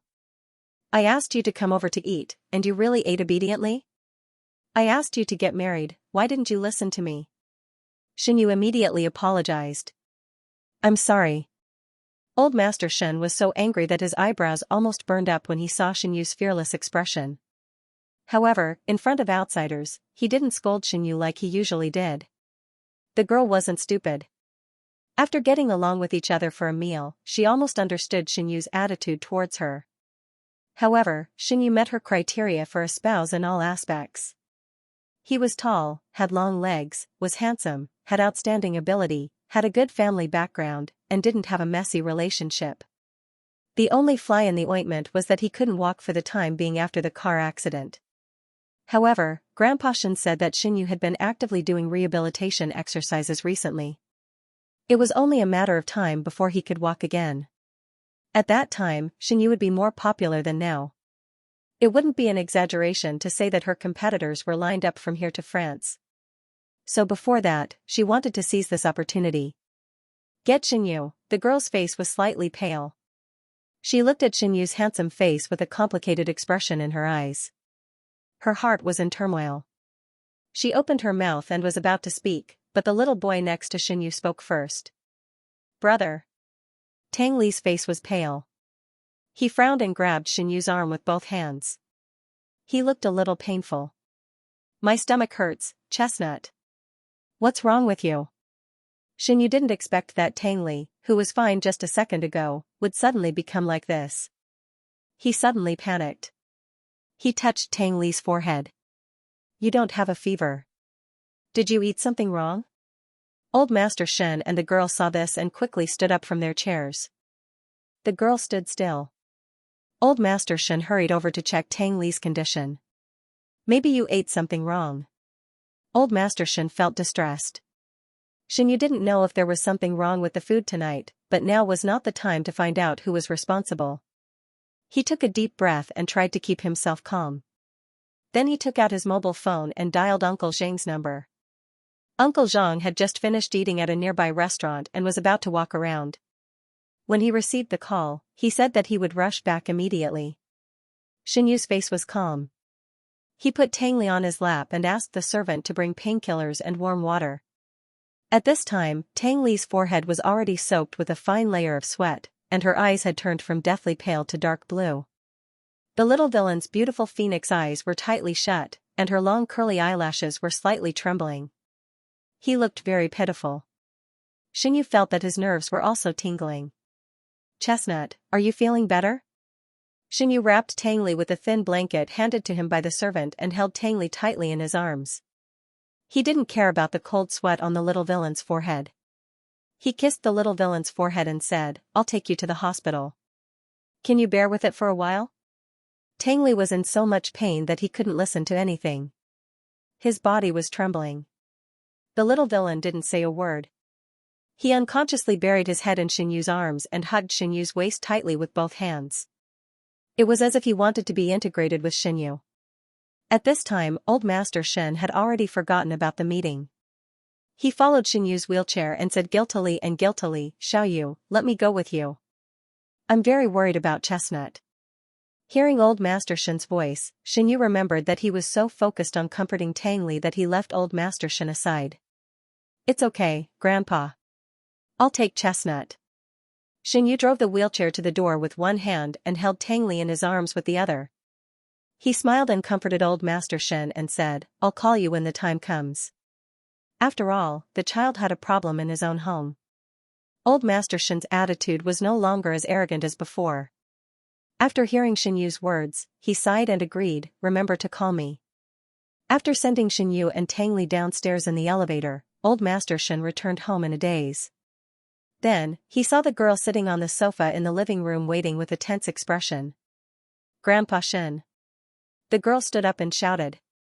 Xiaoyang, I'm really sorry today. I made you come here for nothing. I didn't expect such an accident to happen. Old Master Shen said with some depression. Grandpa, don't blame yourself. It's not your fault. The girl smiled, but no matter how she smiled, she felt bitter in her heart. She didn't know if it was her illusion, but the little boy seemed to be very hostile to her. Even the little boy's sudden illness, there was also a strange feeling. It was as if he was deliberately targeting her. The author had something to say. Thank you to the little angels for giving me nutrition. Thank you to the little angels who gave me nutrition. Zhang Yixing's woman will never admit defeat. 20 bottles. I won't be Pinocchio. 10 bottles. Thank you very much for your support. I will continue to work hard. Carrot. This time, Xinyu really felt panic. When he entered the elevator, his hand, which was pressing the floor button, was trembling slightly. Xinyu had such a strong impulse for the first time since he came to this world more than half a year ago. He wanted to get off the ground directly, pick up Tang Li, and run to the hospital. Unfortunately, he couldn't do it. His disabled legs could only make him sit in a wheelchair. He anxiously held Tang Li and moved to the place where Uncle Zhang parked the car at a slow speed. Fortunately, Uncle Zhang was quick enough to find Xinyu in a short while. Uncle Zhang looked at Tang Li, who buried his head in Xinyu's clothes. After half a second of hesitation, Uncle Zhang strode over quickly and pushed Xinyu's wheelchair. Wait. Xinyu said, Uncle Zhang, take Chestnut to the car first. Uncle Zhang paused and didn't say anything. He bent down and stretched out his hand, trying to take Tang Li out of Xinyu's arms. But at the next moment, he saw Tang Li holding Xinyu's waist more tightly and rubbing his head in front of Xinyu. I don't. Tang Li's voice was soft, which sounded pitiful, weak, and helpless. Xinyu frowned. He was a little angry and helpless. He patted Tang Li's back gently and said gently, Chestnut, listen to me. Get in the car with Uncle Zhang first. I'll be there soon, okay? Let's go to the hospital. Who would have thought that after he said that, Tangli would resist even more? I don't want to. Tangli, Xinyu shouted the full name of the little villain angrily, but he didn't want to get angry. Instead, he patted the little villain's fluffy hair with a little force and said, "Listen to me." "I don't want to listen to you," Tangli said in a muffled voice. Xinyu, he looked up at Uncle Zhang who was standing in front of him and saw that Uncle Zhang also had a helpless expression on his face. It was Xinyu's first time raising a child. He really didn't know what to do when a child disagreed with him. His mind was in a mess, and he was in a stalemate with the little villain for dozens of seconds. He had no choice but to let Uncle Zhang push his wheelchair to the parking lot. Feeling Xinyu's compromise, Tangli, whose body was tense, gradually relaxed in Xinyu's arms. She even put her two small hands around Xinyu's neck. After a while, the little villain's head slowly rose. Soon, he reached Xinyu's neck. When he breathed, his hot breath sprinkled on Xinyu's skin. It was as if his breath was boiling hot, unusually hot. Xinyu subconsciously shrank his neck. He raised his hand and wanted to pull off the little cowskin candy stuck to his body, but when his hand touched Tang Li's still trembling back, he stopped himself. Sigh, forget it, it's rare for this kid to get sick. I'll just let him be. Xinyu thought to herself, giving up on herself. Uncle Zhang pushed Xinyu's wheelchair to the front of the car and stopped. Then he opened the back door, pulled out the ramp tool from the inside, and easily pushed Xinyu and Tang Li in his arms into the car. Go to the nearby hospital, Xinyu ordered. Okay. Uncle Zhang started the car. Fortunately, the nearest hospital was less than 20 minutes away. After Uncle Zhang entered the destination in the navigation system, he drove out of the underground parking lot of the community. On the way, Xinyu hugged Tang Li and constantly comforted her softly. Finally, he felt that Tang Li's body was no longer trembling as badly as before. However, at this moment, the little villain was still very clingy. His hands were tightly wrapped around Xinyu's neck, and he had no intention of letting go. Now that the weather was getting colder, both of them were wearing thick clothes. After hugging like this all the way, Xinyu felt that his chest and neck were covered with a thin layer of sweat. Tang Li's situation was not much better. The hair on his temples was wet with sweat. Xinyu held Tang Li's back with one hand, then stretched out the other hand and pulled a tissue from the small table next to him with some difficulty. Chestnut, Xinyu said, turn your face. Tang Li hesitated for a long time before he reluctantly raised his head and looked at Xinyu pitifully. Xinyu smiled and took the tissue to wipe the sweat on Tang Li's face. During this time, Tang Li obediently raised his head and let Xinyu's fingertips wander around his face. His obsidian-like bright eyes seemed to be embedded with some kind of strange emotion. He looked at Xinyu without blinking, as if he was deeply engraving Xinyu's appearance at this moment in his heart. Originally, Xinyu was very worried about Tang Li. But now, after looking at him, he felt a little strange. He knew that Tang Li's physical fitness had always been very good. Even after he went to school, he would maintain the frequency of 2 private teaching classes every weekend. The retired Olympic coach was very strict. He challenged Tang Li's physical limit almost every class. He also said to Xinyu more than once that Tang Li's strength was amazing, comparable to that of an adult man. How could such a healthy Tang Li suddenly get sick when the girl was about to talk to Xinyu? The more Xinyu thought about it, the more strange he felt. He recalled what Tang Li had said to him in the elevator and suddenly understood. There are no outsiders here. Don't pretend. Xinyu casually threw the used tissue on the small table and pinched Tang Li's face. She complained and reproached her, you made me worry for nothing for so long. Doesn't your little conscience hurt? After that, Xinyu wanted to pull the sticky candy off his body. Since the little villain had no problem, he should go back to his seat and sit down. But as soon as he grabbed Tang Li's arm, he was shocked by Tang Li's suddenly pale face. Before Xinyu could react, Tang Li in his arms had squeezed his head against his neck and said painfully, my stomach hurts. I'm not pretending. Xinyu was suspicious, really? Tang Li continued to hold Xinyu's neck. After a long silence, he nodded with difficulty. Although Xinyu didn't believe Tang Li's words, he didn't say anything after thinking about it. When they arrived at the hospital, Tang Li was still unwilling to be carried out of the car by Uncle Zhang. Before Uncle Zhang's hand touched him, he saw the little villain shaking his head in resistance and carefully getting into Xianyu's arms. Uncle Zhang was helpless and looked at Xianyu. "Sir, I'll hold him." Xianyu smiled bitterly, "Thank you for your hard work. If the wheelchair carries 2 people, it will slow down." Uncle Zhang understood Xianyu's meaning, so he pushed the wheelchair and walked quickly to the hospital. An hour later, the doctor gave Tang Li a very comprehensive physical examination, but there was no problem. Even the food poisoning that Xianyu thought was just a false alarm. After listening to the doctor's words, Xianyu was completely relieved. Xianyu was pushed back to the door of the ward by Uncle Zhang. He made a gesture to Uncle Zhang, indicating that Uncle Zhang should wait outside, and then he drove the wheelchair into the ward alone. In the luxurious single ward, Tang Li was lying quietly on the bed. The little villain was still wearing his school uniform. He was lying on his side with his back to Xianyu. He seemed to be sleeping soundly. Even if Xianyu didn't deliberately move gently when opening and closing the door, he was not woken up by the sound here. Xianyu came to the bed and looked at Tang Li's back indifferently. The ward was so quiet that you could hear a pin drop, but you could also vaguely hear the little villain's even breathing. Xianyu said, "Chestnut." The other side didn't move. Xianyu said again, "Tang Li." The other side still didn't move, as if he couldn't hear his voice. Xianyu pursed his lips and took a deep breath. He sat in the wheelchair and went around the bed in front of him to the other side. Tang Li buried half of his face in the quilt, only revealing his small nose and closed eyes. His thick and long eyelashes cast a light shadow. At first glance, he looked like a Barbie doll. Xianyu lowered his eyes and quietly watched Tang Li for a long time. Then, he suddenly put his hand into the quilt and quickly grabbed Tang Li's hand. Tang Li, who seemed to have fallen asleep, was startled by Xianyu. He shook violently, but he couldn't stop Xianyu's next action.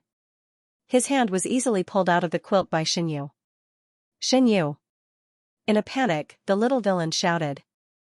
Anxiously. His eyes were clear when he opened them. He didn't look like someone who had just woken up. Xianyu had already guessed that the child was pretending to be asleep, so he wasn't surprised. Instead, he grabbed Tang Li's right hand with both hands and wanted to check his palm. Tang Li seemed to be very afraid of Xianyu doing this.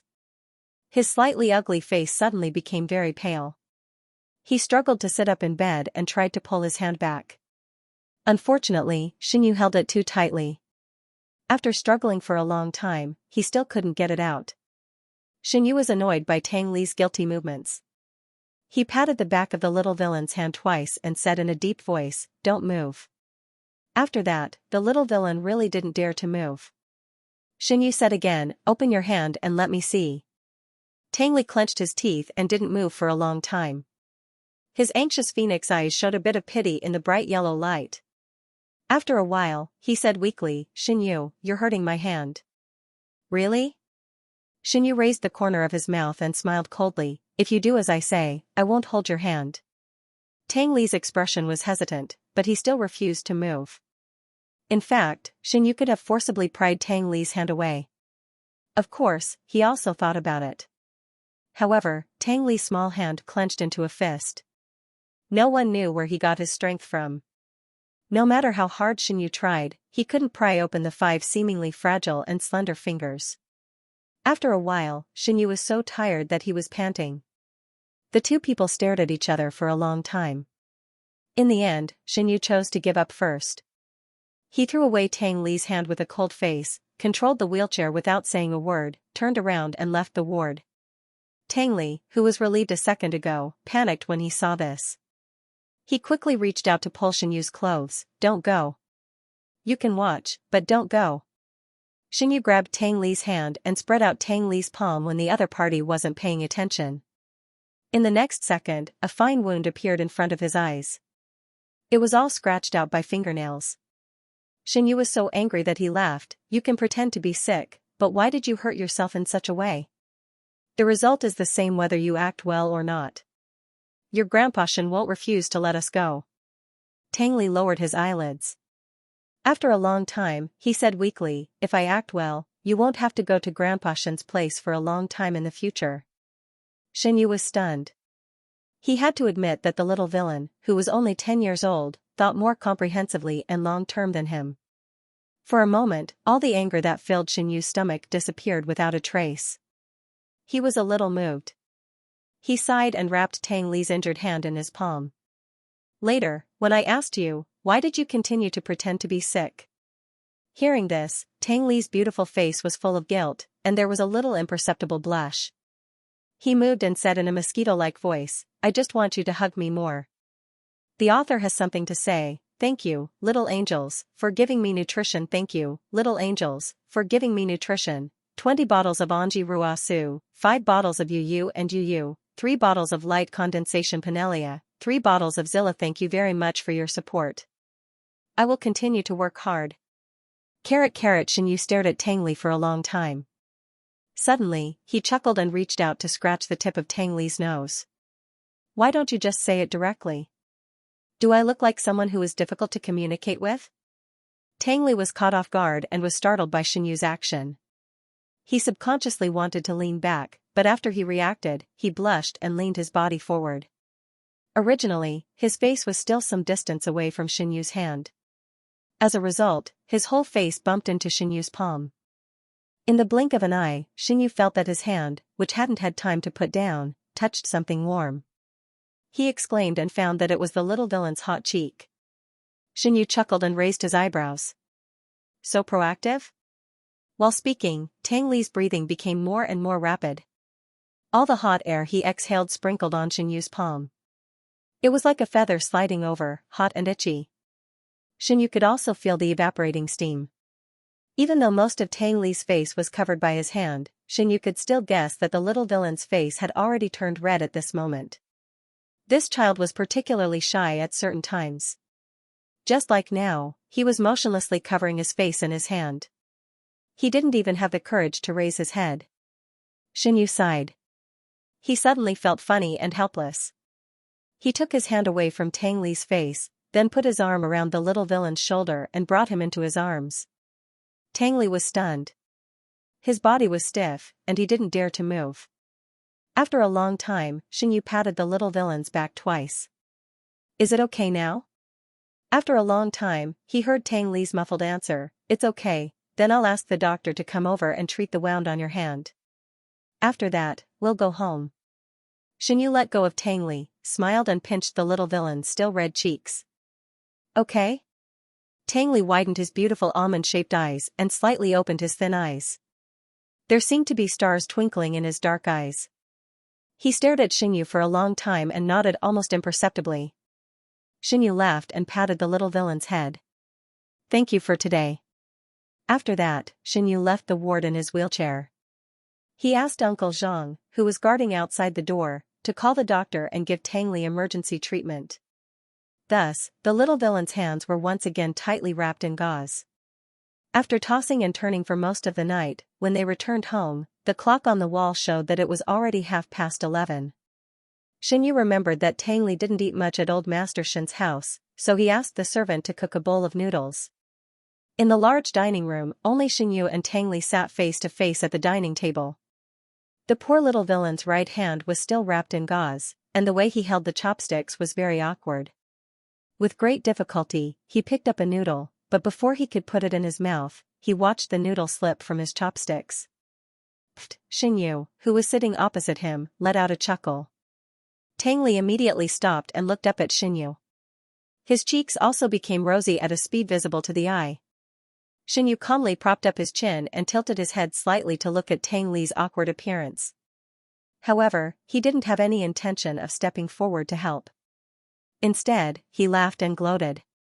I'm afraid that your injuries will get better in a few days. During this period, it will be inconvenient for you to hold chopsticks and a pen. You'll have to suffer a bit at school, Xianyu said. I know, Tang Li whispered. Will you do this again in the future? Xianyu slowly sat up straight, crossed his arms, and said in a rather serious tone, using self-harm to attract other people's attention is the most unwise move. Tang Li silently put down his chopsticks and lowered his head. Even his breathing was unusually light and slow. He looked very pitiful. After all, he was a child raised by himself. Seeing the little villain like this, Xinyu felt sorry for him, but he still hardened his heart and said, if a person doesn't care about you, even if you fall in front of him, he won't look at you. If a person cares about you, even if you frown, he can feel it. What you did tonight will only hurt the people who care about you. Speaking of this, Xinyu paused and suddenly gnashed his teeth. Didn't you see how anxious I was?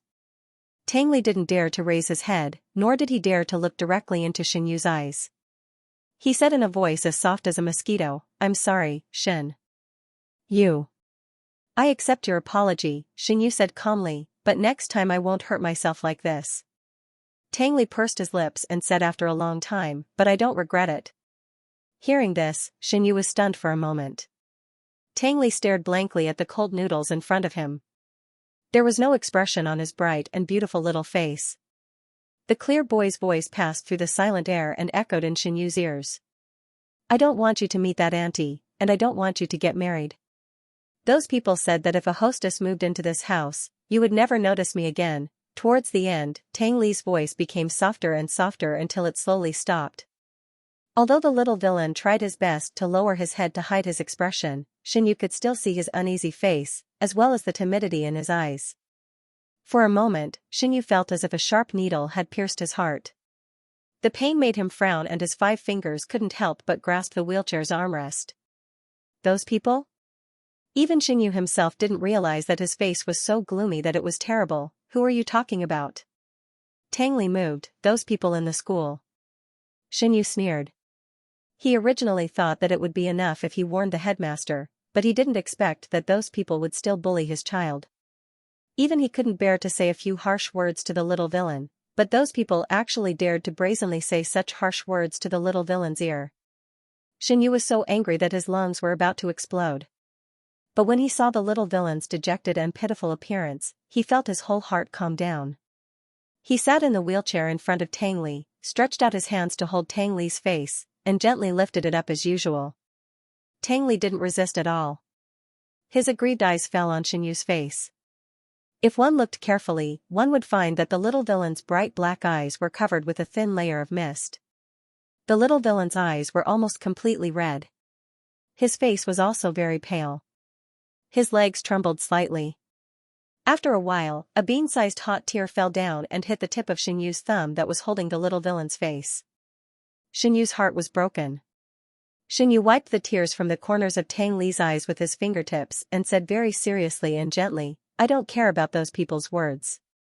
I swear to you that I won't get married for the time being. Really? Tang Li's expression still didn't change. Only tears poured out of his eyes like a broken string of pearls. The little villain didn't seem to feel it. He stared straight at Xinyu.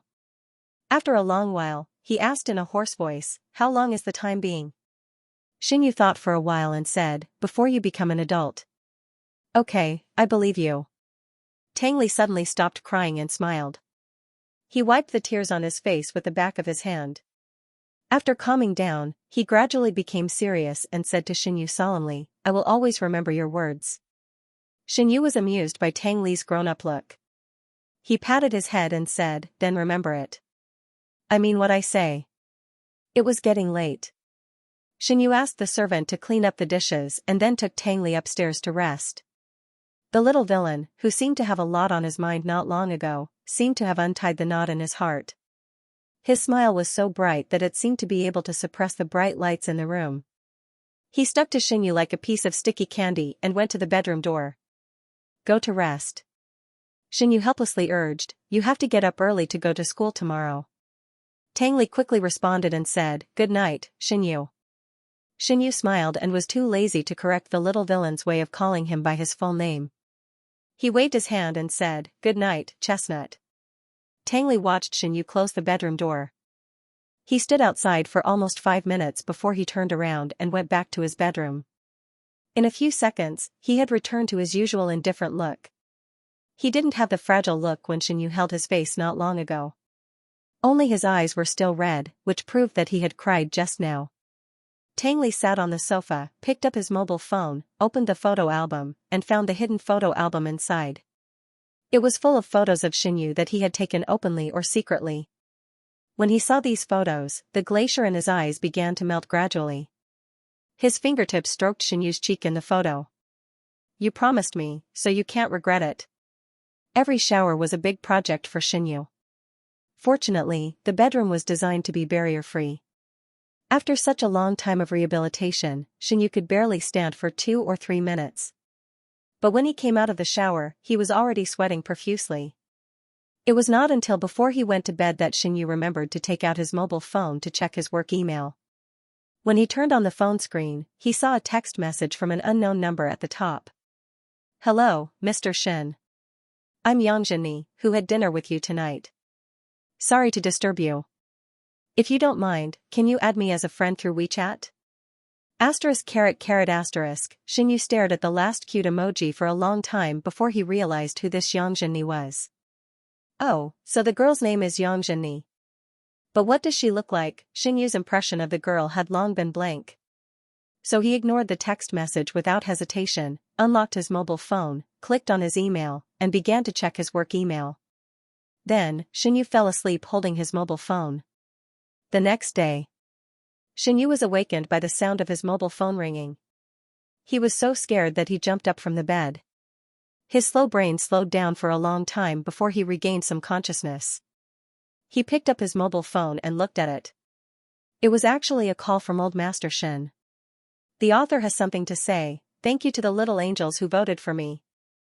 Thank you to the little angels who watered, nutrition, 28 bottles of Nota Ginseng, 10 bottles of Chuxing and MK, 8 bottles of 314322522, 5 bottles of half-day leisure, 2 bottles of cloud recesses. Thank you very much for your support.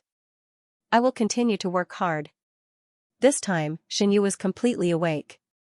He remembered that he had called Grandpa Shen last night to tell him that he was safe. He didn't know why Grandpa Shen called him so early in the morning. As soon as he picked up the phone, Grandpa Shen's energetic voice came from the phone. Xianyu, Yang has already added you on WeChat. Why didn't you respond at all? Xianyu said. I didn't see it. Grandpa Shen didn't suspect anything and said casually, you can see it now. Xianyu was helpless and pretended to look at his phone for a while. Oh, I saw it. Then what are you waiting for? Grandpa Shen urged. If you can develop it, then develop it. It's not easy for a girl to do this. I originally wanted to forget about it last night, but Yang took the initiative to get your phone number from me. She said that she wanted to try again. Xianyu didn't know whether to laugh or cry. So you just sold me out like this? Grandpa Shen sighed and said angrily, I'm just thinking about your marriage. Who do you think I'm worried about? Grandpa Shen said a bunch of words. The general idea was to persuade Xianyu to seize the opportunity and not always immerse himself in the sadness of the past. It was time to come out and welcome the new person. Xianyu listened helplessly and nodded repeatedly as he got out of bed. After hanging up the phone, Xianyu had already packed up. He opened WeChat and found the latest message from Xianxia among a bunch of friend requests. After hesitating for a moment, he accepted it. The next second, the interface of his phone immediately changed to the chat between him and Xianxia. Xianyu was stunned and subconsciously exited the chat. However, before he could do anything, a sentence suddenly appeared on the originally blank screen. Mr. Shen. You finally added me. Xianyu was speechless. He felt that he should put down his phone and pretend that he didn't see this message. After a few hours, he would politely say that he was busy all day and didn't have time to look at his phone. In the past, he used to reject those who pursued him relentlessly like this. The more enthusiastic the other party was, the colder he was. Although he did not say it explicitly, his actions made it clear what he meant. However, Xianxia was different from those girls. Putting aside the fact that Xianxia was introduced to him by Old Master Shen, based on the current situation, he couldn't possibly distance himself from her before she made her stand. That would be too narcissistic of him. But he couldn't just wait for Xianxia to say that he liked her, could he? Xianyu hesitated for a long time but still chose to ignore this message. He put away his phone and maneuvered his wheelchair out of the bedroom.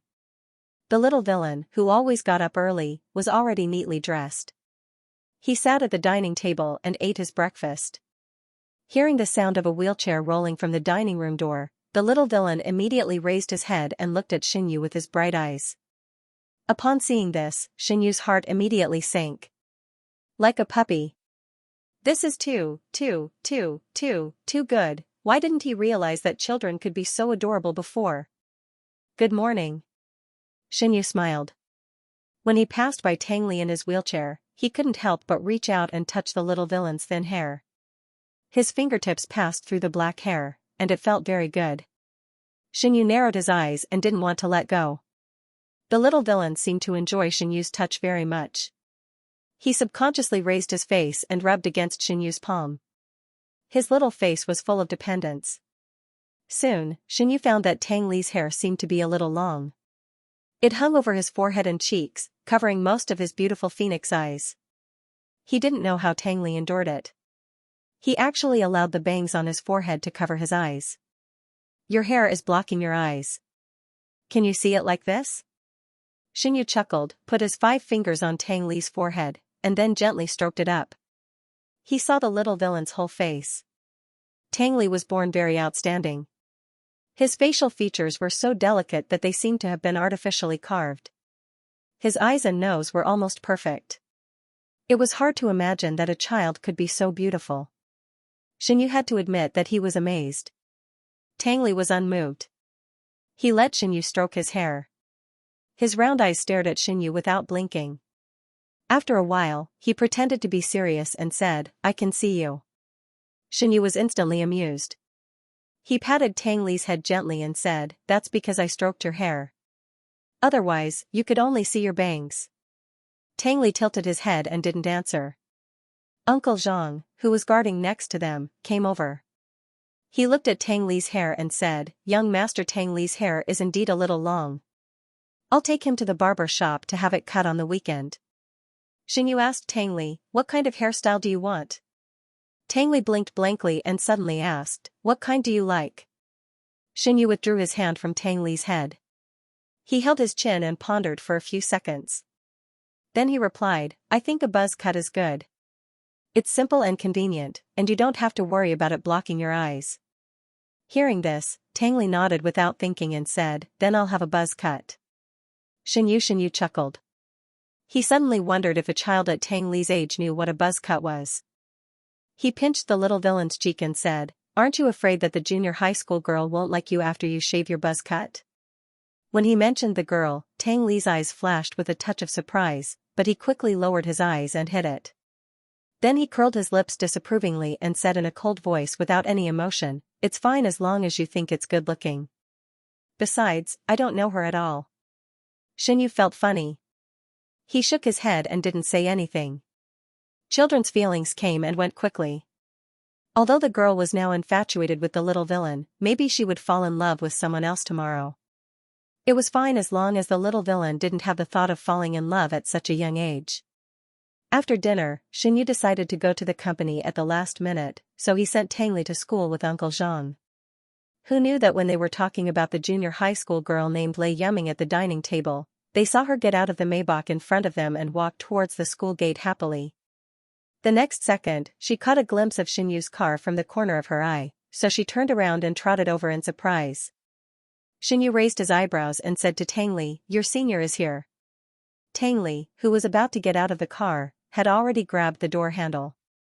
When he looked up and saw Lei Yuming running outside the car door, he suddenly retracted his hand as if he was on a hot potato. The car door, which had been opened a little, made a banging sound. It was closed again. Xianyu. Aren't you getting out of the car? Tang Li turned his head to look at Xianyu and pouted. There was a bit of grievance in his expression, and he complained in a low voice, she's too annoying. I don't want to see her. Xianyu didn't have the heart to embarrass the little girl, but he also didn't want his child to be unhappy. After hesitating for a moment, he ordered Uncle Zhang to drive the car to the front and get rid of Lei Yuming before stopping. Unexpectedly, as soon as their car stopped on the side of the road, Lei Yuming, who they thought had gone far away, came out of nowhere and gently knocked on the car window while shouting Tang Li's name. Lei Yuming didn't deliberately lower the volume of her voice, so many people around them were attracted by their movements. Seeing that more and more passers-by were looking over, Xianyu was embarrassed to ask Uncle Zhang to drive the car away without Lei Yuming, so he had no choice but to ask Tang Li to get out of the car. Tang Li's cold face was covered with dark clouds. The surrounding air pressure was so low that it seemed to have lowered the temperature by a few degrees. He opened the car door expressionlessly and walked out of the car with his long legs. Tang Li, you've gone too far. I called you for so long, but you ignored me. Lei Yiming angrily glared at him and complained angrily, if you treat me like this again, I'll really ignore you. Tang Li was annoyed and said coldly, did I beg you to ignore me? Lei Yiming was angry and wronged. Even her voice became sharp. How can you do this? Tang Li's little patience with Lei Yiming had already been exhausted. He didn't look at Lei Yiming again. After closing the car door, he turned around and walked towards the school gate. Lei Yiming's face was livid with anger. She glared at Tang Li's back and said, it's fine if you ignore me, but your brother will definitely ignore me. Xianxia leaned lazily in his wheelchair and was about to take out his mobile phone to check Weibo when he heard the sound of a car door opening. He turned his head in surprise and saw Lei Yiming's sweet smiling face. If he looked carefully, he could see that Lei Yiming had put on light makeup. The lavender pearl-like eyeshadow and peach-colored matte cream made the girl's beautiful face even more lively. I know who you are, Lei Yiming said with a sweet smile. You're Xianxu's brother, right? My father often talks about you. Xianxu put down his mobile phone and said with a smile, hello. Lei Yiming looked at Xianxu with rosy cheeks and a particularly shy smile. She said excitedly, brother Xianxu, will you come to the parent-teacher conference next week?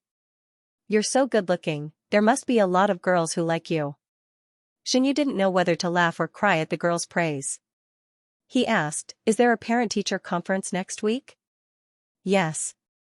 Lei Yiming nodded and said, the parent-teacher conferences for elementary school and junior high school are next Friday at 3 o'clock in the afternoon.